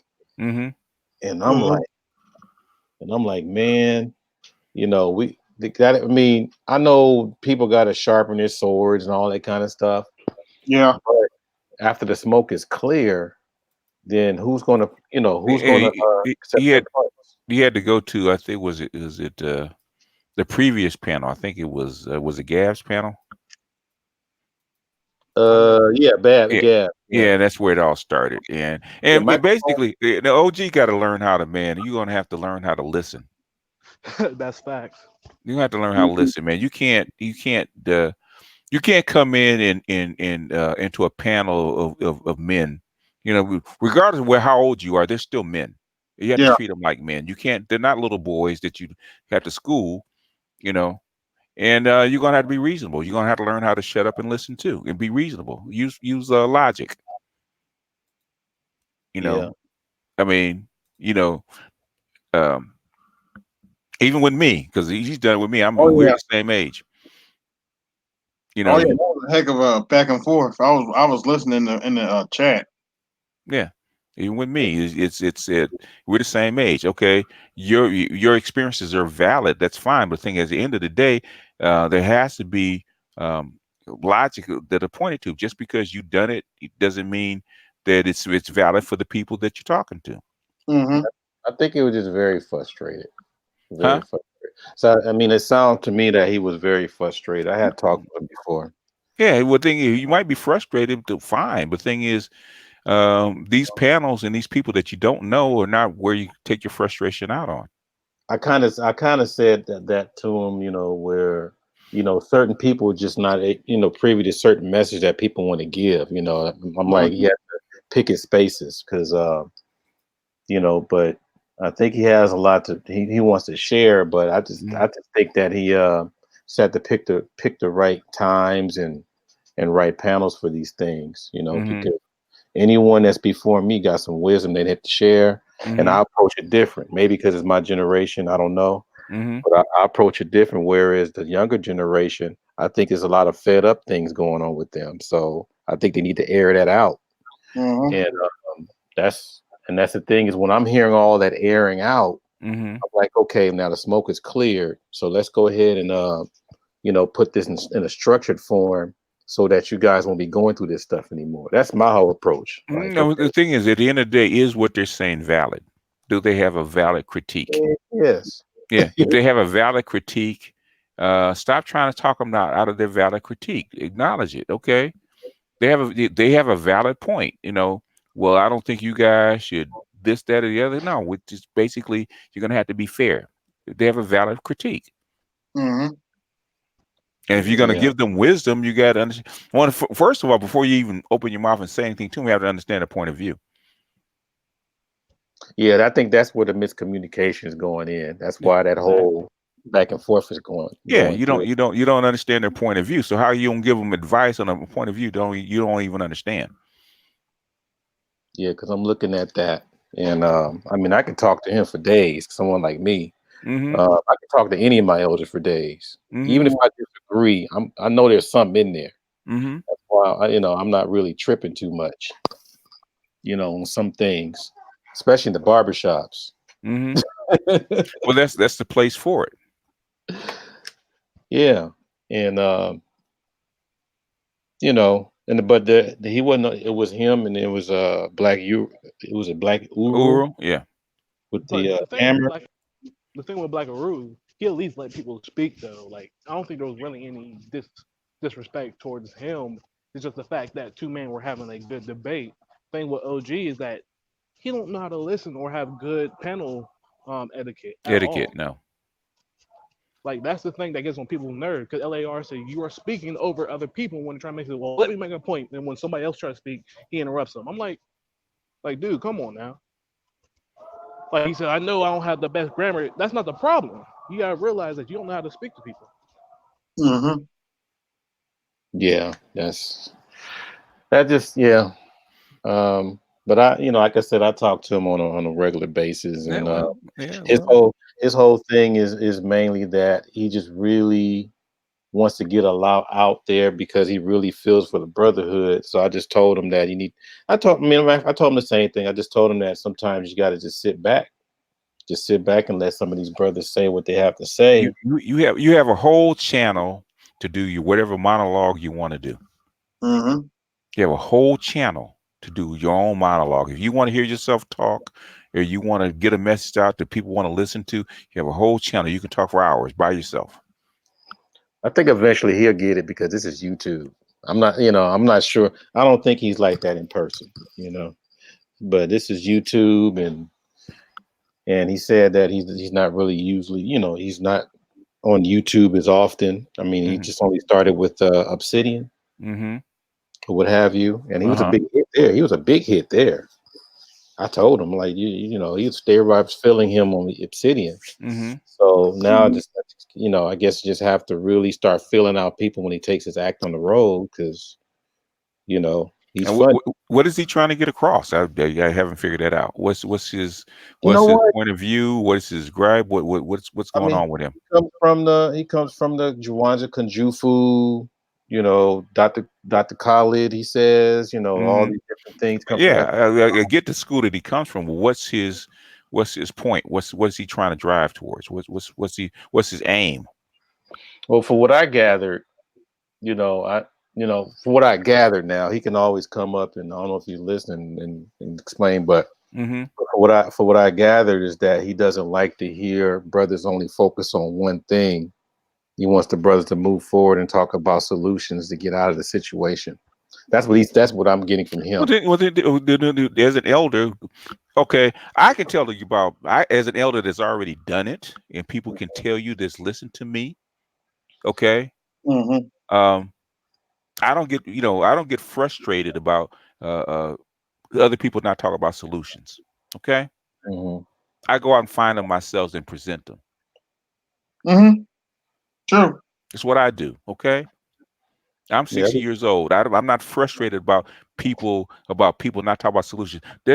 People talk about what they're stuck on. They're stuck on stuff for a reason because that's important to them. We can't dismiss what they're stuck on. Okay. The Yeah. reason they talk about women is because that's what's bothering them. Like when we were in our 20s, we were talking about women because that's what bothered us. Okay, we're in our 60s. We don't have the same issues. We figured that problem out. Okay, but Hmm. they're in their 20s and 30s. They're trying to figure out that's what's bothering them. Okay, so you need to bring in whatever wisdom that helps you cope with the same problem when you're in your 20s and 30s. To say Mm-hmm. that you in your 20s and 30s you didn't have no problem with women, that's bullshit. Otherwise, you'd have had one wife. You'd found your wife at 18, 19 years old. You stayed married for 50 years, okay? Or Yeah. 40 years, okay? You didn't, okay? Because you had issues with your women. And even if you are married, you have issues with your wife. True. Yeah. Yeah. Yeah, So, it breaks my heart to hear those exchanges though, back and forth. But hey, I think And men find a way to. yeah, second up ain't new either. no, Sometimes couples die. You find out they were never married. that happens all the time in the South. They were too embarrassed to actually bring it out loud. The thing is that if okay, you can't go from panel to panel to panel following these dudes around and starting fights with them. Nobody's making you come to these panels. Why are you getting frustrated? Nobody makes you come. And if you come in there, you come in there to share. You're not coming there to tell brothers what they're doing wrong. Okay. You got a stogie? Yeah. Uh-oh. Damn right. And that's the problem I have because I'm listening to him and say, "Come here, hey." I've gotten into him saying, "Hey, you can't. Your point of view is not always right, and even if it is, it's still just your point of view, and you can't shove your point of view down other people's throats. Not grown men. Regardless of what you think, they're grown. They might be younger, but they're still grown men. True. Okay, they might not be 60 years old or 30 years old, but they're still grown. From 18 up, they're still grown ass men, and you can't talk to them like they're 12 years old. You can't. They're gonna take offense to it. Yeah, I Hey, what's saw. going on, guys? What's going on, Big Mike? Nothing much, man. I was part of that exchange. You was going in, man. Well, here's the frustrating part. You guys know how much admiration and respect I have for the older generation. Mm-hmm. I have a lot. I really, really do. Mhm. I know we wouldn't be at this point in our life. 63% of black men. I keep harping back on this so black men can understand. 60 as a in 1963. 23% of black men couldn't even read and write. Mm-hmm. I mean, only 23% of black men can read and write. Look at it today. Man, we've done a lot of fucking work. Brothers have done a lot of work. Mr. Fantastic made a good point when he asked the guy. He said, "Look, man, you chose to go out there and help the brothers who gang banging, criminals, and all that shit, right?" Mm-hmm. And Mr. Fantastic asked him flat out, said, "Look, let me ask you a question. The brothers who were nerds, the brothers who were non-select, educated lane, did you come help them?" And the answer was no. Now you want to come in this space after you see the men in this space are intellectual, creative, business owners, entrepreneurs, have their shit together. And you want to come in here and talk about, I got something I need to talk about. Man, get the fuck out of here, right? If BGS, Art, you do it, Kevin Samuels does it, Rom does it, C Boogie does it, even though he's not an elder, I still consider him one, right? Them dudes make content and put it out on their videos. What that man understands is that no one is coming to listen to him. That's why he's jumping on these panels, trying to start spike and argue. Well, that's the reason why. BGS makes a 10-minute, 20-minute video, puts it out there, and he gets active growth. MOT as well. Look at MOT's growth. 10,000 followers by the end of this year. Proud of that brother. Listen to his content. You follow me? You see the growth that if you have something that's truly important to that men in my generation want to hear, we will seek it out. He is upset that men are not seeking him out. Men like him are upset that you brothers can garner respect from us. You guys can get us to shut the fuck up. Men that make 6 figures and more, to shut the fuck up and listen to you on the side. Subscribe to your Patreon, seek your advice, seek your mentorship. But what you want to do is come into this space and tell me you got a right to talk. What the fuck you don't? You ain't got a right to talk to me. Just like the women say, that's their body, that's their choice.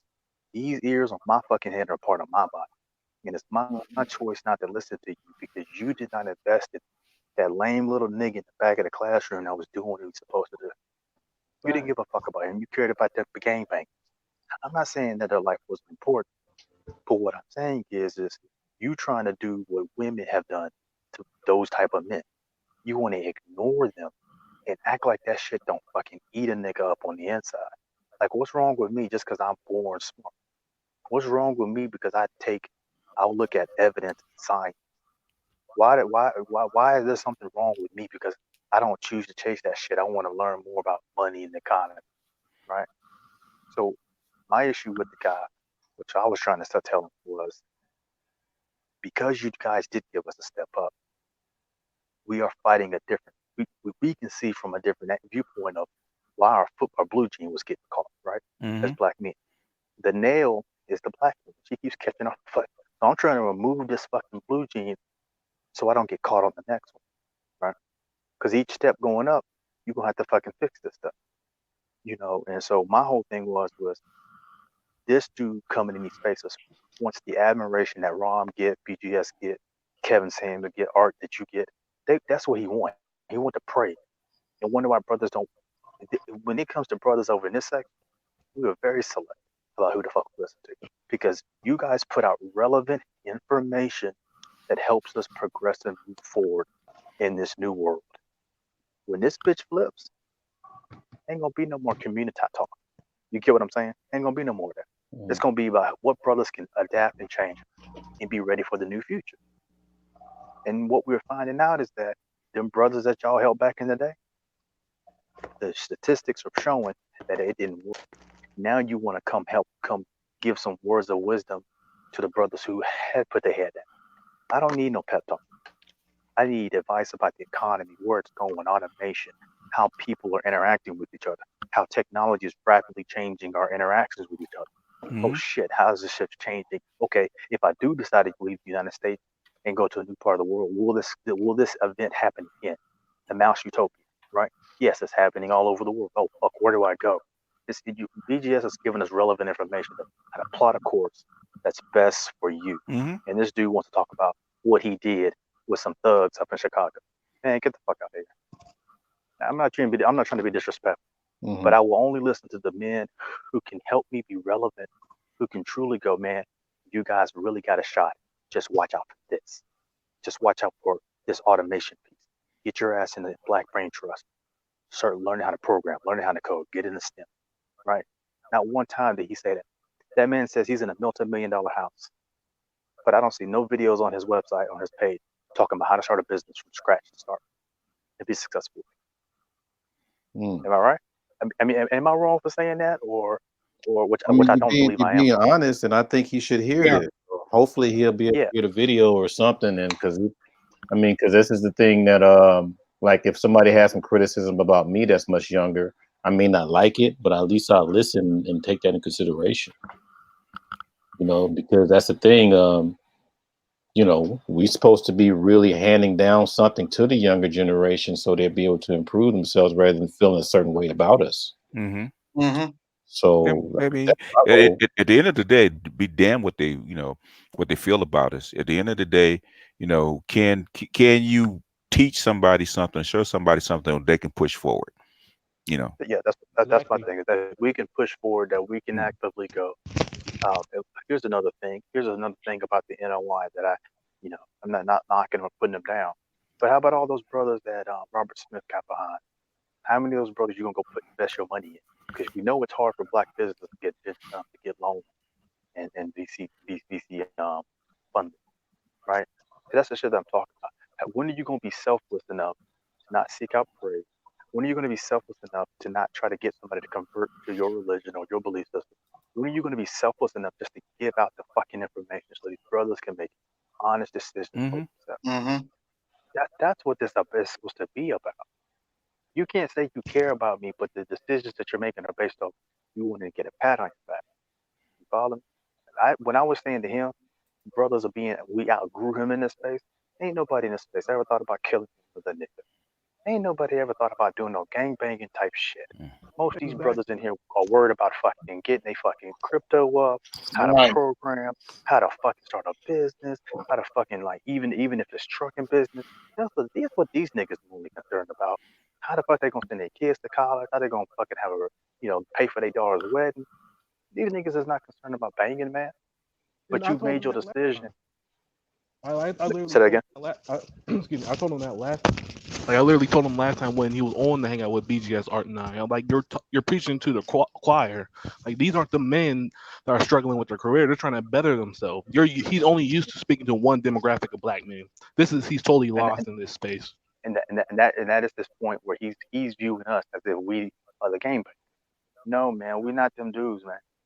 We're not them dudes. And if you can't respect the fact that we're not them dudes, if you can't respect the fact that uh, why we call BGS a master teacher, why we come to these spaces like art and learn about style, learn about history and about jazz, and why that shit is so fucking important that you don't want to forget that shit, Mm-hmm. right? How he even interacts with the young people and how they can connect the dots, how this whole thing is still one. If you can't come in this space and honor the fact that the men in this space are grown, most of these niggas in this space are millionaires, like MOT. Mm-hmm. That nigga don't need no pep talk, dog. That nigga didn't see you. He ain't heard about you 10 years ago. You was Mm. up hanging some boys in Chicago. What you niggas should have done was instead of bringing OGs from California to talk to them niggas, what you should have done is took them boys out that fucking thing. So what the fuck y'all should have took them out of that fucking that hellhole that they in, as if the environment wasn't gonna turn them right back into the monsters that they have became. But You remember, follow me? we're not. We're not the real men of the community, though. You always gotta remember Yeah, that. yeah. But that's what I'm saying. But at the end of the day, what I said before about brothers coming here being a part of this MAGO thing, right? Mhm. You see a lot of these older, and this is no knock to BGS. That's why I have mad respect for BGS. Um, it's because BGS said, "I raised my daughters to do what's right," and she made her decision, and I had to accept her decision, Mm-hmm. and I didn't say it. And I Mm-hmm. talked to Black Guru, but Black Guru, he has 3 daughters. 2 of them are doing what he asked. Got one that's dealing with that feminism because she went to college. And I asked him straight up. I said, "Now let me ask you: if your daughter, that one daughter, goes out and does some fuckery, would you spend your life saving, you and your wife's life savings to go save her?" And he said, "No." And I said, "Now that's coming from a loving father that you would do that. Why are y'all asking us black men who busted our ass that don't even know that bitch? to make that ultimate sacrifice for her. If Right. you're not willing to do it, why are you asking me to or other brothers? Yeah. So, Mike, that was you. Wasn't that you that mentioned about, a lot of the older men feel a certain way about the things that younger men say It because was they have daughters? the thing is Edward. Edward says that all the time. Yeah, Edward It says was that. Hmm. No, that was there. Yeah. Yeah. Oh, I okay. understand. I understand where older brothers are coming from, man. I really do. Mm. You know what I really believe it is? I think a lot of older brothers don't know how far brothers came, like in this space for sure. Like BGS Right. gets like, yo, these niggas is on it. let me pump out content that's relevant for these cats, Hmm. right? So they can see what's coming. I don't think this dude really thinks that these brothers are actually intellectually in corporate spaces making fucking moves, starting businesses. I really don't think a lot of older OGs truly, to them it's a mental block that these niggas is actually on the precipice of, Because man, all you got to because get they go because they think a lot of guys think a lot of older guys think that if you have money or you have success, something like that, you're not gonna have problems. And they're hearing the problems. The thing is, they don't understand where the problems stem from. I know better. So. yeah. But it's also the thing of those dudes are coming in a space asking us to save their daughters, right? Hmm. The difference is that even when I got my ex-wife's oldest daughter, she out there doing some fucking. Hmm. She's about 23. I said, you got about another 2 more years before there ain't no point of return for it if you don't get your shit together. You get what I'm saying? Hmm. Actively put the work in, and she don't want to. And that's where I come down to, um, um, um, seeing this viewpoint when BGS was talking about, do we have the will to do it? And Hmm. I don't believe the black community has the will to fucking change. By the time it happens and happens to change, it's gonna be too late. At the end of the day, it's just gonna be too late. That's why I tell most of these young brothers, man, if you can get out, you got options. Exercise those options for your future children. That's Hey, what this shit's about. that's You fact. cannot. I can't be mad at you. I think art art the other art put out a video with a lady named Miss Danielle. Oh yeah, Oh yeah, yeah, yeah, yeah. Now yeah. Oh yeah. I don't. I had to get that one out. So yeah. That on your Patreon. Oh yeah. I That's did. I that's a did. classic. Huh? Yeah, but Go ahead. that's a classic. But man, here's a thing that I don't want to shit on her because I don't plan on to. I want to tell her thank you in her moment of clarity. She told the truth. Hmm. Hmm. She's right, brothers. Yeah. You need to move on. Yeah, because she was. I'm trying to find the other one because she was actually on my her and Concrete Rose were on my women's panel. We had been going back and forth with that for like 2 or 3 weeks, and I asked them point blank, "What is it going to take for women to change?" And both of them said exactly what she just said. Yeah, Yep. they see it. Well, here, and this is what I want to ask y'all. Do you think brothers talking about the SYS being uh, so, did y'all ever get to see that movie Godzilla second? Yeah. I was Hmm. You thinking remember that. when? Okay, so in the second one, the lady ends up making this plan to reset the world, Hmm. to reset everything with the old god, the old beast, or whatever, right? But after she does it, she can't follow through with it. And I think that's where brothers are stuck at right now. I don't think they know how to do the follow through of watching this amputation that needs to take place. Um, I if agree. not, you're not gonna have a leg. Um, um, you can rebuild something. You can start over. But I don't think a lot of brothers are willing to take their leg off to save the rest of their body. I really don't. Yeah, man. That's the flip side. That's the flip side of two when I say I don't think the black community is coming because I don't think brothers are willing to take that hit. Well, I can't.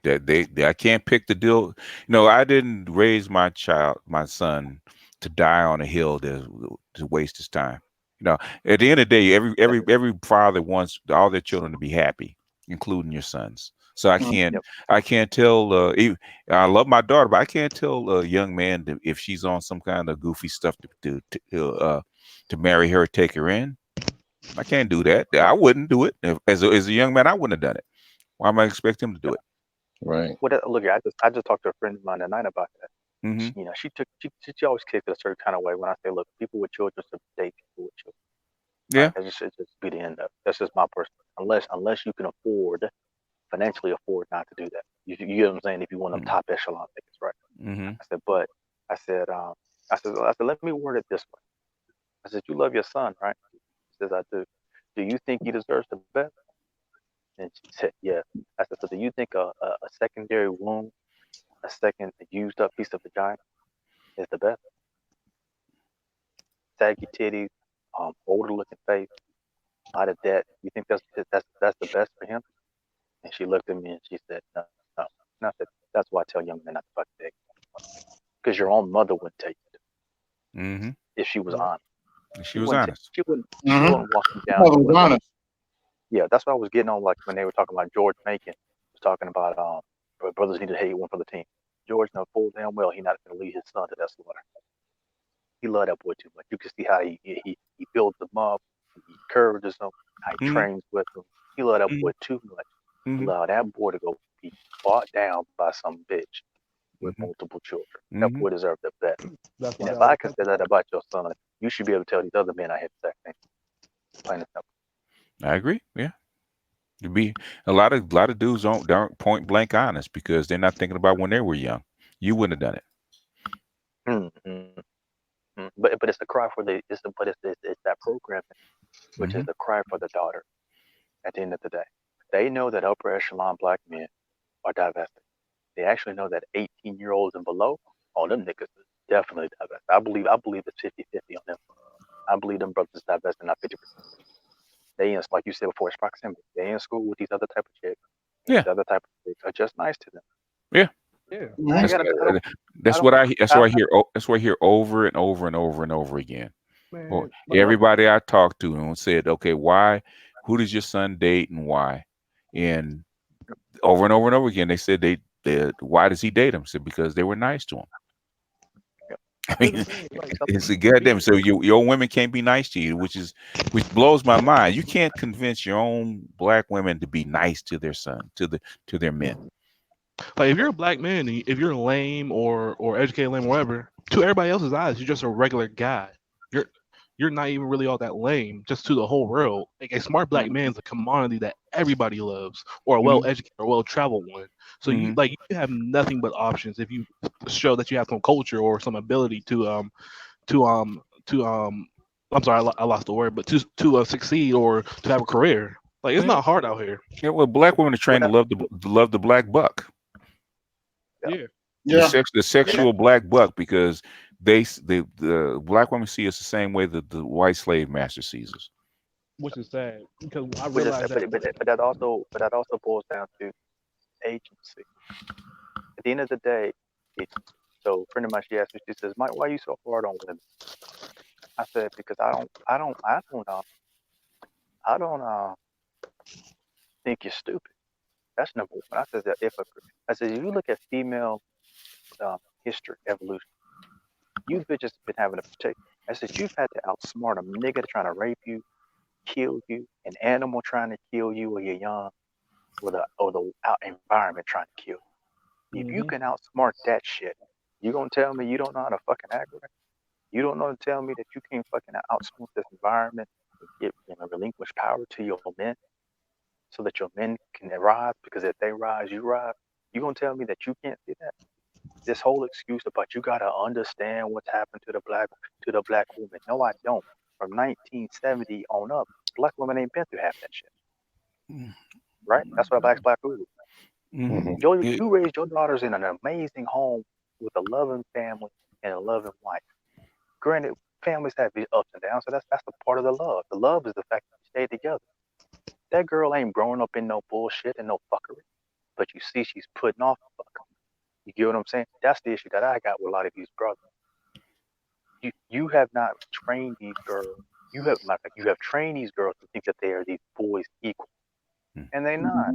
And like I said before, you're going to reset these men biologically.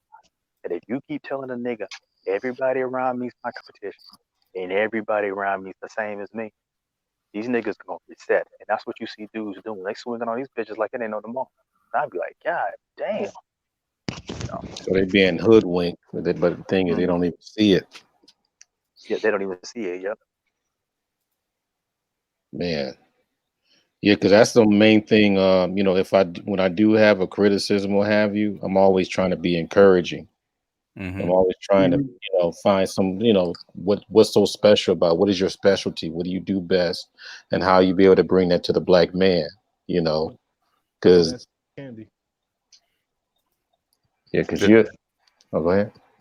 I said put the medicine in the candy for them. Damn near, huh? Yeah, they're not going to take it unless it's something that you think is a treat for them. They're not going to listen. So you gotta like hit them over the head and give them some candy afterwards. Almost damn near. Yeah, but there's also a group. Even BGS been no, I've been saying this to them the last year. mm-hmm. And go to Patreon, man. Man, I'll pay $100 a month for your content. That's what book. Yeah, I follow you on Like, Patreon too. yeah, I'm just like at the end of the day, dude. Like, a lot of brothers was ready for some meat, man. We tired of this titty. Mhm. You get what I'm saying? I'm already behind on the content you're dropping now. I'm like, God damn, I'm trying to chew this shit. You know what I mean? New baby with them teeth trying to work them out. That Mm-hmm. piece of meat. I'm like, God damn. Okay, Oh, I can see I wouldn't even get Yeah, through yeah. this I'm. shit. Hey, I got to get through these first two books.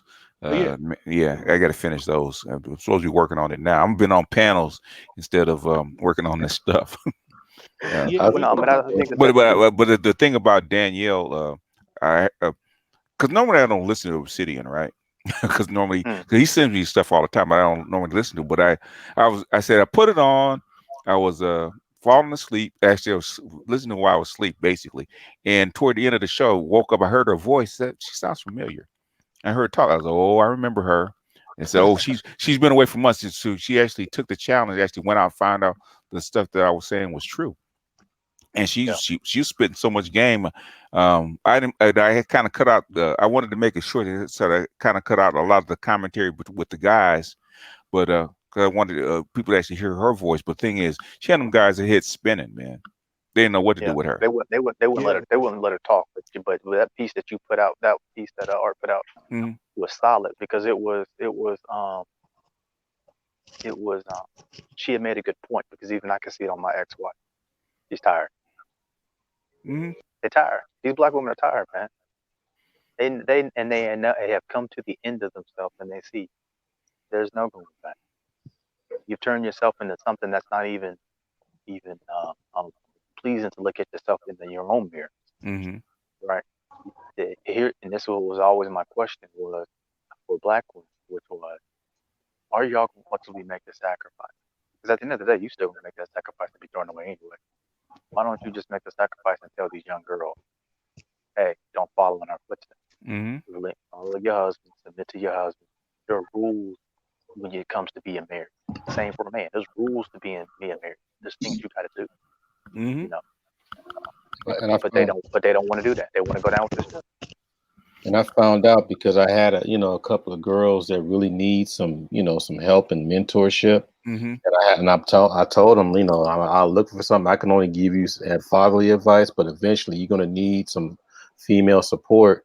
But Right. I was looking around, and and I'm asking AKAs, Deltas, Mm-hmm. man. They claim they have programs, but there's not that many programs for the little sisters, man. Is Yeah, there was a lady. I forgot her name. She was on BGS on a BGS thing. She had made a comment about. I said, you know what I find funny is that black women. She said something about sending uh, black girls. She says, why black women don't send their girls to etiquette school? Oh yeah, I it said, was oh, no, Fitness Mom. Yeah. fitness mom. I said, I do. And the lady in the comment section, man, I never even. She's like, I'm proud of you. I'm glad you're doing it. I says, man, I'm trying to give my daughter a fight chance.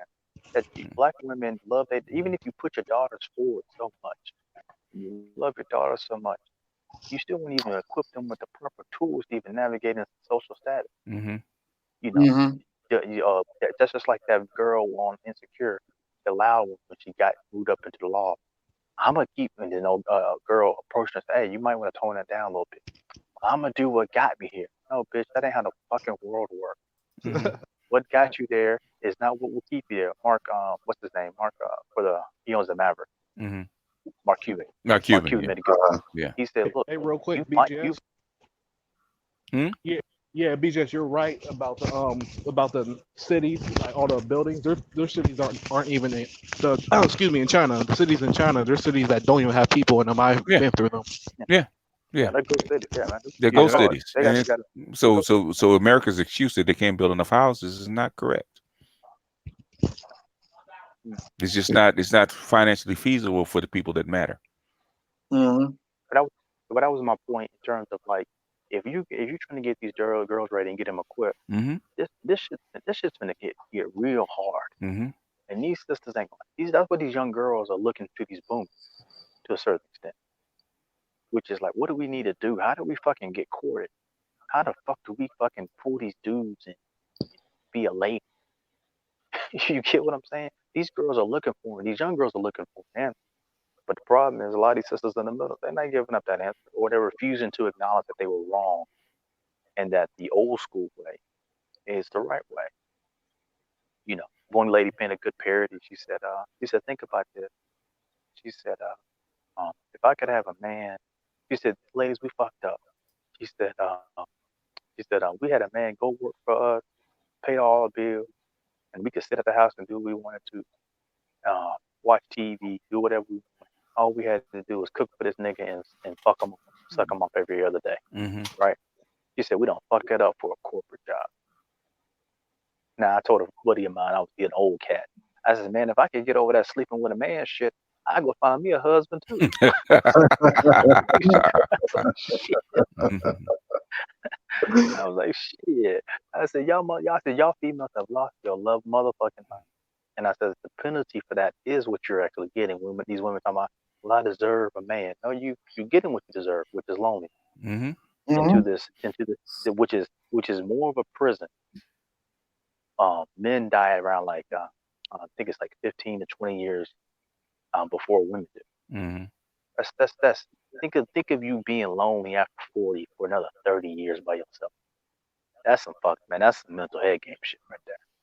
You know what's funny? I was one of these chicks I was dating. And it's that whole Martin narrative is true to the 10th power. They always some crazy friend, right? Mm-hmm. And she did have one of them crazy friends, right? Like a Pam. Mm-hmm. And she was so just, I think she was beyond ghetto. I don't know what it was, but she kept describing the kind of man that she's gonna get and that she wants and all that. Mm-hmm. And I just had to ask him, like, are you sure you're ready for this guy? Oh yeah, he gonna do this, he gonna do that, blah blah blah. He gonna do this. And I'm Mm-hmm. just, and I don't know if I made the look on my face. Mm-hmm. She kept trying to convince me, and I'm just like, okay, go ahead, But she just kept going and on. And that's the thing is that you know they have these ideals of what a man should be, Mm-hmm. but you don't hear about what they're gonna do to get him or keep him. Mm-hmm. Mm, mm, That was my yep. thing, and that's going on still today. Yeah. Well, Yeah. that's the whole evidence of that. They don't love you, right? See, we Mm-hmm. already know, and women know that marriage is a bad deal. I mean, I think So that's why are you trying? important. I'm not saying it's not important, but I think marriage is important before 1930 when they started making it before the government came in. Yeah, marriage is important because you had a whole culture behind that. You had a whole society enforcing that, shaming it if you get out of line. Yeah. Right? You couldn't even You didn't. advance in your job without being married. So that was enforced by the Yeah, society. Yeah. exactly. So you telling me? So now you're telling me you got this big ass gun to a nigga head, telling me, "Hey, bitch, tell these bitches how you love me. Tell them you love me. Or I'll take half your shit, or I'll take your children, or tell them you love me." Right? And then women know truthfully down deep down in their heart that man don't love you. You got him kidnapped, and Yeah. that's what's sad. And that's what's Mm-hmm. sad. That's how they look at themselves. That's what I was telling Art. When you look at these women in these other countries, BGS is right. I had just had a partner of mine come out from Thailand. Mm-hmm. He said, man, these bitches don't want to do that shit. I said, for real? He said, not them new ones don't. He said, them bitches come off the countryside. They just come to the city so they can work. He said, but honestly, man, he's like, them bitches give me mad respect. Just you can just see the way they interact with the men. Mm-hmm. And they poor as shit, man. They Mm-hmm. poor as shit. And they And I flock said, to yeah, masculine energy. Go ahead. yeah, they flock to masculine energy. But I was just, I mentioned with BGS. I had another partner of mine who was down in Guatemala. And he said the women admire and respect that man. Sitting in that fucking shitty ass hut, make his plate and bring it to him. I was like, get the fuck out of here. You know, I Yeah. know. I'd rather. Yeah, go ahead. I know a brother. He's passed now, and his wife. But his wife was from Thailand. He was a Vietnam vet. He's traveled everywhere, and he married somebody. He was married to a black woman, but they divorced. He married that lady from Thailand. They were married for almost 20, 30 years. Because they already know. They're starting to recognize that black women have primed and built a nice, pristine man. Mm-hmm. They can get behind, and y'all just throw it away. He ain't doing what I want him to do. All right. And other bitches out there going, nigga, you work. Nigga, you got a steady job. Most brothers in this space are doing it better than a whole bunch of white boys I know. You Mm-hmm. get what I'm saying? Yeah, I run into some real wholesome sisters that are married. They ain't trying to talk to anybody once they're happy. It's like I'm good. I mean the ones that are happy. Mm-hmm. Mhm. Yep. You got some that are the nation. I mean they already got it down to a science. And matter of fact, I mean, just to think about it, they have the whole school, the whole thing on how to make sure you do all the necessary things to keep your man satisfied and keep yourself you know at bay or what have you. So I just don't see why why not enough sisters are gravitating to that kind of institution of learning. Yeah, yeah. Basically, if you ask most modern dudes what they really want out of a woman in this day and time, basically is uh, uh, uh, be agreeable, be Get nice to them, don't stress them out, and screw them 3 times a week. BGS. I'm starting to hear the white boys get the black dudes answers now. That's all the fuck they want too. Yeah, I mean My, it's my homeboy, yeah. my homeboy, white. basically. He said, yeah. Yeah, We raised Mm-hmm. the same you know, culture. That like makes when sense. when I was a kid, the my mother had a wringer washer, right, where you had to wash the clothes and then they actually squeeze the water out, and then had to go out and hang them, right? Okay, you Mhm. didn't have you have the TV dinners or the microwave or anything like that, and basically, you have the modern appliances and dishwasher stuff like that. She had to work, okay, in the house. My mother had to really put out, okay, as far as in that household, right? Hmm. And Mm-hmm. and that's what it took her to make the household run for 5 kids. It took all that, right? Mhm. Nowadays, you might have one kid, but basically one child. Most of the modern appliances in a house, you can probably, it take an hour or two to clean up a whole house with all the stuff that you have, right? You A know, lot of them have Yep. 2 bedrooms too. yeah. So basically, the thing is, women are really bored at home. You really don't have much to do. No, agree. I agree with that. You don't have to do anything. Okay, all you have to do is for that man to support you is just a couple things, and basically 90% of your time is free because he don't want you around him. You know, 6 7 hours a day. Okay, Hmm. so basically, if you do those few things and give him his own time, basically you don't have to bother him what a couple hours a day. That's it. And that is a Um, nightmare when they're bored. That's it. They're That's bored. That's all it is. They're so bored. that my hurt. But cousin, that's a maturity. But that's a maturity. That's a maturity issue, That's what I right? Mm-hmm. said. Because at the For at the no end of one. the day, yeah, at the end of the day, I tell my daughter, I said, Bella, you gonna make a good wife. She said, Daddy, you think so? Why you say that? I said, because you know how to go entertain yourself. Mhm. There's nothing for you to do once we done clean up this apartment. Oh my We're God. done. You Oh got my You need God. time, Women man. entertainment. don't know how to entertain themselves? They make those? Yeah, yeah, that's what I told her. I said, girl, I said, you gonna be all right. Well, I don't have to do nothing else. Baby, there ain't nothing else to do unless you want to sit down and talk about something. Nah, I just want to go watch my little Netflix video. All right, cool. See you in a couple hours. Mm-hmm. You Mhm. see what I'm saying? But they want it to be something more. They want you to make it to something more. And the men have got to a point where like there's nothing more. This is it. You don't Gotten give a so shit about. bad. They don't care about the man.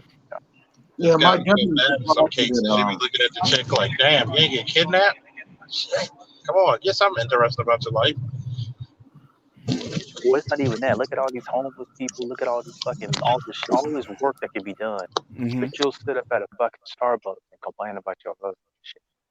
Yeah, and where they got the gym, You're a that miserable. 24-hour Yeah. fitness. Yeah, you're a miserable excuse for a human being with all the problems in the fucking world. You could pick a cause and fucking go to town on that shit. Mm-hmm. Am I right? Oh yeah. Yeah, but that doesn't surprise me about the white boys having the same mentality because they grew up in the same culture, pretty much. Well, the problem is from what they're saying is that the white women now are acting like the black women. So you got to think about it now. The white woman um, financially raped their father, divorce raped them, Mm-hmm. right? So now these Mm-hmm. was I think it's like 50, 60% of white kids grow up. No, it's not that. Parents are divorced, should I say, right? Then they got remarried or whatnot. But you look at it from the viewpoint of I think it's like 40%, 35% or 45, 40% are in raising a single mother home. So you look at those numbers and look at those kids. Mm-hmm. Them women acting buck wild just like black women acting buck wild. Living on a state, got their little job. I don't need no man, except when a damn tire get flat. But that's neither here nor there. I But don't they did like, but they're also not teaching their daughters how to fucking mate either. That's the problem. They just all they doing is all these girls are doing is fucking Netflix and chilling. That's all the fuck they're doing. Yeah, they're going through a lot themselves, man. I've been, some of my friends complaining about their wives and stuff like that. I'm like, damn, really? So it's getting more of an, I guess that's American Pie now. That's the culture here. Yeah. But I Well, think wherever they have a flu, we get AIDS. So yeah, but it's also the so this is why I always say that the mouse utopia experiment is such an accurate prediction of Western civilization or pretty much any civilization that comes up and comes down. I think Japan just said they got about 500,000 less people than they did, I think almost like 50 years ago. Mm-hmm. Um, but the problem is that in the mouse experiment, the women went to their perch or became homebodies basically, right? And that's what you're seeing with the older women now. They're just homebodies. And then the males are just they're just intentionally fighting each other for no fucking reason. Basically, men are fighting the mackles. That's what's going on right now. Mm-hmm. Mm-hmm. It's going to get worse in turn, and then eventually, because there is no escape. Well, thank God humans have an escape, right? In terms of going to a different country or moving to a different part of town, that shit's going to get even worse. Where what happened was is that these, it's called a behavioral sink. Once the population gets to a certain point, a behavioral sink happens. Something happens in that I don't know what they're mice. You don't know what they're talking about, but something on the cultural breaks. Their social contract breaks, and ever since that happens, they fucking just divest from each other. And then even when the numbers come back down to when it first started, they still won't procreate with each other because of social contract. They don't trust each other. You know, the only way, to me personally, the only way to fix it is the SYSB. That's the only thing I can see that's going to work. You have to get into another mouse utopia. You know what I mean? You start over again. Oh man, shit, that's some heavy shit to take. I mean, it's some heavy shit to take, but it's also they can predict it through every civilization that it's happening. Right? Um, um, um, Dr. Claude, I think it's his name, Claude James Claude Cohan or whatever Cohan. I can't remember what his name is, but he's the one that conducted the experiment, and that's what he said. He said the only way that you can fix these areas, the way that you can fix these problems in these busted communities or in these busted environments is you have to start with creativity, ingenuity, Mm-hmm. and then compassion, Mm-hmm. right? And those are the three things that the black community rejects altogether. They don't want the creative brothers to come in and do anything. The guys who have a different way to do things and approach things, they won't Mm-hmm. let them take the reign and have compassion. Ain't nobody got compassion for each other. If you don't, and so he was able to fix his mouse utopia experiments with other experiments and be able to keep the equilibrium straight. But the Mm-hmm. community has to care for itself. And the problem with the black community, it doesn't care about itself. No. It won't implement these. It won't implement the things that needs to be done. So because it won't, it'll fail. Yeah. Well, yeah. Probably will. When you I have mean, such a short-sighted creature, what do you expect? See, the problem is this: you can't get mad at women being women. You really can't. What you No, can, I agree with that. what would disgust me is this: I go to panels. mm-hmm. Apparently some people think I'm a MAGA, whatever the fuck that is. And if you haven't heard me in the last 3 years, I'm the total antithesis of what. I'm probably more manly than some of these people promoting manhood. I'll tell you. But the point being is this: I don't get mad at women being women. What I get mad at is adults not being adults and accountable. Now I'm gonna hold you to the adult standard that we all should live by. And they were like, well, they're only children with tits. I said, no, they're not. Mm-mm. See, that mentality right there is dangerous because you're treating women like children instead of holding their asses accountable. Mm-hmm. You can't use that fucking narrative because now you're going backwards. You're not even going stagnant. You're going backwards because now they're gonna tell you, well, I'm supposed to be indecisive. Get the fuck out of here. And see, you know that your fucking kids are doing poorly, especially your boys. You know that you have a fucked up attitude, but you're willing to do that for your job. Mm-hmm. I don't need to submit. So guess what? I tell men this. See, the ball's in your court because every time somebody shows you their game plan, now you gotta properly reaccord. What do you do when a motherfucker throw a jab? You throw an overhand right, or you duck it, throw an uppercut right in that motherfucker, or a left hook over it. Now you have the ability to come with something harder. Mm-hmm.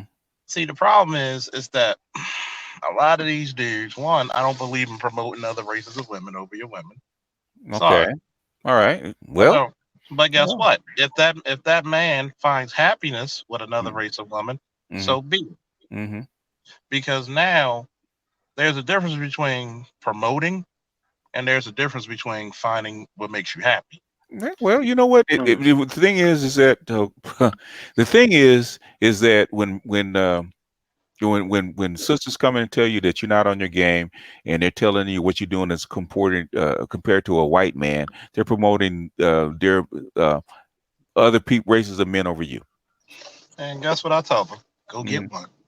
Yeah. Oh, you But can't? also, Oh, you Charles, you can't? gotta have some Yeah. sympathy. You gotta have a little bit of sympathy for the brothers, because at the end of the day, most brothers, I'm in the top 20 percentile. You in the top 20 percentile. A lot of brothers ain't gonna never be up there, man. They're not gonna be in the top 20 percentile. Mm-hmm. So it's not fair for them. It's not fair for you to ask them to do something that, um, if you was uglier or fatter Hold or up, say just that again. plain Hold up, just say that part again because you came in kind of low. I said if you was uglier, fatter, or No, just the say you one, the look one, like the part. but I you heard that part, but the part before. no, I was talking about you gotta have some sympathy for 'em, because you in the top 20 percentile. I'm in the top 20 percentile. Most of these brothers are not. They're average dudes.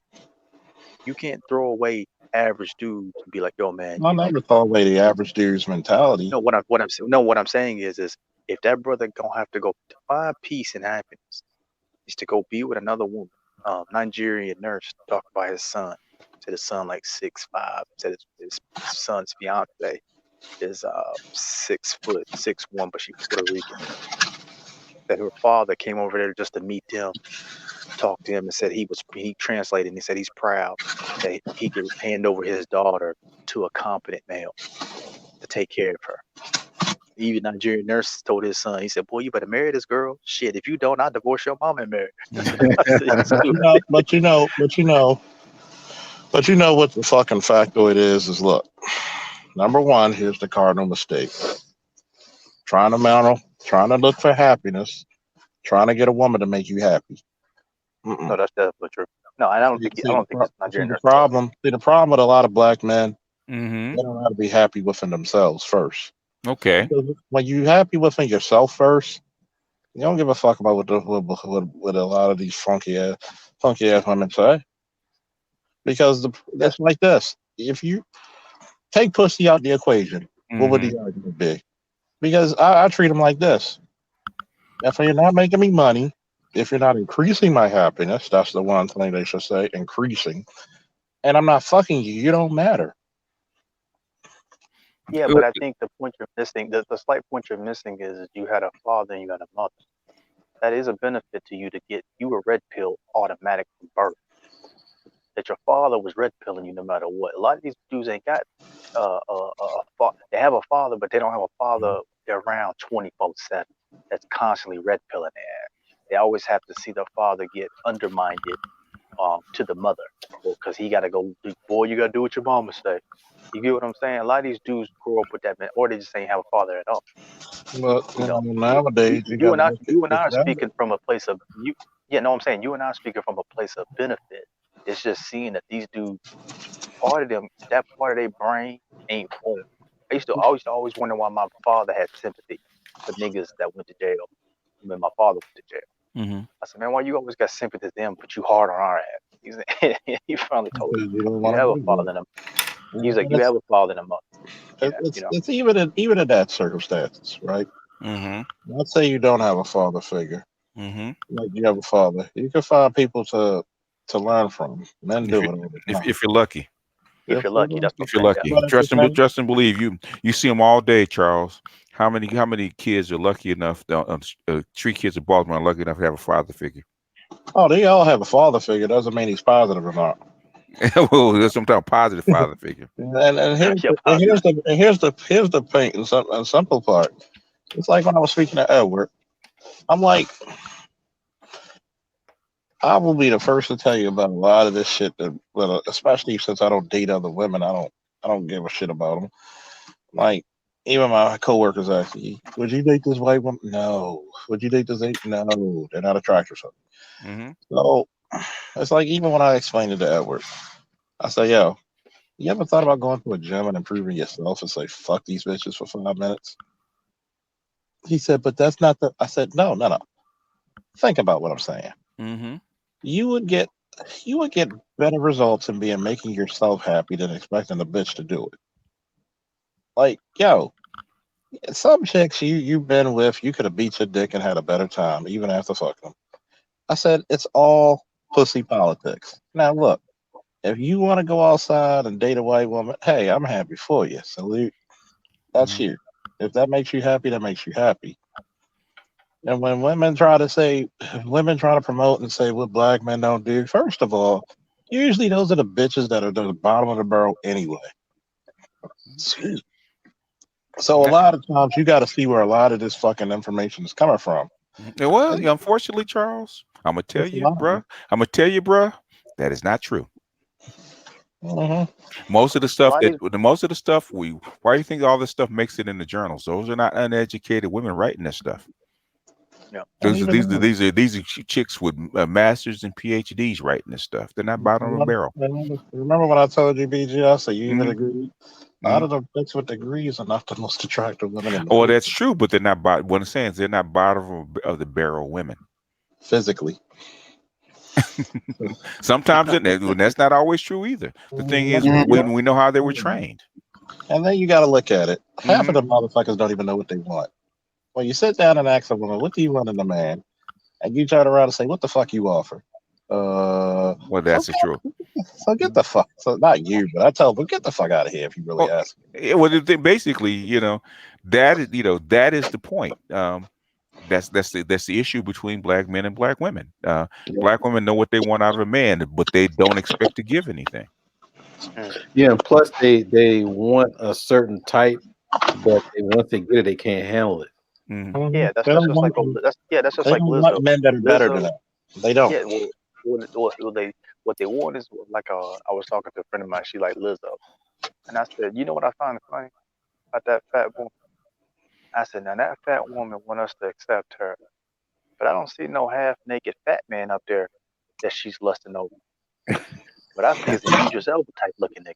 Hmm. You get what I'm saying? I Hmm. said, at the end of the day, y'all, these women are delusional. I just had a Yeah, conversation. I told a friend of mine, I said, look, you women know where you rank. yeah, You they know do. where you rank.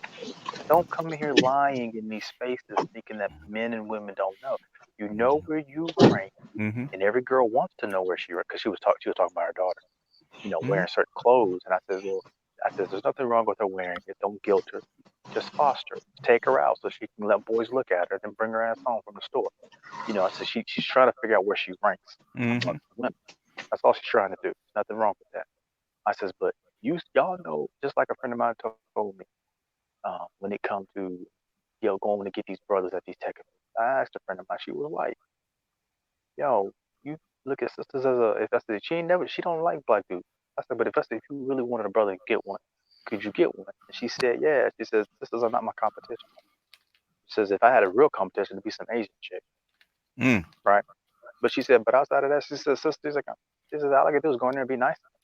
Yeah. I got to go in there and just be sweet to them and be girly, and and do shit for his ass. And it blew my mind. It blew my mind that she knew that. Yeah. That's what blew my mind. It wasn't that it was like everybody knows it. So if everybody knows it, these bitches got to know this shit too. Yeah, black women brag on it, and black women have that stance that I'm not doing anything for a man unless I get everything first. Yeah. You could look at Patrick. What is his name? Patrick Patterson. Oh, brothers get bottom of the shelf back. That bitch ain't no bottom of the shelf. that bitch ain't bottom of the shelf. And I'm talking. I've seen a lot of brothers who ain't no entrepreneur, who are not no who are just business owners, who are in tech. They pulling some bad bitches, man. I'm like, God damn. Yeah, and then that's where the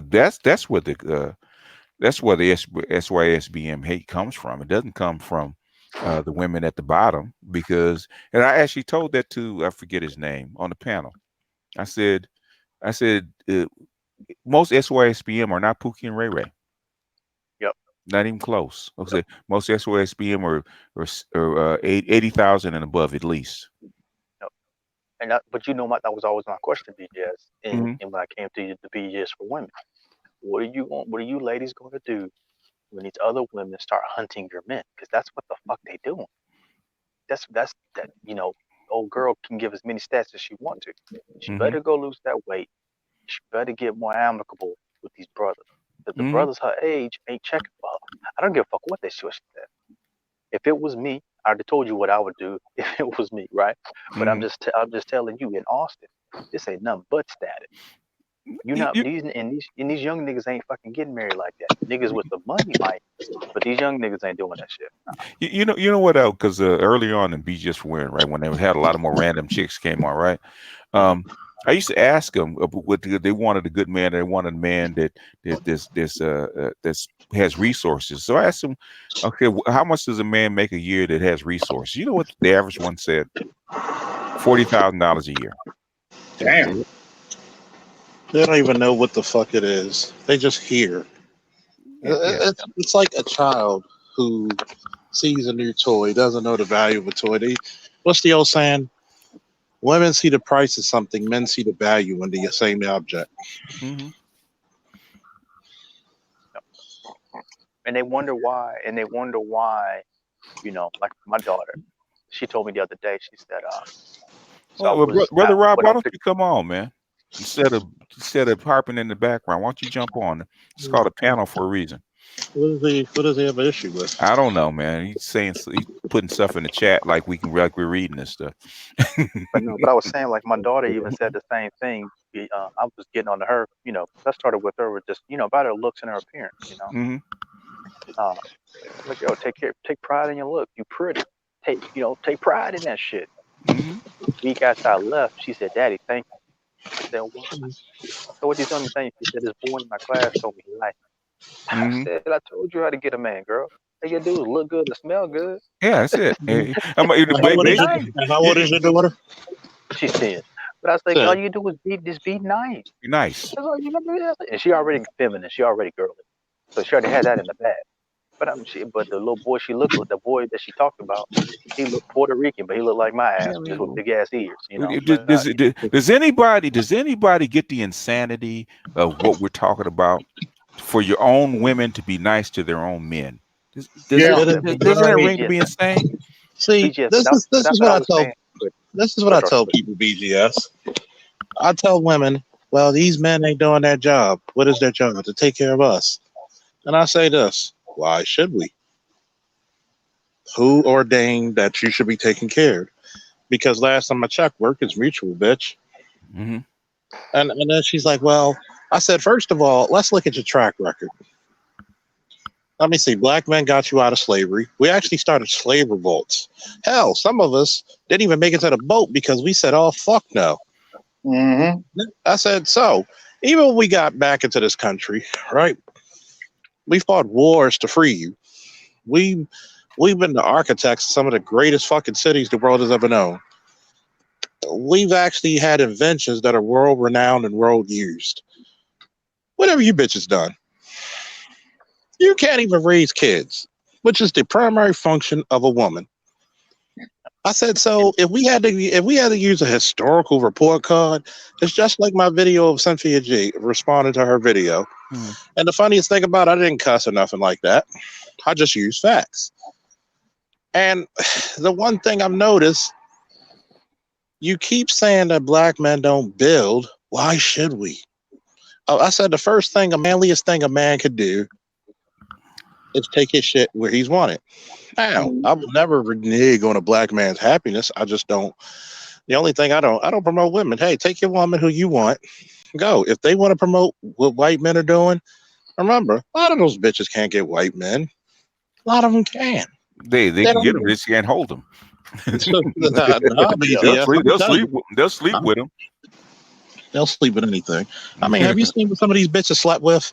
They slept with, like, I go coming to work and see some of the chicks who make 60 to 110,000, 120,000 a year at my job.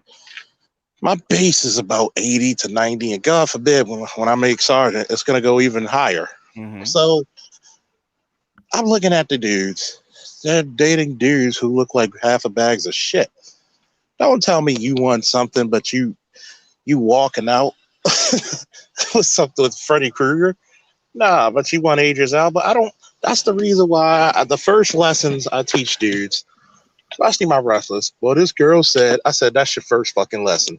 Stop believing what bitches tell you. Oh well, she said I got to do this. Okay. Did you ever put demands on her? I said put demands on her and watch the games change. Yep. That's how come they don't want you to date out, because you're going to see another side, a different choice for women, and it's going to bring up their price. Well, yeah, because at the end of the day, if I even talk to, I always bring this up. I always talk to a friend of mine, the Angry Sanders. Right? She Latina. You know do you know the part of the Angry Man Sanders that she gets hung up on the most? What's that? Guess. Just guess. What is it? Domestic discipline? Nope, the money. Wow. She get hung up over the money issue. She's like, well, I ain't worried about acting up because I ain't gonna act up. And I said, okay. She said, if you're gonna spank me, you know how to do that. She said, but don't, she's just saying the money is the issue. I guess in the Latin culture, the dudes hold on to the money a hell of a lot more. So that's more important for her. But she's like, I said, nah, as long as you can see where the money going, how it's invested, the fuck you need the money for? I'm paying for everything. You know what I'm saying? Oh, in other words, she need her own stash. Yeah, she was like, yeah, but she want to handle the money. She wanted to, but what I was saying was, she was cool with the domestic discipline part. Yeah, well, in a lot of I know in black culture, since the women were more educated than the men, and the women were a lot more loyal and more responsible. They handled the money. The men dropped off the check, and basically, Mama did what she's supposed to do for the family. Now, that's a concept. It took me a while to understand. Like, yeah, back then there was an agreement. There was an agreement, and I wish I could find it. I can't find it anymore. But we interviewed, I think these two women were like in their 70s, right? About what they went through as far as marriage is concerned. And one thing that basically stayed with me is what they said toward the end. She said since they were married and their husbands worked so hard for their money, right? They worked so hard for their money. They wanted to be a good steward of their husband's money because they know how hard he had to work for it. So they wouldn't spend it frivolously. They would do what he directed her to do with the money. And what was that called, BGS? That was called. It starts with an R. Respect. Respect and responsibility. Yeah. Yeah. Yeah, Yeah. and she R&R, and she baby. Yeah. and she submitted to him. See, black women think submission is a constant. The way black women try to control black men, that's what Hmm. they think submission is. That's not submission. Submission is to do what I ask you to do, and then I'm done with you for 90% of the fucking day. You get what I'm saying? Hmm. I'm not hounding you, involving you, and nagging you to do the things that I ask you to do. You follow? Mhm. So, but what I was saying was, it was just funny to where when you explain it to them, they get it because even if you talk to women, African women, they say the exact same shit. It's the money part and I said, what about the domestic discipline? Shit, you can't do no worse than what the fuck my culture will do to me. Oh, I'd okay. be worse. I'll be more afraid of you going back telling my mom and them. She said, because they'll get these chicks back in line. She said, we'll get them back in line. Yeah. So I was like, you know what I mean? But he's Yeah. like, at the end of the day, all women want to see is a fucking money grip and not be blown on some dumb shit. But at the end of the day, you got to trust the nigga with it. Oh yeah, yeah. Because some of them, some of the Hispanic guys, they'll go out to the canteen and blow the check. So yeah, Oh yeah, oh yeah, yeah. yeah. I But seen it that. was. I seen that in Guatemala. That's the funniest thing, man. To see them, because they work damn near 6 days a week. So they work 5 days and a half a day on Saturday, right? They go out play soccer, then they go get drunk. I can't tell you how many times I walk down on Guatemala on a Sunday, right, and see Mama walking her drunk ass husband home, right? Mm-hmm. Her and the Mm. daughter go get husband out of the bar, out of the canteen, and bring where he's been drinking beers for half a day and bring his drunk ass home. Wow. But yeah, but I just think everybody's got this super idealistic thing of what marriage is, and that's not what it is. They, They they get don't it want from they, television. yeah, Yeah, they want that television shit, black man. women don't want to be married, man. They just start fessing up. You don't want to be married. You don't want They you know want the ceremony. They don't want the responsibility of being married. what they want to do is for other women to get off their backs about being married. Okay, being married and having a man. Okay, if you want a series of men and that's really what you want, that's what you're on, admit it, and then let the men adjust to it. Don't give all these excuses the reason why you don't. Okay, it's not because the men aren't productive or there's not this or that. You don't want to submit to a man, and that's fine. And you don't Well, have to. men don't want to commit. Yeah, we already committed because we're with your crazy ass. No, what the thing is they don't want that stuff. But the thing is they're lying. They don't Of want that. course, that's why I said. You ain't lying. Yes, and that right here, black man ain't shit. I was like, okay, so you want a man that's not shit? Okay, that's not me. Bye. Usually when you hear them speak, you listen to the opposite of what they say. Yeah, pretty much. You just go around and they're basically saying they actually do the opposite of what they say. Yep. That's basically That's what what I it got. is. That's what I got my daughter to do. Just a simple vernacular of changing her vocabulary. I said, baby, you want to get married? Yeah, I want to get married, have my own family. I said, that ain't what you want. You should start walking around saying you want to be a wife. That's what you want to be. Mm-hmm. You want to be a wife and all the things that come with being a wife. Mm-hmm. And if you get used to saying that, as opposed to getting married, you start seeing the bullshit that these other women are actually saying. Because, like BG said, these bitches don't want to be married. They just want another source of income coming in. That's all that shit is. That's all the fuck it is. They just want another source of income coming in.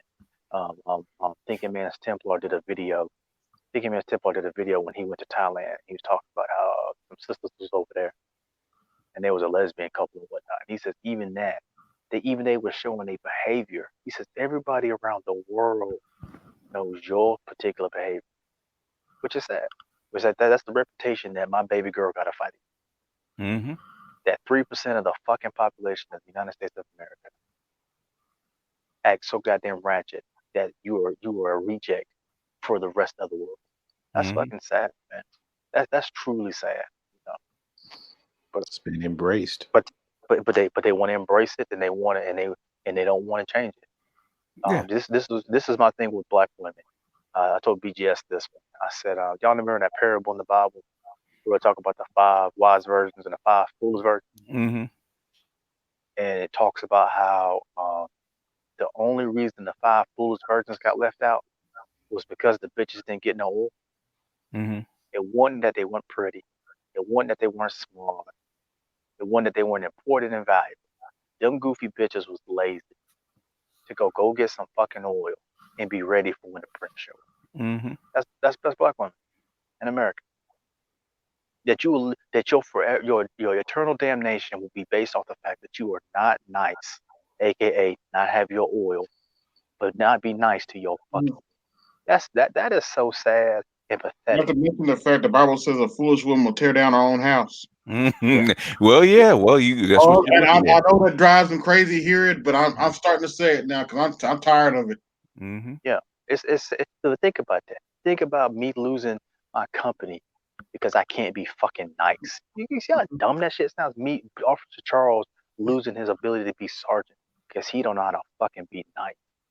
Man, Mm-hmm. come on, Yeah. man, get the fuck. Nice. That is What the nice? basic. What the fuck is nice? I was talking about that too. It says it's better to go live in the desert than listen to a foolish woman. And, You and know, you know basically, what nice basically, is? what- Go ahead. basically, what black men mean by being nice is just being fucking agreeable. Yeah. That's it. And shutting the fuck up sometimes. Yeah. That too. No, I love it when a woman has to shut the fuck up. It makes my heart grow. And that does ring volumes, though. If you're able to just be a support factor.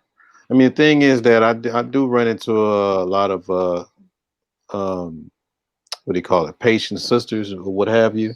Mm-hmm. But I just think that when it comes to relationships, Mm-hmm. it definitely. And it's weird. I do better with them, not in relationships. Yep. Yep. Exactly. Way better. As soon as you become their man, all of a sudden that shit shifts. Yeah, it changes. Mm-hmm.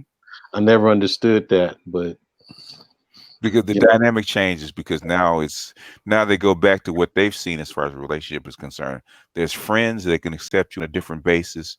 And that's like I don't really mind being friend zoned by women. Okay, I get a lot better results friend zones than being in a relationship. Soon as that shit switches, then all of a sudden the relationship dynamic that they've learned over from their mothers and from their aunts and their peers, that all of a sudden that kicks in. Oh yeah, they hate the game, but as soon as you get serious with them, they want to imply the game rules. Mm-hmm. Yeah, that kind of. I'm cool with you. I like fucking you, but as soon as we get in a relationship, you got to change your job. You got to make more money. We got to move out of the house. We got to, all these we got to do's, instantaneous. I wanted you like yesterday. Yep. And now all of a sudden you come from somebody that was cool to chill with to a nag. Yep. All of us some pussy. Yeah, basically, most dudes. I'm gonna throw back the pussy. Wait a minute, can I back out of this relationship? That's what I was saying. Would be just in terms of these young dudes. These niggas is like fuck it. Without like Charles was saying, fuck the pussy. We take the pussy off the table. What you doing for me? And literally these females can't answer that question, man. Yeah, it's cracking me up across the board, no matter the demographic. They can't answer that question. They cannot give a satisfying answer to these young men to go, all right, I'll make the ultimate sacrifice. Yeah. But a few James is waiting on black women to be cooperative is equivalent to waiting on Jesus, and that's why I wasn't surprised when Dr. Manhattan was Kyle said, "Why is she so happy with this black man? Oh, he's Jesus. No wonder." He's Jesus, so okay, he walk away. Oh, okay, I can understand why she's so content with him. Yeah, because I'm always hearing a lot of times. So I prefer to be friends first, and and I mean, I'm hearing it a lot. Not towards me, but just how they feel relationships should be. And I'm like, wouldn't you think that if you're a friend first, and then we get mad, I got all the goods on you? I have I'll have all the secrets and stuff. Because usually, friends is a lot different than relationships. I think friends you confide in people more. The thing is, what you're saying is that normally is what happens in other groups of people. They become friends and then they get married. The thing is, how do they treat you when they're your friends?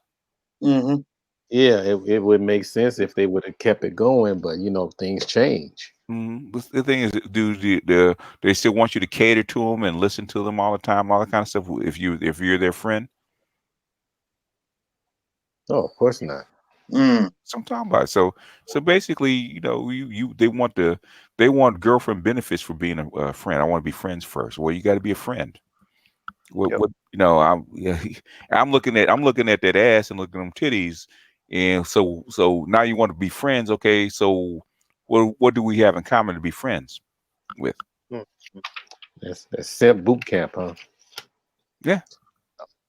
Pay I your mean, mostly you find women that are your friends are like coworkers or colleagues. It's not, you don't really random women off the street. You have nothing in common with them. yeah, yeah. That's So most men say, "I want to be friends first." So fine. Well, okay. So what qualifies you to be my friend? Yep. What are we supposed to do together? You know? Because a friendship is supposed to be a mutual exchange. Yeah. That's for damn sure, right? Yes. Or we have some commonality or some interest together. And black skin shouldn't just be the only fucking thing we got together. Yeah. and Yeah. Yeah. like Steve Boogie. I think he was talking about that before, and he Mhm. was like, if that woman is hella fine, ain't no such thing as friends. No, it isn't. Basically, no, because you're not looking at her as a friend. You're lying to her and yourself. Yeah. Yeah. Because I Because, think guy who he had on his panel, he had two women on his panel on that. hmm I forgot which one. Which I know Gigi was one of them, and somebody else. But yeah, it was. I mean, it rings volumes. People lie to themselves in these kind of situations. I mean, if you got a 9 or 10 that's your friend, okay, then she's really down for you. She's your friend. Make her your wing girl. Mm-hmm. Use her. Okay, well, you know what? I got a friend. She's a 9 or 10. She's fine as fuck. I'm gonna take her to my local bar. And we gonna hang out, and you gonna That would help me pull that's some women. that's what I do with my friend. She Mm-hmm. a 92 octane, Mm-hmm. and for her and I to work, we just do business stuff together. Mm-hmm. That And was she's like, my yo, thing. That was my thing in the very beginning before I got on Black YouTube. I'm like, What's that? when you had a lot of people that were complaining about dudes marrying out, Mm-hmm. especially sisters, I'm like, okay, if you're not available, why don't you find somebody that's good for these brothers? If you think this brother is making the wrong choice going out, why don't Mm-hmm. you why don't you do the work, instead of just blah, blah, blah, blah, blah. Why don't you do the work and find a good black woman for this man? Find out Mm-hmm. what he wants, what he's Mm-hmm. looking for, and find this woman for him. Mm-hmm. I mean, I don't see why. because black women love keeping their men in the fucking friend zone bag. That's for their own little pleasure. I'll pull that nigga out when I want to play with him Mm-hmm. and put his ass back. That's what they. That's my Yeah, little toy. Yeah. I haven't thought about that in a while, but it just dawned on me. I'm like, man, I mean, they have all that energy about it, Mm-hmm.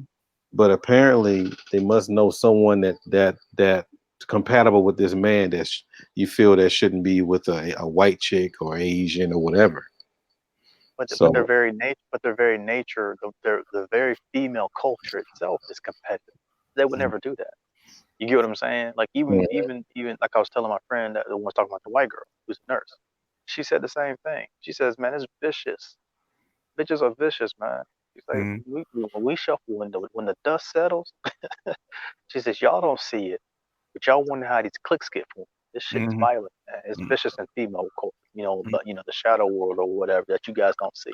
She Mm-hmm. said, when I say the fine bitch get out ring, man, Mm-hmm. I was like, God damn. I said, don't even talk to me about it. I don't even want to know. She's like, yeah, no joke. I've seen many female clicks. I know how they work.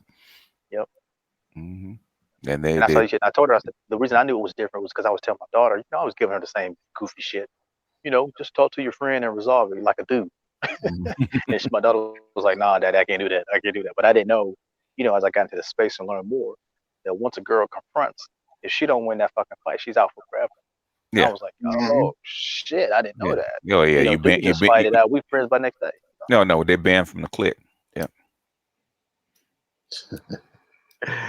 man, well, I don't know. I mean, so things gonna get worse or better into 2020? Worse, of course. They get worse. Yeah. Like I told you just before, my hope is that 60% of the environment will burn up. I don't want 60% of the black people to die. That's not what I'm talking about. If 60% of this environment burns up, it's going to force a union where people are going to have to get their behavior in check, right? And hopefully through that trauma, right? Because trauma changes your DNA for forever. Through that trauma, maybe we can bond and form some families. Uh, it'd be it's a sad way that we got to use trauma to get niggas to get on board, get back on track. But I'll take what we can get at this point. Um, if not, like BGS says, you part of permanent underclass. These niggas already got they already got designated spots for y'all. You Mm-hmm. know, and Mhm. you ain't pushing yourself to be in these STEM fields. Like Mike B is screaming at you niggas trying to do that. You ain't even 1% yet.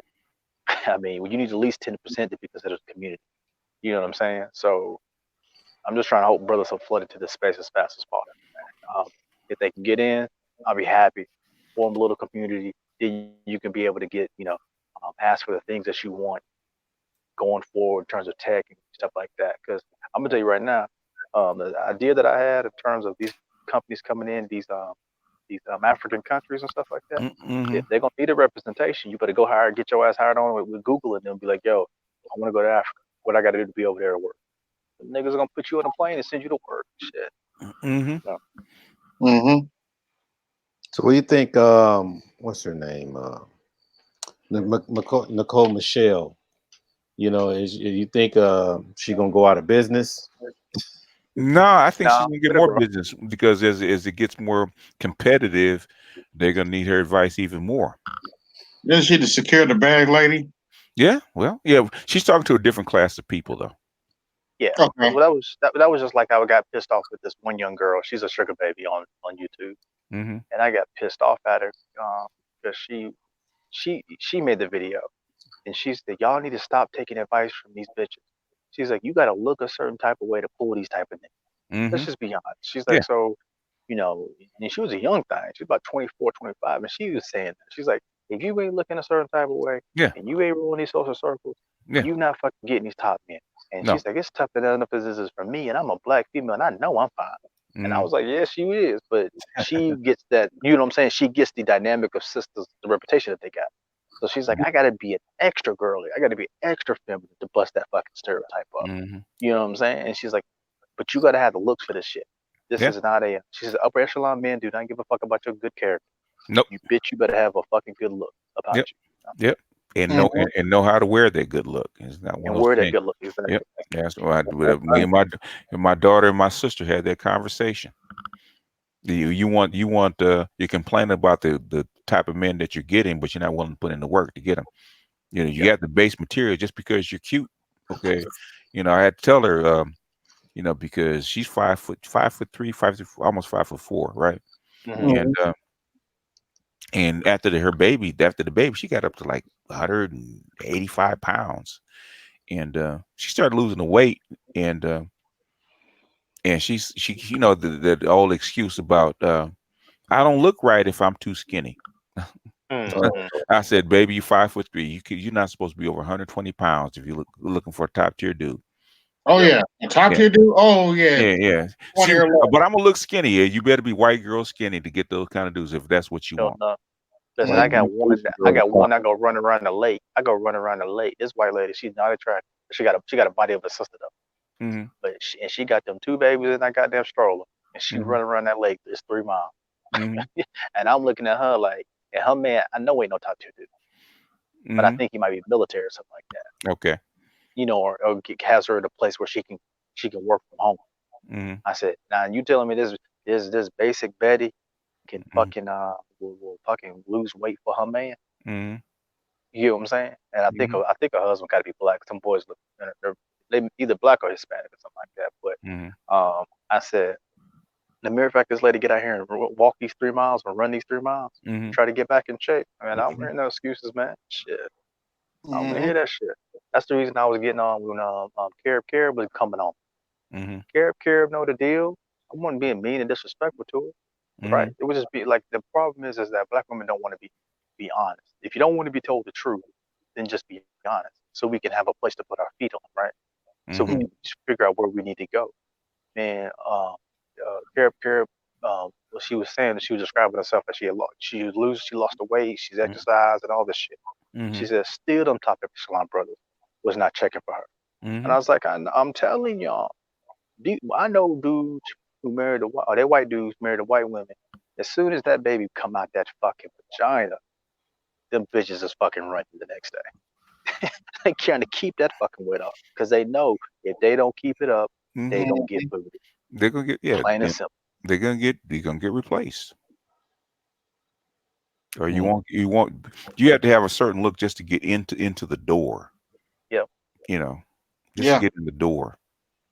And and like I said, I tell my daughter all the time, those are pretty girl problems because you think that you being pretty is gonna solve everything. Oh no. Shit. What they really find out is that everybody up there is motherfucking pretty. Mm-hmm. You know what I mean? Just like your son playing basketball. Oh shit, all these niggas is good. Yeah. Mhm. Oh That's what yeah. I told my that's what I Yeah. told my son. All them niggas is good at the Oh, top, they all man. good. What you Yep. did. Yeah, because he probably just sat there and said, "Well, I know I'm good where I'm at," but they're not really expecting the competition on the court until they get Yeah, out there good or better. Yeah. and boot it. Like, oh shit, who's this? Yeah. Mhm. If you watch some of them cheerleading competitions, them white girls will be dancing like them sisters do. Oh, Oh, Right? Whatever I You see get whatever what it I'm all. takes. saying? Yeah. And you be like, God damn, these chicks be just moving like y'all moving. Oh, Yeah. You get what I'm saying? White girls want to compete so much they're gonna go have twerking lessons just so they can Mm-hmm. compete. yeah. Look, I can take a note. yeah, there's a white girl on Instagram. She's real big and famous. Her boyfriend black, but Mm-hmm. she be putting out twerking videos, and that bitch a millionaire. She got like 1 million followers. Mm-hmm. White girls know they have to compete. We gotta. Hey, my nephew's married to a white woman. I don't usually look at white women like that, but he has a hot one.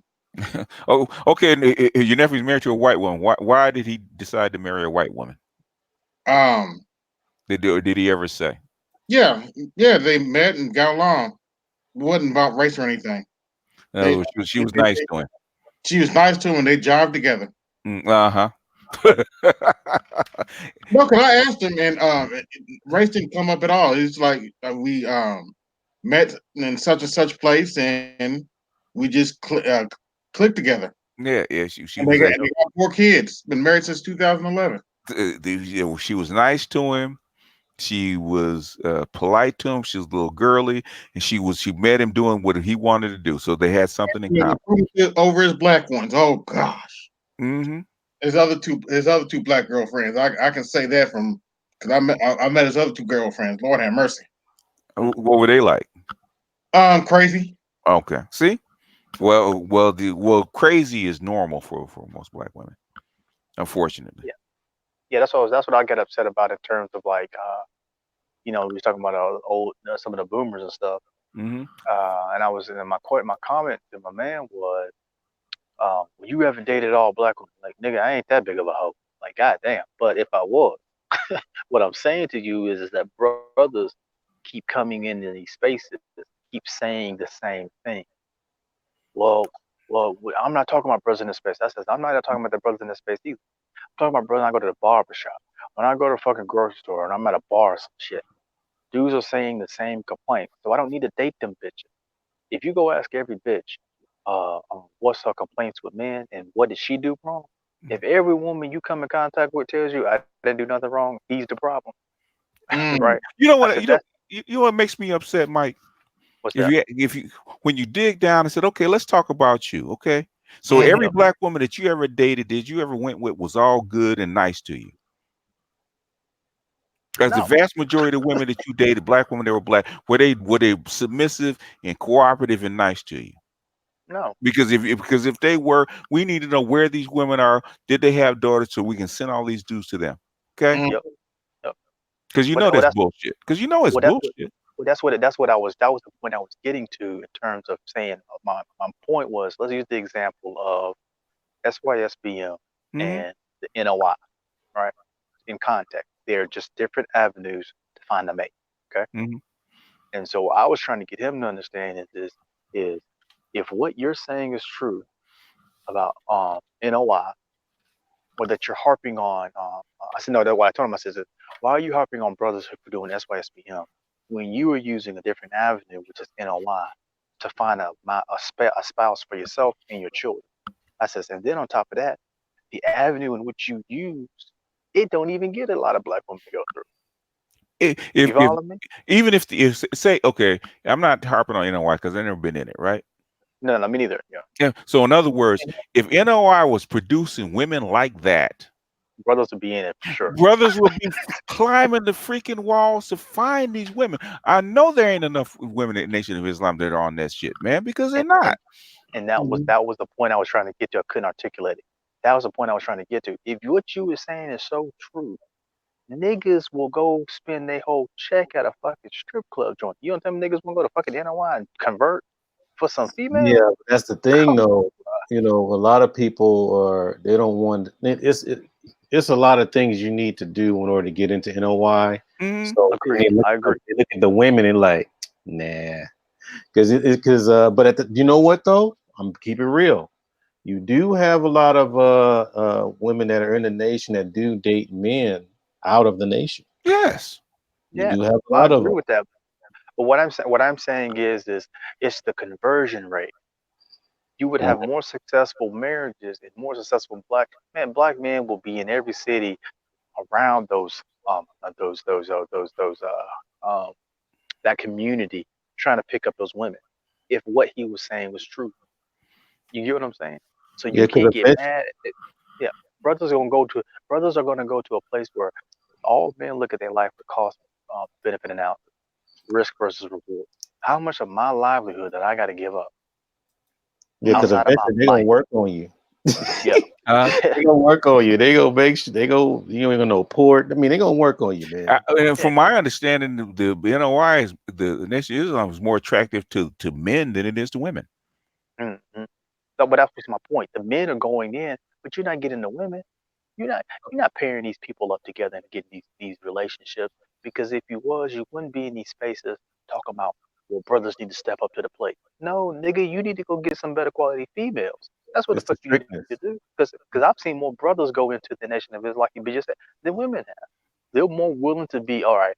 If I got to be a part of this collective of brothers who dress well, look well, who's presentable, know they shit, who are going to be trained to be successful in the world Mm-hmm.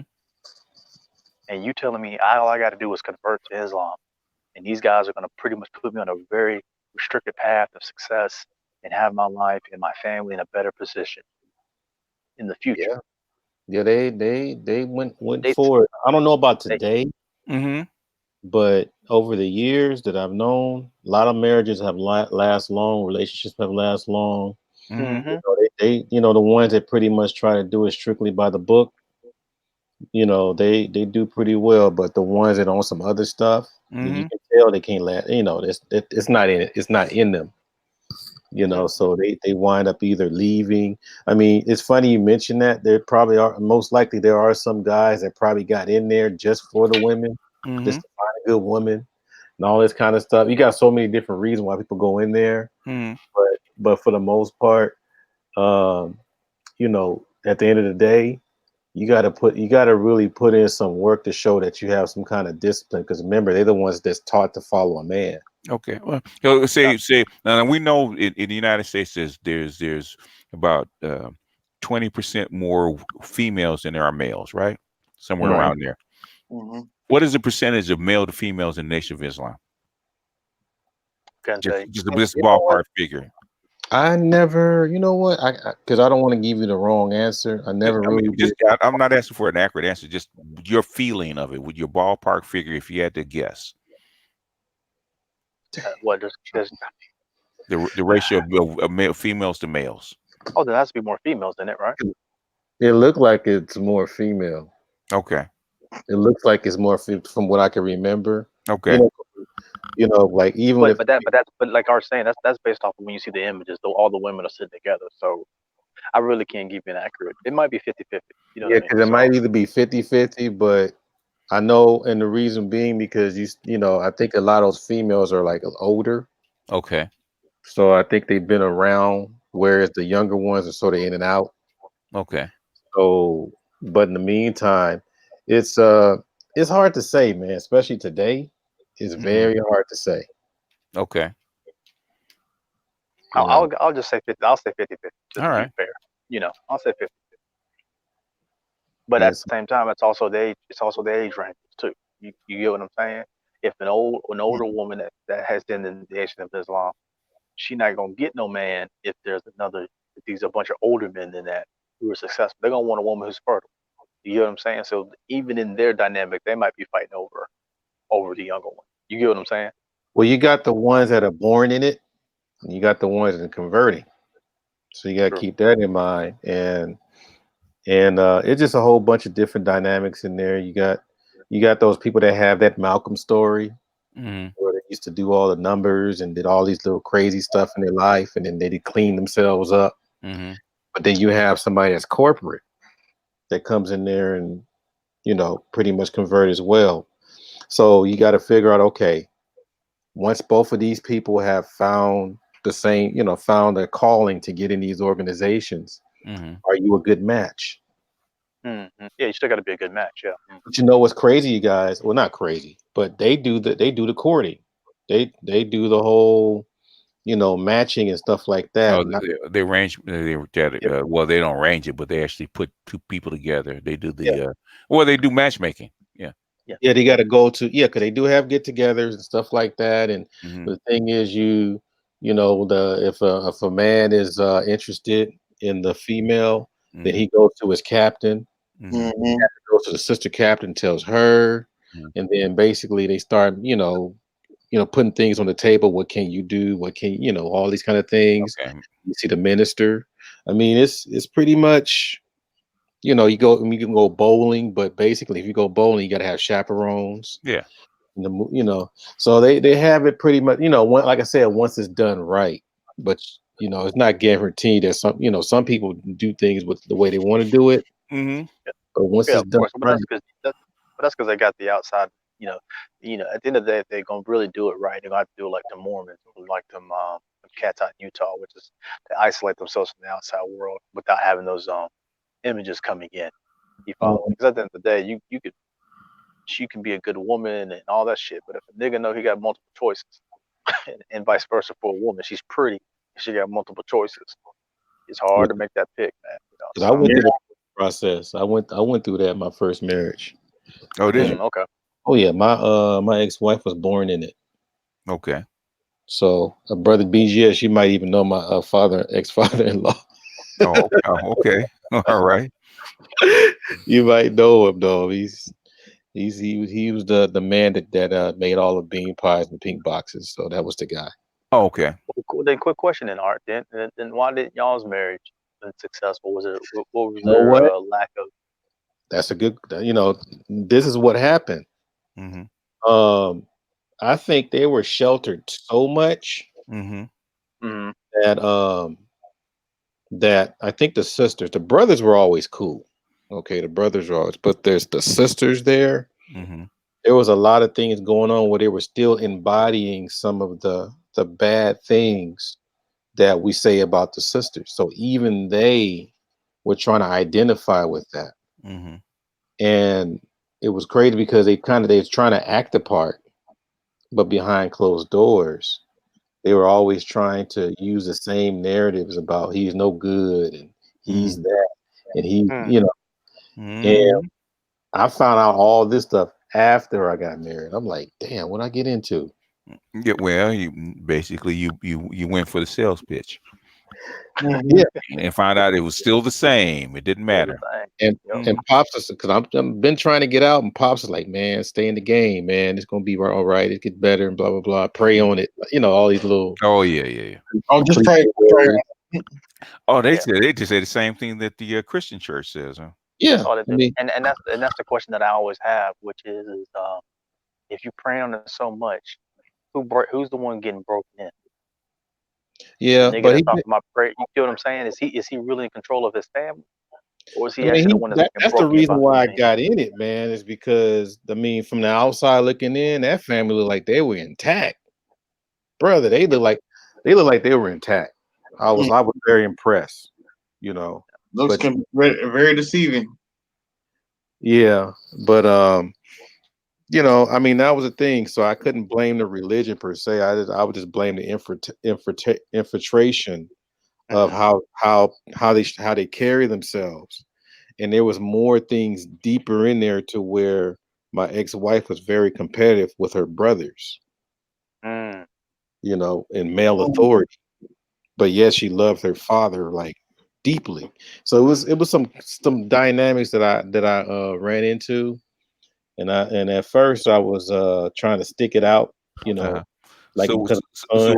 was there a power struggle in your marriage or what? No, Okay. no. You know what? Because I mean, the way I am on these panels is the way I am in real life. I'm not an actor like some people in these Yeah. YouTube street. Yeah. Yeah. But and I think some people take kindness for weakness, Oh, okay. Yeah. that kind of thing. Mm. And I let people get so far, and I'm like, and I had to just put a stop to things, and and that's what it started to come down to, is to where, I mean, yeah, I guess it was a power struggle. I don't know. It couldn't be because I was a breadwinner. Okay. Yeah. Well, that doesn't mean you're not gonna have a power struggle.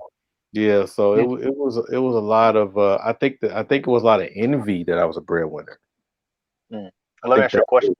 Was she comparing you to her father at all times? Does she ever break that bond with him and try to form the bond with you?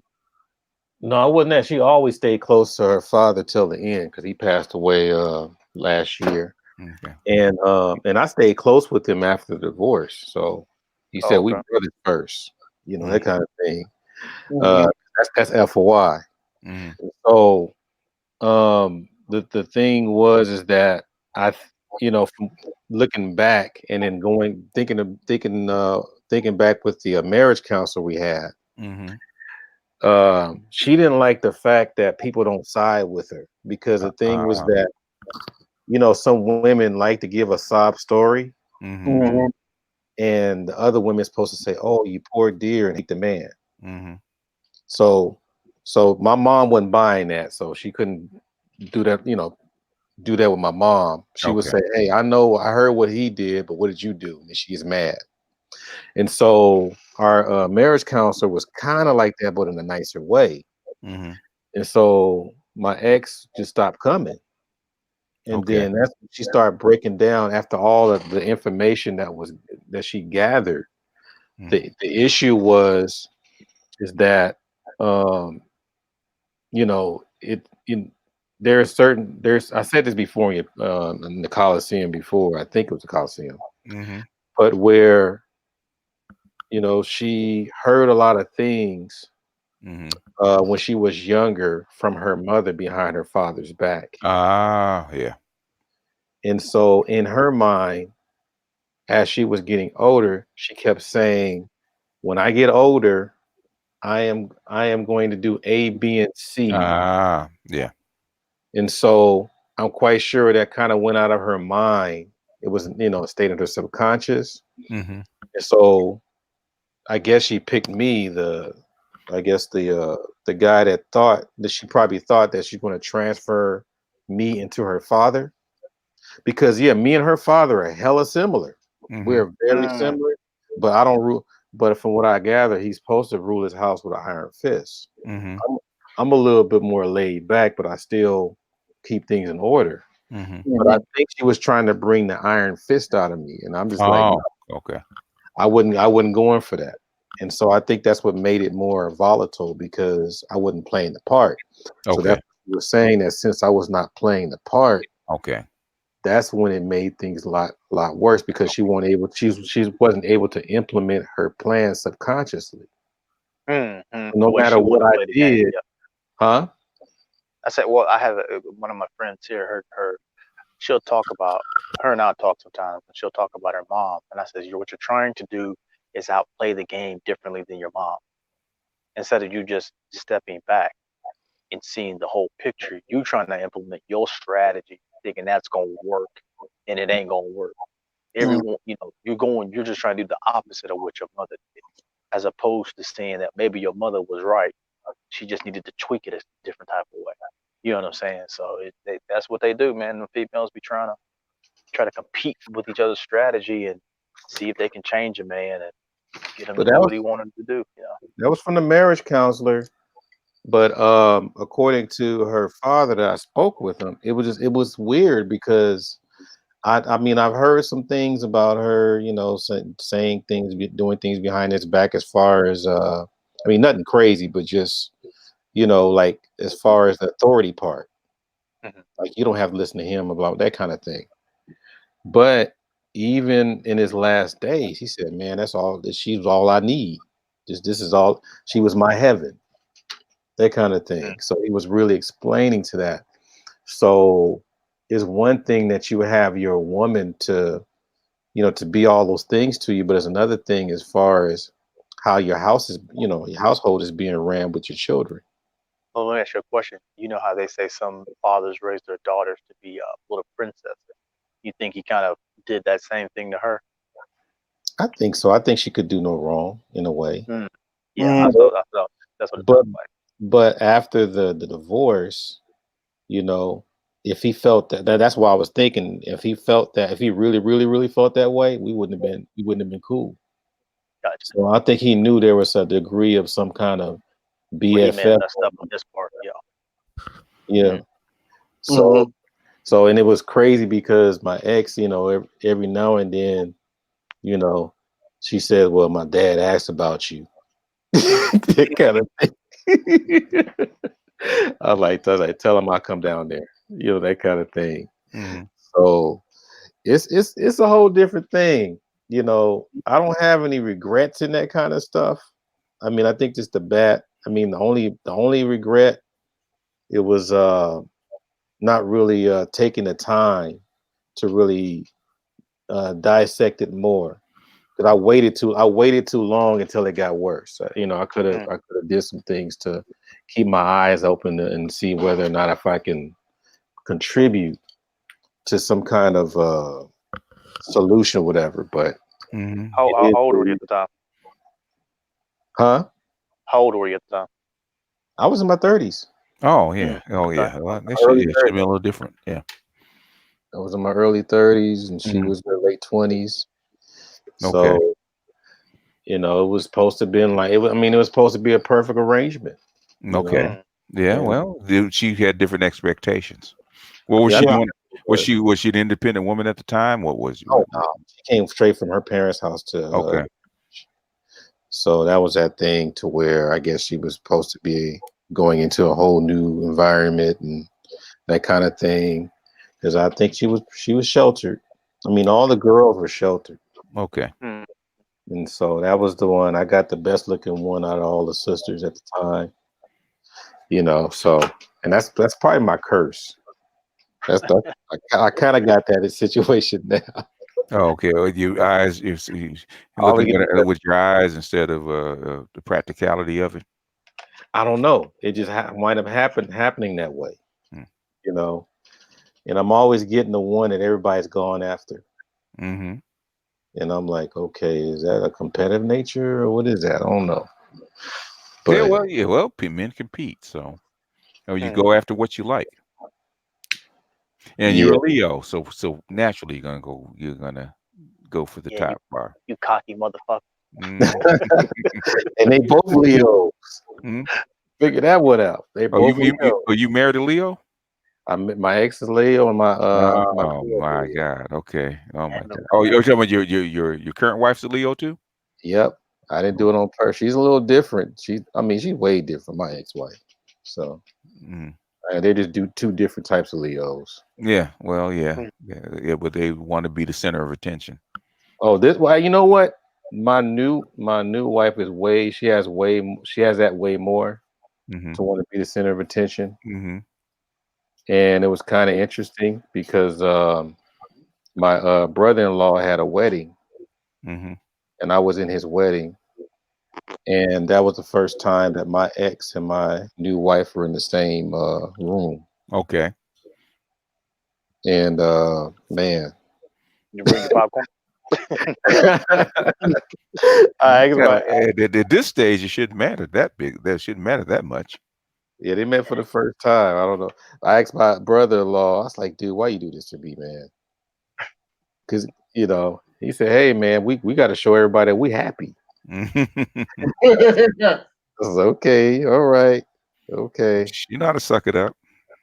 Oh yeah. So but that was the first time, and it was a trip because I mean my wife is always on my shoulder, even in the house or whatever. Hmm. But I was thinking about that, she was doing the whole the head on the shoulder and stuff at the reception. Hmm. I said, okay, you mark your territory. Well, that's true. And plus she's Latina, so you know how they are. They're touchy feely, hold you by the arm and all that kind of Mm. stuff. Yeah, Especially in company women. Huh? Go ahead. yeah, that's them some possessive motherfuckers. Oh yeah, yeah, but yeah, you would, yeah, because if you turn your back, your man's gonna get stolen. You know? Yeah. In that society, you can't. If you got a good man, he gonna another woman's gonna steal. She got her eye on him. Mm-hmm. And Oh, that's like that over there. Oh, okay. don't forget she's a Leo, so she stand right by you and go bling. Yeah. Try to get the Oh, I'm whole talking about. shine. Well, no, our wife is from Brazil. Oh, Oh, Brazil. okay. Hmm. Yeah, my uncle's down in Brazil right now with his woman. He got a kid down there with her, and but he won't bring her back here. Oh, okay. It's funny, but I mean, I just told him I was like, I tip my hat to him because I'm like, if you bring her over here, you're gonna spoil her unless she's used to this shit. You know what I mean? Yeah, she got But that big curly hair, that curly yeah, that. she got that Oh, big curly hair and that big ass. That's what she got. so She real you, pretty lady though. She real pretty. so you can't miss her. It's funny, Hmm. and it's a trip because she had her hair like that at the wedding. I was like, okay. Then you have the sisters want to touch it. I don't know. It was a trip because they did. I mean, she was kept pretty much alone. I don't know what that was about, but But okay. that's She was their with my form. son for a minute. My son was with her for a minute, but yeah, it was Oh yeah, quite interesting. she wasn't part of the herd. Okay. Yeah, she wasn't part of Yeah, her. They were Yeah. trying to isolate her. The isolator. Yep. Mm-hmm. yeah, because she kept sending me texts like, "When you gonna sit over here?" Because I had Uh-huh. to be with the whole groomsman type thing. Oh yeah, yeah. You guys at the Yeah. big table. So finally I left, and then that's when the whole head on the shoulder and Yeah. all that Oh kind of yeah. Yeah. Yeah. pictures. Hmm. But Oh yeah. that was the first time, because I heard stories about that. I even seen it where your ex and your new person the same room. Hmm. That was my first time And it ever. wasn't no daggers thrown, were there? No, they shook hands and Mm. stuff like that. That kind of thing. The whole like fake smile. How are you? Oh, Oh yeah, okay. She they sucked. wasn't Oh, Oh, they fighting. sucked. Now, Oh, they that's a sucked war it right up. there. Oh, they sucked it up. That's but what it's it's a for. because my ex remarried, Hmm. and I gave him a hug like thank. I wanted to say I didn't say Oh, thank you, yeah. I but know. I was just say man thank you because I knew Oh he gonna be busy. yeah. You remember Mike when I said when my ex finally got married, baby mom finally got married? You see through a Yo, party or something? Hmm. I yo. was so happy. Yeah, because he kept her busy, boy. I was like, man, go ahead, player. Look at you, man. I was, Yeah, and we had my long ex talk too. my ex make good money like I do. Hmm. She said she always brings. She said, man, I can't find no man like you. I said, what you mean? She's like, these motherfuckers they can't get over the fact I make more money than them. I used to tell you I didn't give a fuck. You get what I'm saying? I was like, I knew where that money was going. Shit. But she Mhm. said most of these dudes can't get over that ego. I said, well, Or they know, hey, yeah, because they know the kind of trouble that it brings if she's making more yeah, money. no, exactly. Yeah, Yeah. exactly. If she's cool with it, if you got a woman that's cool that makes more money, dude have said, okay, she ain't gonna trip, and they'll relax. But most Yeah. chicks ain't gonna relax. They're gonna fuck with Yeah, you. but that's what I told her. That's what I told her. I was like, even she was with me, I didn't give a shit. But like, because I know I can get up and go work and make the same amount of money. You know what I'm saying? So it Mm. was never you was gonna outpower maneuver me. I just go work a couple extra hours and like I'm there with you or even better. But she's like a lot of these dudes they can't wrap their mind about it. I say sometimes it's just better to stick with the devil you know than the devil you don't. And I just keep it moving. Shit. Yeah, I thought about the whole cheaper to keep her, but I was like, I got to get up out of this mug. Mm-hmm. Yeah, Yeah. If you're thinking about money on your books, yeah, it's time to bounce. That's Because I probably would have died. Yeah. that's what I'm saying. That's what I'm saying about BMT. Well, when is it time to actually pull the plug? Or are you supposed to go down with the ship? Yeah, and I got my son. Mhm. So Yeah, yeah. that's that's damn near a miracle nowadays. When I hear guys actually get their kids, Hmm. Yeah, I'm and getting it's like, mine next year. So that's the thing where it turned into a 1 year type of deal. Then it turned into, I just kind of worked on him in terms of talking to him about your son, be just mm-hmm, in terms of just saying, this is some of the things that he said he wish he could do different in mm-hmm, terms of just getting you early enough and instilling discipline. yeah, That's the only way you're gonna go pro, man. Yeah, but He sees it, getting him around different athletes, different coaches, and they're like, yeah, you got to make the decision now. You can't yeah, wait until you're 17, 18. Like it won't work, especially yeah, with soccer. yeah. You'll That's do right. this. You'll do this. If but the women are so funny, man. They rather give them to somebody that's not gonna do any good for them rather than give them to you. No, for yeah, Mhm. sure. And Yeah, that's what his mom. That's what his mama was trying to do. I yeah, told her father, I said, I already know you're trying to do. You're trying to replace me. You can't replace Mhm. me, and you but can't to her you can't credit, replace. Yeah, you uh, can't replace me, and you can't replace me for him. Them other dudes will not get him to perform the way I need that I can get him. yeah, they don't see At the that end of till the, it's too they don't late. see that. Yeah, and that's what I was telling him. I said, I said, I remember my mama. Um, we was in a private school. We was pretty good at basketball, and so we used to have some of the public school kids in our neighborhood. Was like, yo, man, y'all should come into our school and play. And we begged our parents to go, and then mm-hmm, come to find out, it was my mom's that was not willing to let us go. Until today, she'd be like, I'm sorry. She's like, we should have sat down and talked to y'all about it. Just do what you wanted to do. I ain't mm-hmm. saying we would have went pro and no shit like that, because I don't think we was that good. But I think we was good enough to get at least a D2 scholarship. Yeah, You know what I'm saying? Got college paid for. So but it was just, it's that whole thing of you're trying to do the right thing. I was like, Ma, I'm not one of them people that's a good enough excuse. That you was trying to do the right thing. You got to involve everybody in these decisions, especially when it's coming down to their life. That's what I was telling my friend of mine. She's like, Mike, you so hard. She said, do you tell your children the truth? I said, yeah, I don't lie to them. I said, now I may omit some things, but I would tell them up front. Don't need to know the details. When you get mm-hmm, older, I'll tell you the details. yeah, But this is the result. I said, I even told my kids about me stepping out on their moms, right? I didn't go into detail about it, but I still told them, hey, that was my bad on dad's fault. Dad should have known better than that. Dad should have been more honest. You know what I mean? Taking accountability and responsibility for my actions. But doing those things, that's where she can't outplay me on, which is I don't lie to them. So when they ask me a question, my daughter will be like, Daddy, you mean, but you honest. You know what I mean? So but that's what these children are seeing. These children are seeing now that their mothers are lying mm-hmm. to keep face. Oh, your daddy ain't this. You come to find out the nigga been trying to get in contact with you for the last 2 years, and he just broke his Sad, heart. He very just sad. could only take some. You know what I'm saying? He only could take so much. That's the problem. If black men want their children, man, everybody got a limit, man. Everybody got a limit. And y'all thinking a black man has got a Superman heart. No, these niggas is heartbroken. They think so they're supposed to climb a fence to do something for your children that's good for them. Come on now. Yeah, yeah. Yeah, Oh, here's from partially, wrong. yeah, partially to my ex's credit, she pretty much agreed to make an arrangement for me to have my son, but it was for a price. Yeah, I understand. So yeah, I had to still, All right, it's crazy. let's I put it have this majority let's put it custody. this way. Let's put it this way. And Mine too. and I had to buy his fruit.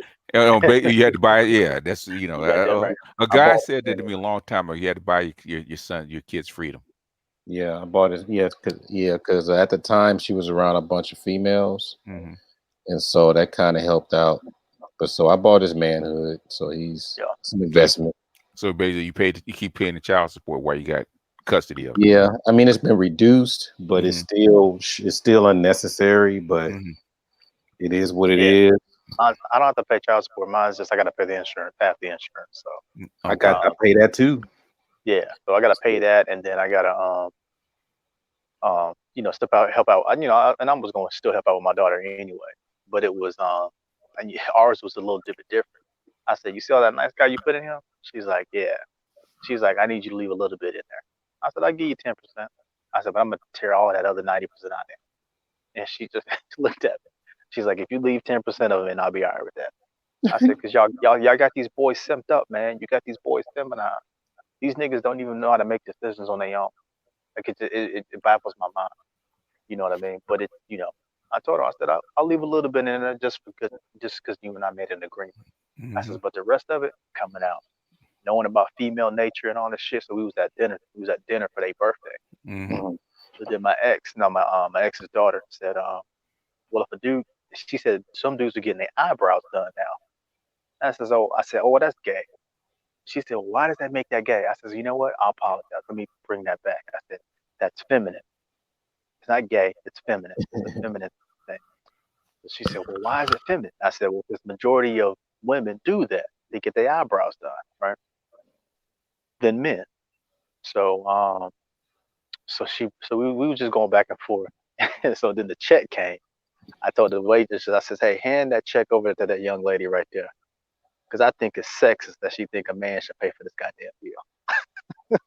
Damn. She was like, hold on, I ain't got no money. I said, hey, I don't want you to think I don't want to think of you as a sexist that you can't handle. Don't pay that check. Cut the check. I said, I said, when it's come down to that money, y'all keep that mouth shut, But Mm. it is what it is, man. They gonna believe what they want to believe, and like I tell most of the black women, this is America. You damn sure can. You can believe whatever the fuck you want to believe. You know, Yeah. you're just not gonna get the results that you want. One time I was in the middle of paying child support. I looked at my son. I said, "You better be president. You better be the governor. You better be the mayor of this city or something." After all the stuff I'm going through, Yep. because I'm like, man, that's you wouldn't believe how much it is. It ain't that Well, much, but still. it's still a lot. But here's like even like with my son, because BGS would know, because he do the AAU tournaments and all that, and Oh, the that's camp. expensive. Yeah. Yeah, and so I told her, I said, you don't have to pay me none of that. Just give me the boy, and I'll pay for all of that. You know. So, but I just I was telling her, she was like, well, this one lady told me she spent a lot of money, and her son didn't go pro, and he didn't get a college scholarship. That's because it's not about just spending money, it's about being seen. You got to be in the right areas and right camps. Right, you got to be in the right arena. So Hmm. these college coaches ain't going that far to find nobody. They've already Yeah. got camps and shit set up for these college coaches to go to. Yeah, but the thing is, it's not a guarantee. The thing is that Exactly. you got to get a boy a chance. That's all it is. Exactly. It's That's no all it is. Yeah. guarantee. And women want to Yeah. say, well, we ain't gonna do any good because he didn't go pro, he didn't get a college scholarship. Thing is, if we don't do it, what chance does he have? Exactly. Exactly. And Yeah. what I like I told her, I said, to me, if he go pro or not pro, I don't really care. I'm happy for him. Like he's chasing his dream. I said, for Mm-hmm. me, is you taking that work ethic Mm-hmm. that we finna implement, and you can apply that to any part of your life where he wants to be a programmer. You can apply that exact same work ethic. Knuckle Mm-hmm. down, practice with it, go talk to dudes in the industry, rinse and repeat. You know what I'm saying? Mm-hmm. But I said the problem is you're trying to get it guaranteed off of a thing, and I said I'm trying to teach the boy how to fish Why, for the why, rest of his life. why don't she find him a rich woman to marry then? She want a guarantee. Ain't no guarantee on that either. Well, you know, if you want him to be a little cuckold, why don't you find him a rich woman to marry so he can then be taking care of the rest of his freaking life? Come on now. mhm. Yeah, that's but Cougar. they don't see that, or they just see these boys as the retirement plan. You get what I'm saying? Well, And if that's they, what a if, lot of well, this. I believe that's what it is. A lot of this shit is they looking for a retirement plan for but some, so if, they if can use that sympathy. if that little boy was a retiring plan, you'd be putting more into him. You'd be making sure that he's in an Ivy League school or something like that. So, You're talking to the insane with yeah, BGS. I know. I forgot who I was talking about. I keep telling a friend of mine. I said, you know what I find is funny. I said, my mom and daddy been married 43 years this year. I said, what I find funny is that even my mama tell me y'all crazy, because at least she got a man working, help, taking care of her. I said, you bitches can't even get your shit together to get no man. I said, you can't even convince a man to get his shit to take care of you. You know how sad that is. That God, the universe, Mother Nature, whatever fucking deity, whatever you want, gave you a money box, right? Mm. Gave you an ability to fucking guarantee always have niggas want to give you money for pussy. And I said, you still can't convince a man to do that. I said, that's something sad right there. That's something sad. Damn. That's something sad. A tree supposed to be able to bear some kind of fruit, you know. Yeah, I, yeah. but But if it's bitter, but if it's yeah, but that's what I'm. But the bitterness is here's the thing, bro. The bitterness is based off something delusional. Well, he didn't have six pack abs, and he didn't give me his paycheck, and he didn't do. Like, bitch, is you crazy? Y'all looking for apps. Y'all ain't looking for husbands. You know. That's similar to what I was saying to or listening to with my ex girlfriend's friend. It's like this chick was a hot mess, and I'm like, ain't no dude gonna come to you like that. I didn't say that because I was like, I just let you find out the hard way. Mm-hmm. Who says she'll listen to me anyway? she doesn't have to. She already experienced it. She's just running her mouth. It was a trip. And he Mhm. was like the whole, "Ah, nah, nah, nah, nah, nah, ah, nah, nah, nah, nah, So, and he so, gonna do this, he gonna do that." so how many candidates are lining up for this job? Well, I asked. So how many candidates you got lining up for this job? You must have at least a dozen, right? I was Well, afraid that's to BJ, but that's when you get them. That's when you get them back. That's what I've been doing. You know, I was telling my son about it. That's the thing with women is you just have to slow your talking down with, right? When you can communicate with. Oh, I can marry if I want to. Yeah, but you can't marry the man you want, and that's the issue that you have to swallow, right? That you are genetically built to get a man, and you mad as fuck that you can't got to compete to go get a certain type of right. Well, I don't want to lose my hips and my ass and my titties, but yet you're mad at this man's preference in women. He probably would pick you. I I was with I used to do Alzheimer's and dementia. Man, them old white men love black. You get what I'm saying? It just wasn't culturally appropriate in them times. But Yeah. them white boys love them black women. Mm-hmm. But the only thing that they would always say about them, man, boy, they just lose some weight. Boy, I tell you, I said, man, you preaching to the choir, man. You preach. Why you ain't trying to get onto that? I know she big, but damn, man, I said, it is what it is, man. shoot, you know. So there's is there any hope? I keep hearing people don't have any hope Hope for what? for things to improve. Improve as Well, far as what? As far as how I guess Community. the relationship, the relationship issue, the Oh, connection. actually, the worse things get, the more relationships will improve yeah, because that's then it that's why I becomes get survival. So yeah, basically, it works the opposite way. The better things are, the worse relationships will be because the women don't need you. Yeah, yeah. the worse That's the things reason why. get. That's Yeah, how come the happiest dudes are actually in poorer countries. Believe it or not. that's the reason why I keep saying Really? I want 60% of the environment Yeah, to burn up. Yeah, yeah. yeah, yeah. The lifespan. In fact, Richard Martin was it Richard Martin. Yeah, I think it was Richard Martin. They were just talking about maybe I'll cut it out and send it to Art and he can play it. Uh-huh. He was talking about they found out that even though America is a richer country than both Canada and Mexico, Mhm. we know it's richer than Mexico, the life expectancy of their men are actually longer. So why? Because they don't have they're happier and they don't have the stress. Even though they're Yep. poorer, they don't have the stress of what the Americans men do have.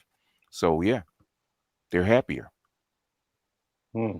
For Yep. less money. Happiness is money. They say money can't buy you happiness is exactly true. It can take some of the weight off of you, but the thing is in a society, but as far as happiness, not really. They found in fact was Joe Dominguez said that if they rated happiness of around all countries, it's pretty much the same. In fact, Mm-hmm. the poor countries are actually happier because their expectations are lower. Mm. Yeah. Yes. Exactly. Yep. That's it. Mhm. That was it. Yeah. Yep. See, for me, it boils down to choice, right? I believe women have agency just like men have agency, right? Like so, Like art, what's your favorite color? Blue. And if I told you blue, Huh? and if I told you blue was the wrong color and it's going to lead our community down destruction, would you change the color? Of Change your course. choice of your favorite color? I mean, I would. Yeah, but that's not what they do. You follow me? Right. They actively are choosing to stick with that color. They're actively choosing to stick with that behavior. They're actively choosing to stay in those environments and communities. Yes, there are outside sources fucking with it. I ain't nobody saying that. We know that. But your excuse can't always be, well, they always fucking with us. Well, if you know they fucking with us, stay your ass at home. Or stop being in them places where they can keep fucking with you. You get what I'm saying? Stop Mhm. enabling or engaging in the behavior that's gonna make Mhm. you that's gonna limit your choices. It's gonna lead you down to either one or two options. Right? At the end of the day, it's not just I don't want to get into that personal accountability shit, right? But Mhm. my whole issue is it's you're actively choosing. If you can choose to believe that black women are goddesses, then that means you can choose to believe that the community needs to be fixed and you can fix it. All the shit boils down to is a choice. And for me, it was hard to just have to swallow that last bit of that pill of acceptance. Right?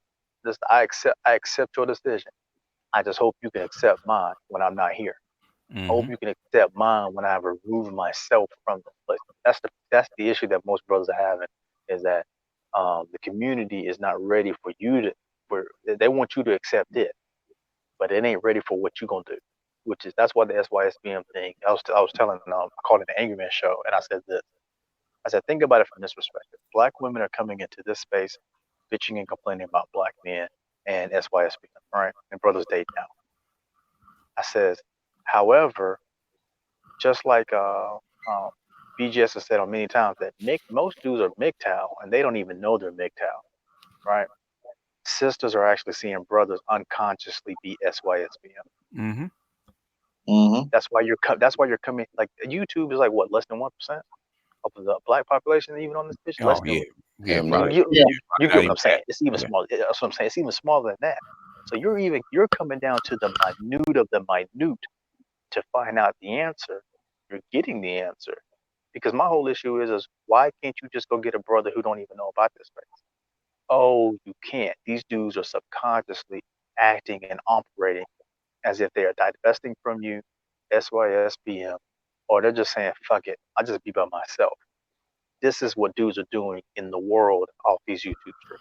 Yep. And that's what's fucking with them, which is the, these niggas on here, I don't hear these conversations in the street. I don't hear about MGTOW in the street, but these niggas are acting like that. Yeah. What's going on?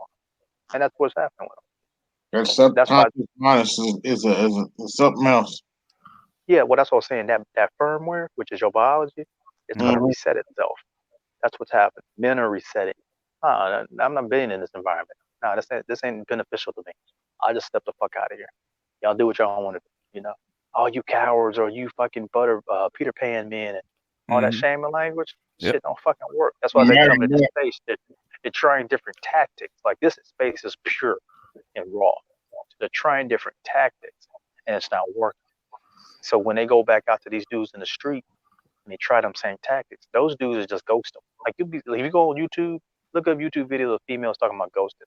Hmm. I was talking to one guy and he just ghosted me for some reason. Yep. He is subconsciously MGTOWing himself from. That's what he's doing, you know, and it's scaring the shit out of him. That's what's happening. It's scary. Yeah, because it's never happened before. Not at this level. That guy because they're getting approached. They're getting approached by other women, Mm-hmm. and other women are choosing them. I mean, actively choosing them. Yeah. Mm-hmm. That's what I was telling a friend of mine. They was like, well, why y'all with these white girls? I says, you do realize when a white girl picks a black dude, actively hunting, she's officially labeled as a mud shark. That's what white boys call it, right? Hmm. I says in the Hispanic community, it's even worse. Them bitches better not pick no nigga. So if she's actively picking you, nigga, she's willing to put her family acceptance on the line. Mm-hmm. You follow me? That means something behaviorally, something environmentally has changed, where Yeah. these women are actually going, fuck this shit. I'm gonna go get me a high performance man, regardless of what the fuck he looks like, Mm-hmm. and I'm gonna go take care of that thing. Well, yeah. Period. Or I'm tired of dealing with the stuff that the other men are putting out, and basically the black men are more agreeable. This is what's happening because Yeah. that's what Mhm. my son told me. He told me the exact same thing, which is causing a more friction between the guys because now the reason that Latino men don't want black men in their area is because their women are choosing them. Yeah. Yeah, that's a big man. You know, that you can definitely tell where there's big tension when they have their sisters around the brothers and all that. Mhm. It's like, well, she's nice to him, but at the same time, that everything changed when his sister is interested in the friend or whatever. Mm-hmm. Mm-hmm. Yeah. It's like, damn. There's a big, It's, there's a big thing going on with the with the with the Latinos fighting the brothers. And I said, why is that? And I said, well, when we go out, we're not starting anything with them, and we're not actually going to look for them. But in certain spots, they want to fight them. I said, are the women choosing you guys? He said, yeah, that's what's happening. That's what's yeah, happening. Yeah. That's why jealousy is a motherfucker, man. Yeah. you got the Jealousy is NFL, a mother. the NBA. They look at all these these brothers and athletes and all this, and Yeah, you're 5 foot, you're 5'6", and they're 6'2". And they come walking through the club in the brown skin, 6'2". Okay. Yep.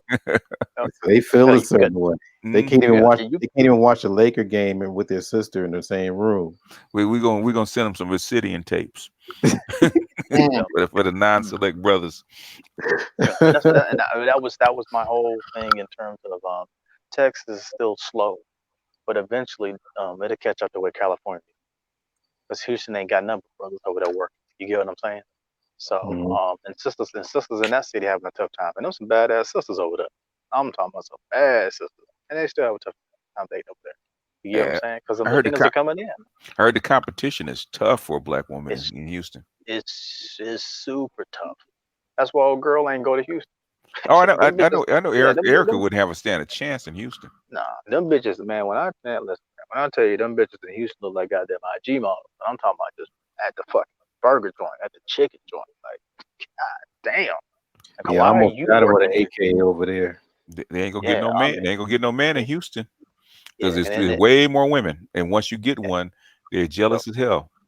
what the whole problem is with Houston women is that their downfall is uh they want to show off their man once they get one. And I'm Mm-hmm. like, that's y'all. I said, you just leading that nigga to fucking be fucking taken. Like, if it was me, like, look, nigga, we ain't going out. We'll go out in some other cities. But when we in home in Houston, we gonna stay inside. You know what I'm saying? I'd be trying to hide my man if I was, you know what I mean? But that's not the culture there. The culture there is they get a man, they want to show him off, and be seen with him. And once that happens, you know how females are. Once they see that nigga got a good looking woman, oh Mm-hmm. shit, what's up with this nigga? Mm-hmm. It's called pre-selection. Yep. Reselection, man. Yep. Mm-hmm. Hey, Art. Yo, Art, I'm checking out. Yeah, it's about that time. All right, Albert. yeah, it's Yeah, I almost just time. wanted. I just wanted to get on, man. I Hey, appreciate you BGL. having me on. All right, Albert. I just want to get on and explain my position, man, with old dude. Now without this whole, we all got a right to listen to him, and we don't, man. We're not children. If what you want to say, put them in videos, like everybody else does, Mm-hmm. and people will come listen to your content if you Yeah. got something irrelevant. That's Yeah. all the boys. Yeah, I hope he Uh, listens to this and don't take it too personal, but just He's gonna take it personal. You know he will. well, well, even if he takes it personal, that's on him. You get what I'm saying? That's yeah, on him. Like, I mean, at the end of the day, what he had done, talking about his past, it didn't work. Yeah. The fruits of that are not bearing it out. The Yeah. fruits of BGS's work is bearing out. Or brothers on the low, they shouldn't do. Hey man, I'm working. Hey man, hey, you know this dude that can do this? Michael You will know, tell you he disagreed with a lot of my stuff before he started checking me out. yeah. hmm I tell BG all the time, I still don't trust him.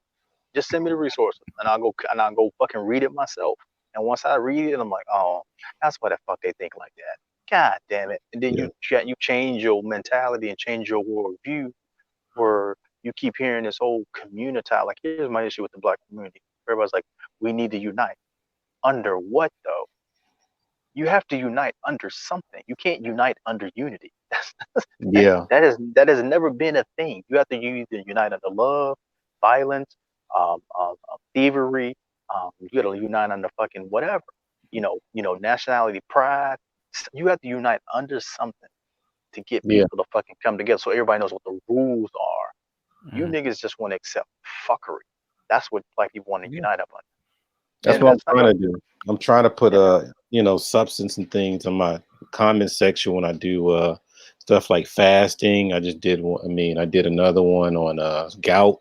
Mhm. So I'm just trying to make sure that people are able to click on and get some reading material and to, and like you said before, BJS. That's why BJS put out 5-10 minute videos, because your niggas ain't got no darn long, attention span. Yeah, you can't make it. Every now and then they want to hear a rant that might be 30 minutes because there's some motion in it. But Yeah, more as far as information, if it goes longer than like 10 or 15 minutes, they're gonna check out. yeah. That's all I'm saying, man. If in this space, there's the scripture talking about God is a respecter of no man, meaning we don't give a shit what you've done. Are you bringing accurate information for everybody in this space that we can all eat off on? Mm-hmm. Right? Can you prove to us that the things that you're talking about can move us forward? I don't have time to go dig up some shit about this guy. BGS hmm know what I'm doing. BGS know what I'm working on. I'm Mm-hmm. busy, man. Mm-hmm. All I need you to do is bring shit that's familiar with the information that I've been hearing before, and then when I get the time, I'll check it out. But for you to be talking about the sisters went through a lot of shit. Sisters since the year 1990 ain't been through no shit. Let's just stop that bullshit. They ain't been through no shit that our grandmothers and grandparents been through. They had it a hell of a lot nicer. You follow me? They didn't have to deal with no racism type shit. So my issue is let's get this shit together. At the end of the day, somebody gonna have to say stop Mm-hmm. and fix this shit. And my Yeah. issue is no, don't nobody want to do that. Because nobody wants to do that, I'm not gonna lead my son to no fucking slaughter. I'm Mm-hmm. not gonna lead my daughter to no fucking Yeah. slaughter. Yeah. Yeah. You But I think the biggest thing is I think let me see, Art. What do you think about this? I think most guys in the conscious community or even the pro-black community know that they can't change the women. Their best chance to changing anything is through the men because women are not going to do anything. You mean Yep. the veterans or just people in general? I mean, veterans, all of them. I don't think that they can't really, they, they can't get the women to really do anything. So their only hope is actually change the men's mind so they won't leave, Yeah. or they will actually convince the men to fix the environment so that the women may change. Yeah. That That's what yeah, it is. that makes sense. You know. That's what it is. It's it because at the end of the day, it's just using the exact same language. Yeah, you can Yeah, that's the oh part. you because at the end of the day, he had made a comment talking about being a trader, right? So Mr. Fantastic brought up a point about what do you do with traders? And you don't and when you're in war or a trader gets fucking exiled, not exiled but executed, right? So his definition of being a trader was actively tearing down the community. That's wrong. And I'm like, if you're trying to build something new, you're supposed to actively tear down the community. So you don't put new wine in old wineskin. You follow me? You're actively trying to tear down an old rehabished building to put up a new building. But y'all don't want to get the old building torn down. There's not enough space. There's not enough resources. This shit costs money. It costs time. You get what I'm saying? So if you're asking guys to come into this space and the best thing you can tell them is, nigga, this is about keeping our genes alive. Nah, bro, that's not gonna cut it for a lot of dudes, man. So That's wow, them. I mean, you got me. BJ got me thinking. So you're saying that a lot of the brothers in the conscious community have been beaten down by the women so much to where they start to regurgitate some of the things that they didn't want to say in the beginning. I think what it is that the reason they don't get on the women is because they think the women are a lost cause as far as trying to convince them to do anything. And again, Yeah. so much because you ask women to change. You think the men are resistant to a message? Okay, Mhm. you let black women not agree to something. I mean, you're gonna let it's gonna be like Thanos coming down, man, with his troops. It's gonna be Yep. fury on earth. Who the hell you think you is telling me to smile? Yeah, yeah. Wow, I never thought of that. That's something, man. That's something to think about now because I'm asking people, out here, Hmm. you know. Yeah. So they're actually the easiest people. They're actually easiest group to actually work with are black men because That's they yep, will actually listen to you and at least consider what you're saying. yep, yep. Wow. This is one thing I always tell folks, especially with people who have mental illness. Please, please, please do not fucking underestimate their level of intelligence. If I don't underestimate the level of intelligence of someone who has a mental illness, I damn sure do not underestimate the intelligence of black women and these whole tip niggas. They know what's going on. This is an active choice in this. They Yeah. know that these women are not going to change. I think were you the one that talked about the black feminists talking about the abuse for the boys Oh yeah, and yeah, how yeah, even talking about the she wouldn't report that black women were abusive to their boys at a high rate because it would fuck up their narrative that yeah, yeah, black men are oppressive niggas. yeah. And That's she Mm. that's know. like Yeah, that's foul, man. That's poison on amongst poison. Like if there is a God, that bitch deserved to burn in hell for the rest of her life. That shit. That she couldn't even open her mouth to help save some of them boys from getting being beaten and abused like that. yeah. That's That's that's Sad. that's how they keep coming to the black men. If the black community is going to be saved, you guys are going to have to do it. Now, you guys are going to have to sacrifice yourself to do it for it to be saved because the women can't do it or won't do it. I won't do it, and that's the whole point. I'm not Yeah. doing that either. I'm not letting my son go do that goofy ass shit either. And they get mad at the men when the men would say, "Wait a minute, well, I'm not signing on for that." Well, Yep. you have Mm. to. Why? I say, why don't you get the women to do it? Well, you can't depend on the women to do that. How come you can't? Yeah. They take away their agency and make it go, oh, well, you No, know the history that's happened to women, man. no, they You know no, they've they been they through. they ain't taking away their agency. They're low key telling you that they're not going to do it. Yeah. They have plenty of agency. Their agency is we're not going to bow down and go on along for this agenda Exactly. unless the black men buy them out. That's why you have to have your money up and you got to have this pristine environment. So if you have enough resources, have enough stuff, maybe the black woman will actually get on code. Yeah. And here's the crazy part: you ain't even gotta have half that shit, and another group fucking find your ass attractive. Fuck Hmm. the white women, remove the Asian women. You bitches can't even compete with these Latinas. Yeah. And these Oh, and these Latinas are built just like you, hmm. built just like you, Yeah. and just a nice to the nigga and cook the motherfucker a meal. A meal. Yeah. That man, y'all, that's a hell of a hot thing to spend the rest of eternity in hell because you can't be nice to somebody or Yeah. you can't have enough foresight to want your children to be around a man and in a healthy environment because you can't be nice. That's what Even most of these brothers say. They always say, man, why you ain't with your baby mama? Man, I love my kids, but they fucking mama, I can't it's be with her. nuts. You can't deal with it. Yeah. I mean, even Latinas that don't like you will smile and say hello, Yep, even if they don't like you. yep, yeah. I've seen that out here. I mean, yep. I know you do too, BGS. Yeah. We out Yeah. here in California. California. They don't know you from Adam, right? Not attracted to you, don't even like you, but they will Mm, smile. It's rare to see a foul tempered Latina. yep, Rare. yep. But Yeah, no. that's when old girl said she went out and was talking to black men and she would smile and speak to them and they were shocked. I was like, yeah, that shit's worse. That shit's Hmm. worse in these other communities. Take your ass to Baltimore and Dallas and Houston. Them bitches is worse, man. Yeah, that's How what the hell Nicole you? Michelle was saying. Yeah, how the hell you was so fucking gorgeous, but you got a nasty fucking attitude? That's That's sad, man. that's what This is Nicole sad. that's what Nicole Michelle was saying. She said, I'm sorry to say, and then she went to Dallas. I said the sisters are not friendly. They're not on it. She got to give them a D because they don't Yep, smile. They're not feminine. They're not cooperative. None of that. She said I got to give them a D, yep. That's and it. she And was that's hurt. She was hurt. I mean, I yeah. ain't seen her. I said I ain't never seen her hurt. She was hurt. Well, that's all like my boy, my man Kevin Samuels. Kevin Samuels was hurt, man. You could tell he put that video out. He's like, man, I ain't want to put this shit out. Oh He said, yeah. but I got to be honest about this shit. I do an event where you don't even have to fucking show up, and y'all still don't buy tickets. And Hmm. these are all non-black women that They bought all these bought tickets they up. bought tickets. Yeah. And y'all better go somewhere, dog. Mhm. Y'all, this is what I keep telling sisters. Y'all think these other white women, these Hispanic women, ain't looking at the space. That's what the fuck you think. You Yeah. think this space is so obscure that these other demographics aren't checking it out. All right, believe that goofy shit if you want to. Mm-hmm. Believe that goofy shit if you want to. Mm-hmm.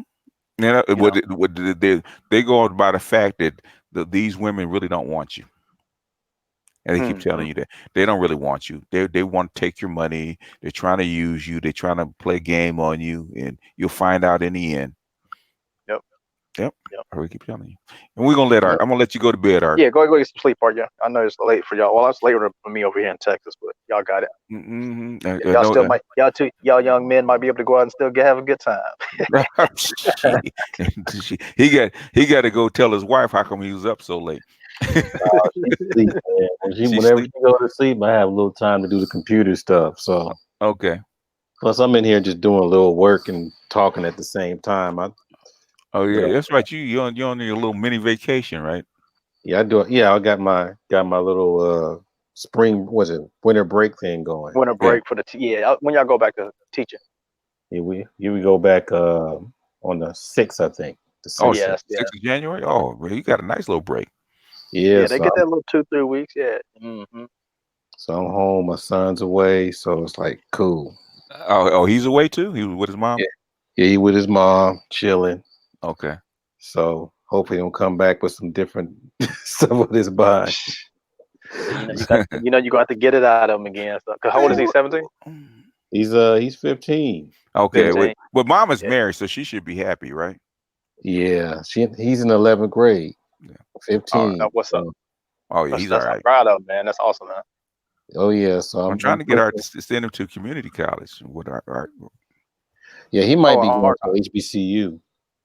Yeah, Art. I'm gonna be in touch with you. I got my son coming next year, so I want to sit down with you and do a detailed plan because I'm gonna homeschool his ass and get this boy ahead because um, even now you know he's just bored, man. He just sits in class and don't do shit.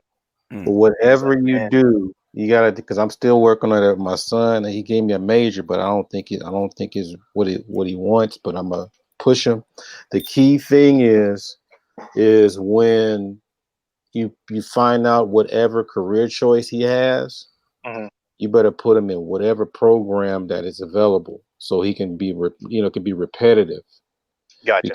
Because what happens when you send them to college, if they don't really have it in their heart, or if they feel they have no confidence to know what they're doing, he's mhm, screwed.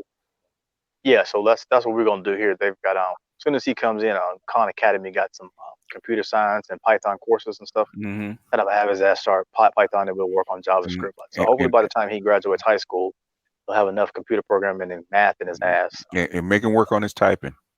Yeah, and Oh in yeah, addition to Make him that, work on his typing. Yeah, because most programs type like 100 words a minute. most gotcha. people really struggle in college because they don't have the fundamentals of English.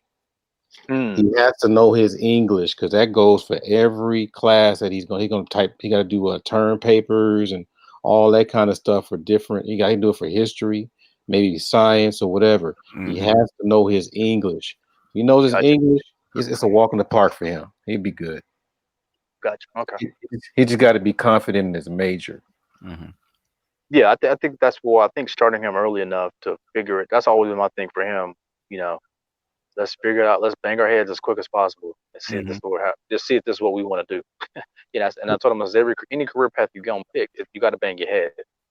So you Yeah, just got to figure out which one you gonna be familiar with and get used to, and then you'll get past all the banging of your head, and then you'll be on your career field. You know what I mean? Hmm. So that's my main focus with telling a lot of these young brothers is, man, find a career field early, put your head down, and work on that shit, and don't be worried yeah, about these females. If you work on your purpose in life, man, No, yeah. by the time you hit 30, once you accomplish your goals, that's what I told my daughter. By the time a nigga accomplishes goals, he gonna want to go sit down. yeah. That's when that nigga ready to be married. Just tell them to look So at it like sports. Just tell them to look like you're going to yeah, practice, you're going through your drills, you're doing your repetitions, you're doing all that kind of stuff to get your skills up so you Hmm. won't be struggling when you're in college. Yeah. absolutely. That's, I mean, that's what BGF's talking about as far as community college. It's almost the same concept. Hmm. Um, but even though I teach community college, I just think sometimes some of them professors be off the chain. I think they're a little bit too hard on these kids, Hmm. where they just get They, discouraged. well, I think they hard on them, but I also think that they are expecting them to know certain shit that the high school is Hmm. failing at. You know what I'm saying? And these kids are coming in not knowing shit. So I mean, it makes their job harder. Yeah. But at the same time, like you said, they are a little bit too hard on these kids. But if you send them to community college, they kind of get used to being on a college campus and with around college people with older folks. So so you will find out real quickly if they can adapt, and if they can't, they're still in high school. Yeah. Mm-hmm. You still go We back to call high school. college 13th grade. A little side joke, but Oh yeah. Basically, it is. Yeah. Mm-hmm.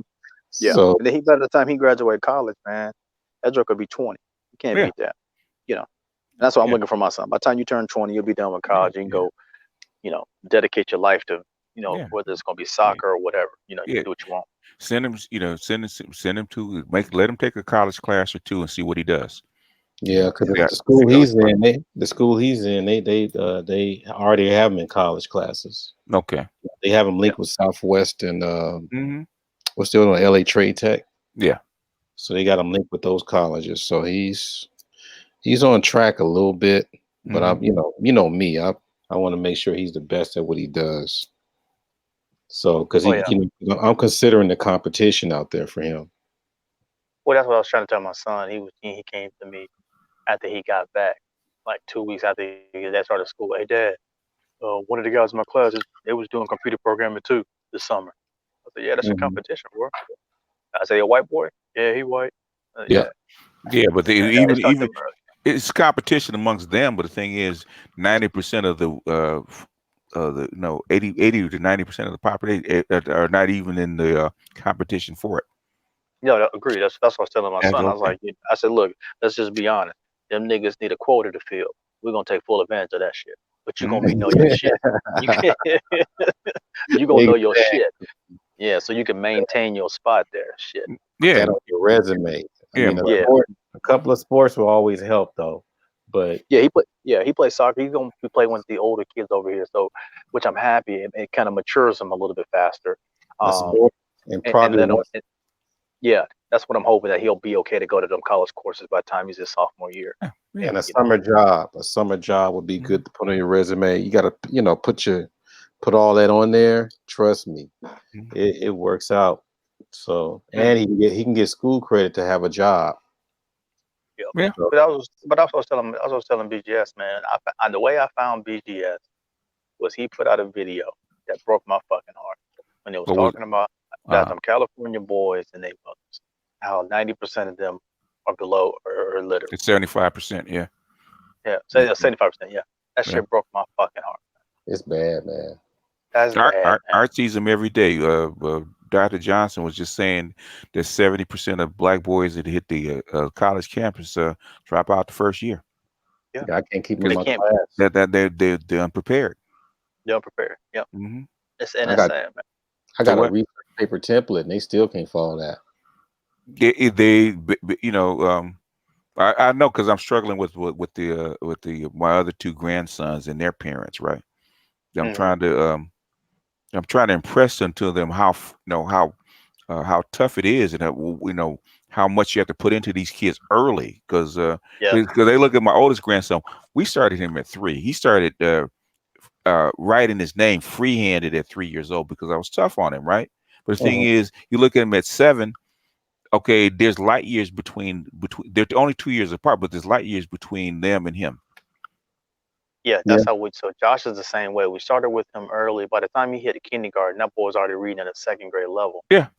And so now my ex's sister trying to get his little nephew to be the exact same way. Mm-hmm. Give me 1 second, fellas. Hey, let me run, fellas. I got All my little right. buddy up. All right. All Oh, right. it's all right. We get ready to drop off. We're gonna let Art go All to bed. Okay. Yes, sir. I'm gonna go ahead and slither in the bed like the Grinch.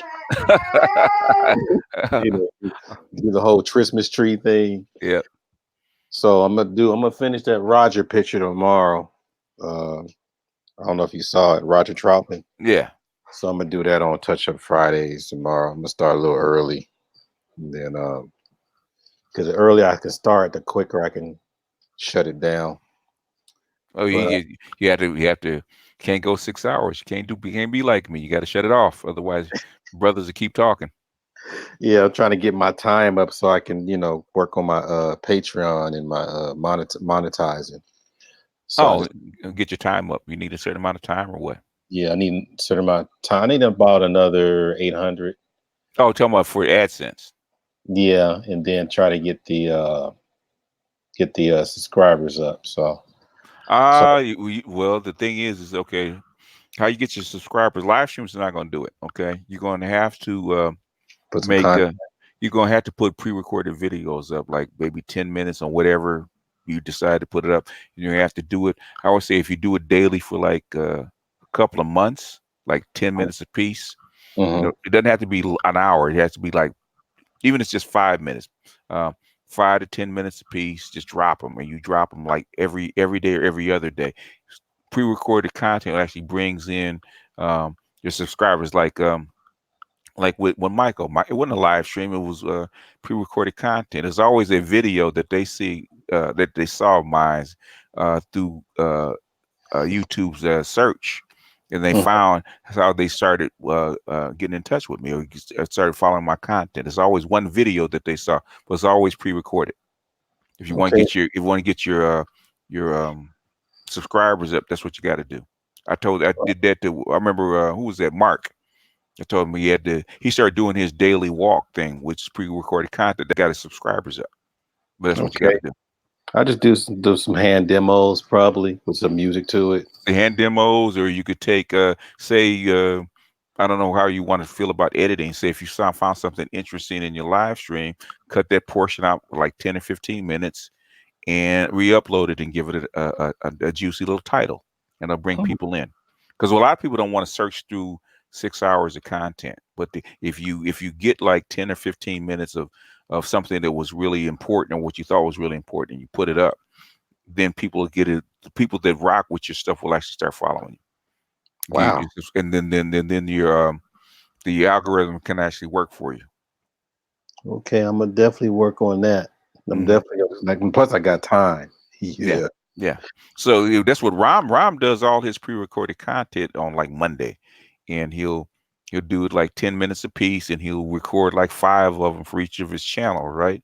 And then he'll upload them.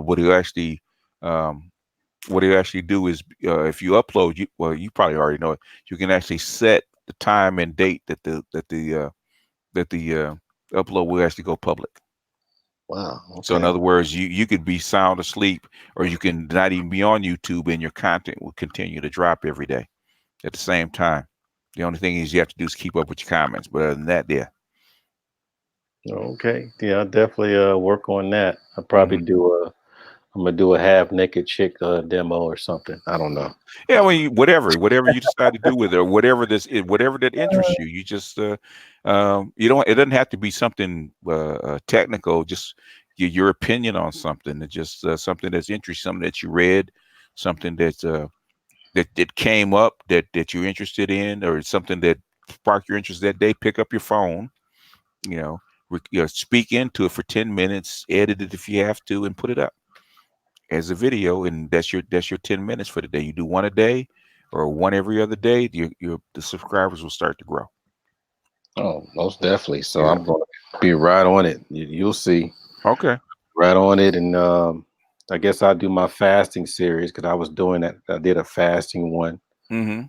and I probably going to do that little fasting If series. you if you if you if you did it on a live stream, just go in it and take little snippets Piece. of it and pieces of it and actually put it up as as what pre-recorded content.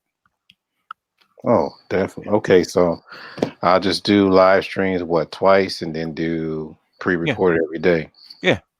And that'll get your subscribers up. Okay. Yeah. Yeah. So that's my whole New Year's. Well, I don't even know if it's a New Year's resolution. Yeah. Yeah. Yeah. Would you believe this is my? I think this is day number 12 for me on my fast. Really? How are you doing it? Is it juice, water, or what? It's a juice fast, but Okay. it's only like a little bit of juice, mostly water. I've been drinking like almost a gallon of water a day with green tea Okay. and a CKLS to push that stuff out. Hmm. I believe. Well, you're a veteran at it, so if you've done it before, if you do it regularly, it's not that hard. But Oh yeah, yeah, so yeah. you do it how Oh, many times a year? What, 3, 4 times a year? twice a year. Twice a year? Okay. I do it twice a year, December and May. I do it that like 6 hours, was 6 months apart. Mm-hmm. So around that, well, the end of May, like Memorial Day weekend. Mm-hmm. So I do that, and then go give me my little checkup to get my blood test to see how I'm doing, how's my health. Mm-hmm. That lets me know how effective the fasting was. Okay. How long do you normally go? Usually 21 days, Okay. but I'm gonna go longer because I got so much gunk in me. I haven't been taking care of myself like I should. Mm-hmm. So I'm just cleansing. It's been pretty good. I don't have nothing, I don't have much to worry about. Everything is just like chill for right now. Yeah, I remember this one brother. He used to teach a 90-day juice fast. Boy. Woo! 90-day? 90 days. Yeah, he teach. He was a brother in a wheelchair. He used to teach 90-day juice fast way back in the day. Yeah, I just Actually, keep it basic. I'm trying to remember his name though. I can't remember his name offhand. But yeah, he used to go. He teach you how to mix up the juices and what to drink and what herbs to take, and they would go 90 days. Wow. Yeah, but I'm gonna definitely take it further, and but I want to be able to get all this get all this stuff out of my knees because I still have a lot of inflammation in my knees. Okay, if you want to get rid of inflammation, I can. This is what you take. Okay, you take what is it? You take turmeric. You Yeah. take what is it? Uh, Cola. Okay. Uh, you take aloe vera and bromelain. Bromelain. Yeah, Okay. So they're all the anti-inflammation. I And used trust to and take believe. bromelain. Yeah, man, because what was I doing? I was eating some kind of junk, and basically I had uh, both big toes just swelled up on me where I couldn't walk. Man, I could barely Oh, walk, and so I said, okay. I said, one, I needed to start to change my diet. I said, stop eating all the bad stuff. Number one, the stuff it's causing, and then the second thing, I said, let me look up and see what is anti-inflammation. So I just picked the bromelain is probably the best, and right behind turmeric, and then gotcha cola, and then aloe vera. And I took one capsule of each like uh, twice a day, and within I would say a week and a half, gone. yeah, I take turmeric every day. Yeah, but the bromelain Stand is probably bromelain is probably the best. Okay, bromelain. bromelain is probably the I used best. to take that, but I guess I'll go back to it. I don't Bro- know why I stopped taking it. Yeah, bromelain. But if you take all four of them together, you'll knock it out in a week. Okay, aloe vera. It was the reason why I couldn't do aloe vera anymore, but Hmm. I No, re if you can't do it, but saying bromelain is probably the most important one. yeah, because a lot of that is in pineapple juice, Yeah, correct? yeah, exactly. Yeah, because I couldn't. And Yeah, in because fact, I used to take it. I used to take it with pineapple juice. I couldn't. I can't do fruit juices anymore because they got me off of sugar. I don't have diabetes or nothing, Hmm. but too much sugar triggers gout for me. That's Yeah. why I have to leave it alone. But yeah, I'm glad you said all that. But Hmm. that kind of affirms what I've been doing Hmm. because I do go to cola and turmeric every day. Okay. That's the But nasty stuff on the. I can't stand the taste of turmeric. why don't you put it in capsules? Well, I mix it. I mix it in with water and Mhm. moringa powder, chlorella. Yeah, well, you Maple like syrup. you like suffering. Put it in a capsule and be done with it. I don't know why you vegans like to suffer, man. If your food does taste good, you don't like it. I came, I guess I came from that part. Whereas, We mix your own. I said, I don't like to suffer. yeah, mix it. I mean, I put a little something in there. Hmm. Tell you, I do the Dr. Sabi stuff. I do Yeah, all that. man, put that shit in a capsule and swallow that stuff, man. Stop that.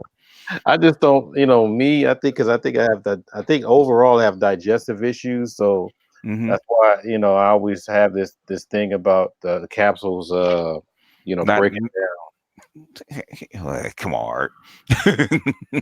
Yeah, that's the thing. But because I do remember I do the CKLS and stuff. But Yeah, I'm saying that they're veggie caps, and they'll break down.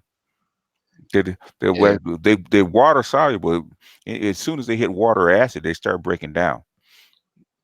yeah, yeah. I'm gonna work on that. But yeah, I think I'll be probably by after 21 days, I'll be able to see what's up and just Yeah, keep it going. I might go for 30 though. I'm not sure. It depends on how I feel. yeah, that's it. But if it all is if inflammation, man, um, just add those other two to your supplements and take it twice a day. It'll the inflammation will go. Cause this is the Especially best time to do it. especially the bromelain. The bromelain is probably the best for getting rid of inflammation. Yeah, I'm gonna go get that tomorrow. Hmm I don't know where to go. I hate Whole Foods. They want you to put their kids through college for a pack of vitamin C. Ah, well, don't go to Whole Foods, man. Go right to Amazon, man, and order that shit. Get it in a couple days. Yeah, that is true. Yeah, man. Yeah, I'll do that. Yeah, or add a little something to it. Have them ship it out to you the next day. I mean, really, it's the next day. Yeah, So because I'm a Prime member. yeah, your Prime. Go order that off Amazon, man, and be done with it. Yeah, so that's good. That's part of my New Year's to be in tip top back in tip top health. Hmm 'Cause that's what I want. Like I miss it. I want it back. So I ain't going out without a fight. You're gonna have to put me in a hospital with them IVs I'll before I say go out. you should be the healthiest person on the planet because you're vegan, right? No, I'm not a vegan. I just Oh, really I don't do a lot of meat. okay. I do more. I think I'm considered more of a pescatarian. Hmm There's, You know. there's something in your diet that's causing that swelling. Yeah, that's been around. And plus, whenever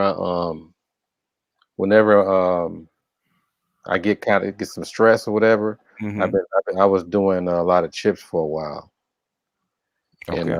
I think that really Oh caused. yeah. Oh yeah. So I'm Salt. getting all that in my system. Salt. Yeah. So that's what I'm doing. Just doing all the whole cleansing and stuff. It's a trip because that stuff is real. It's like it don't want to go. I'm talking about that bad stuff in you. hmm That's what I said in my video. I'm like that stuff is like it's almost like it's you trying to kick out a squatter out your house or something. Yeah. Yep. It gets glued to the inside of your walls, your intestines. Yeah, damn near. Yeah, literally glue. Hmm So that's what I've been working on. That water's been helping. Um, I do almost a gallon a day. I work out, do light workouts, stuff like that. I know as soon as I leave here, I'm gonna be knocked out because I Yeah. think this fasting it makes you go to sleep automatically. So, Oh yeah. You don't have enough to actually keep you. I'm surprised you kept up this long. oh If you. yeah, as long as I stay busy, Mhm. stay busy. But when I shut down, I put everything down. It's like, Okay. you know, Yeah. You doing some BGS style hangouts, man? 7 hours, 8 hours. yeah, we try to keep your spirit alive. So we working on it. We working on it. So, but in the meantime, I'm gonna fire up tomorrow. And thanks for coming out. All right. And so I'll be in optimal health though.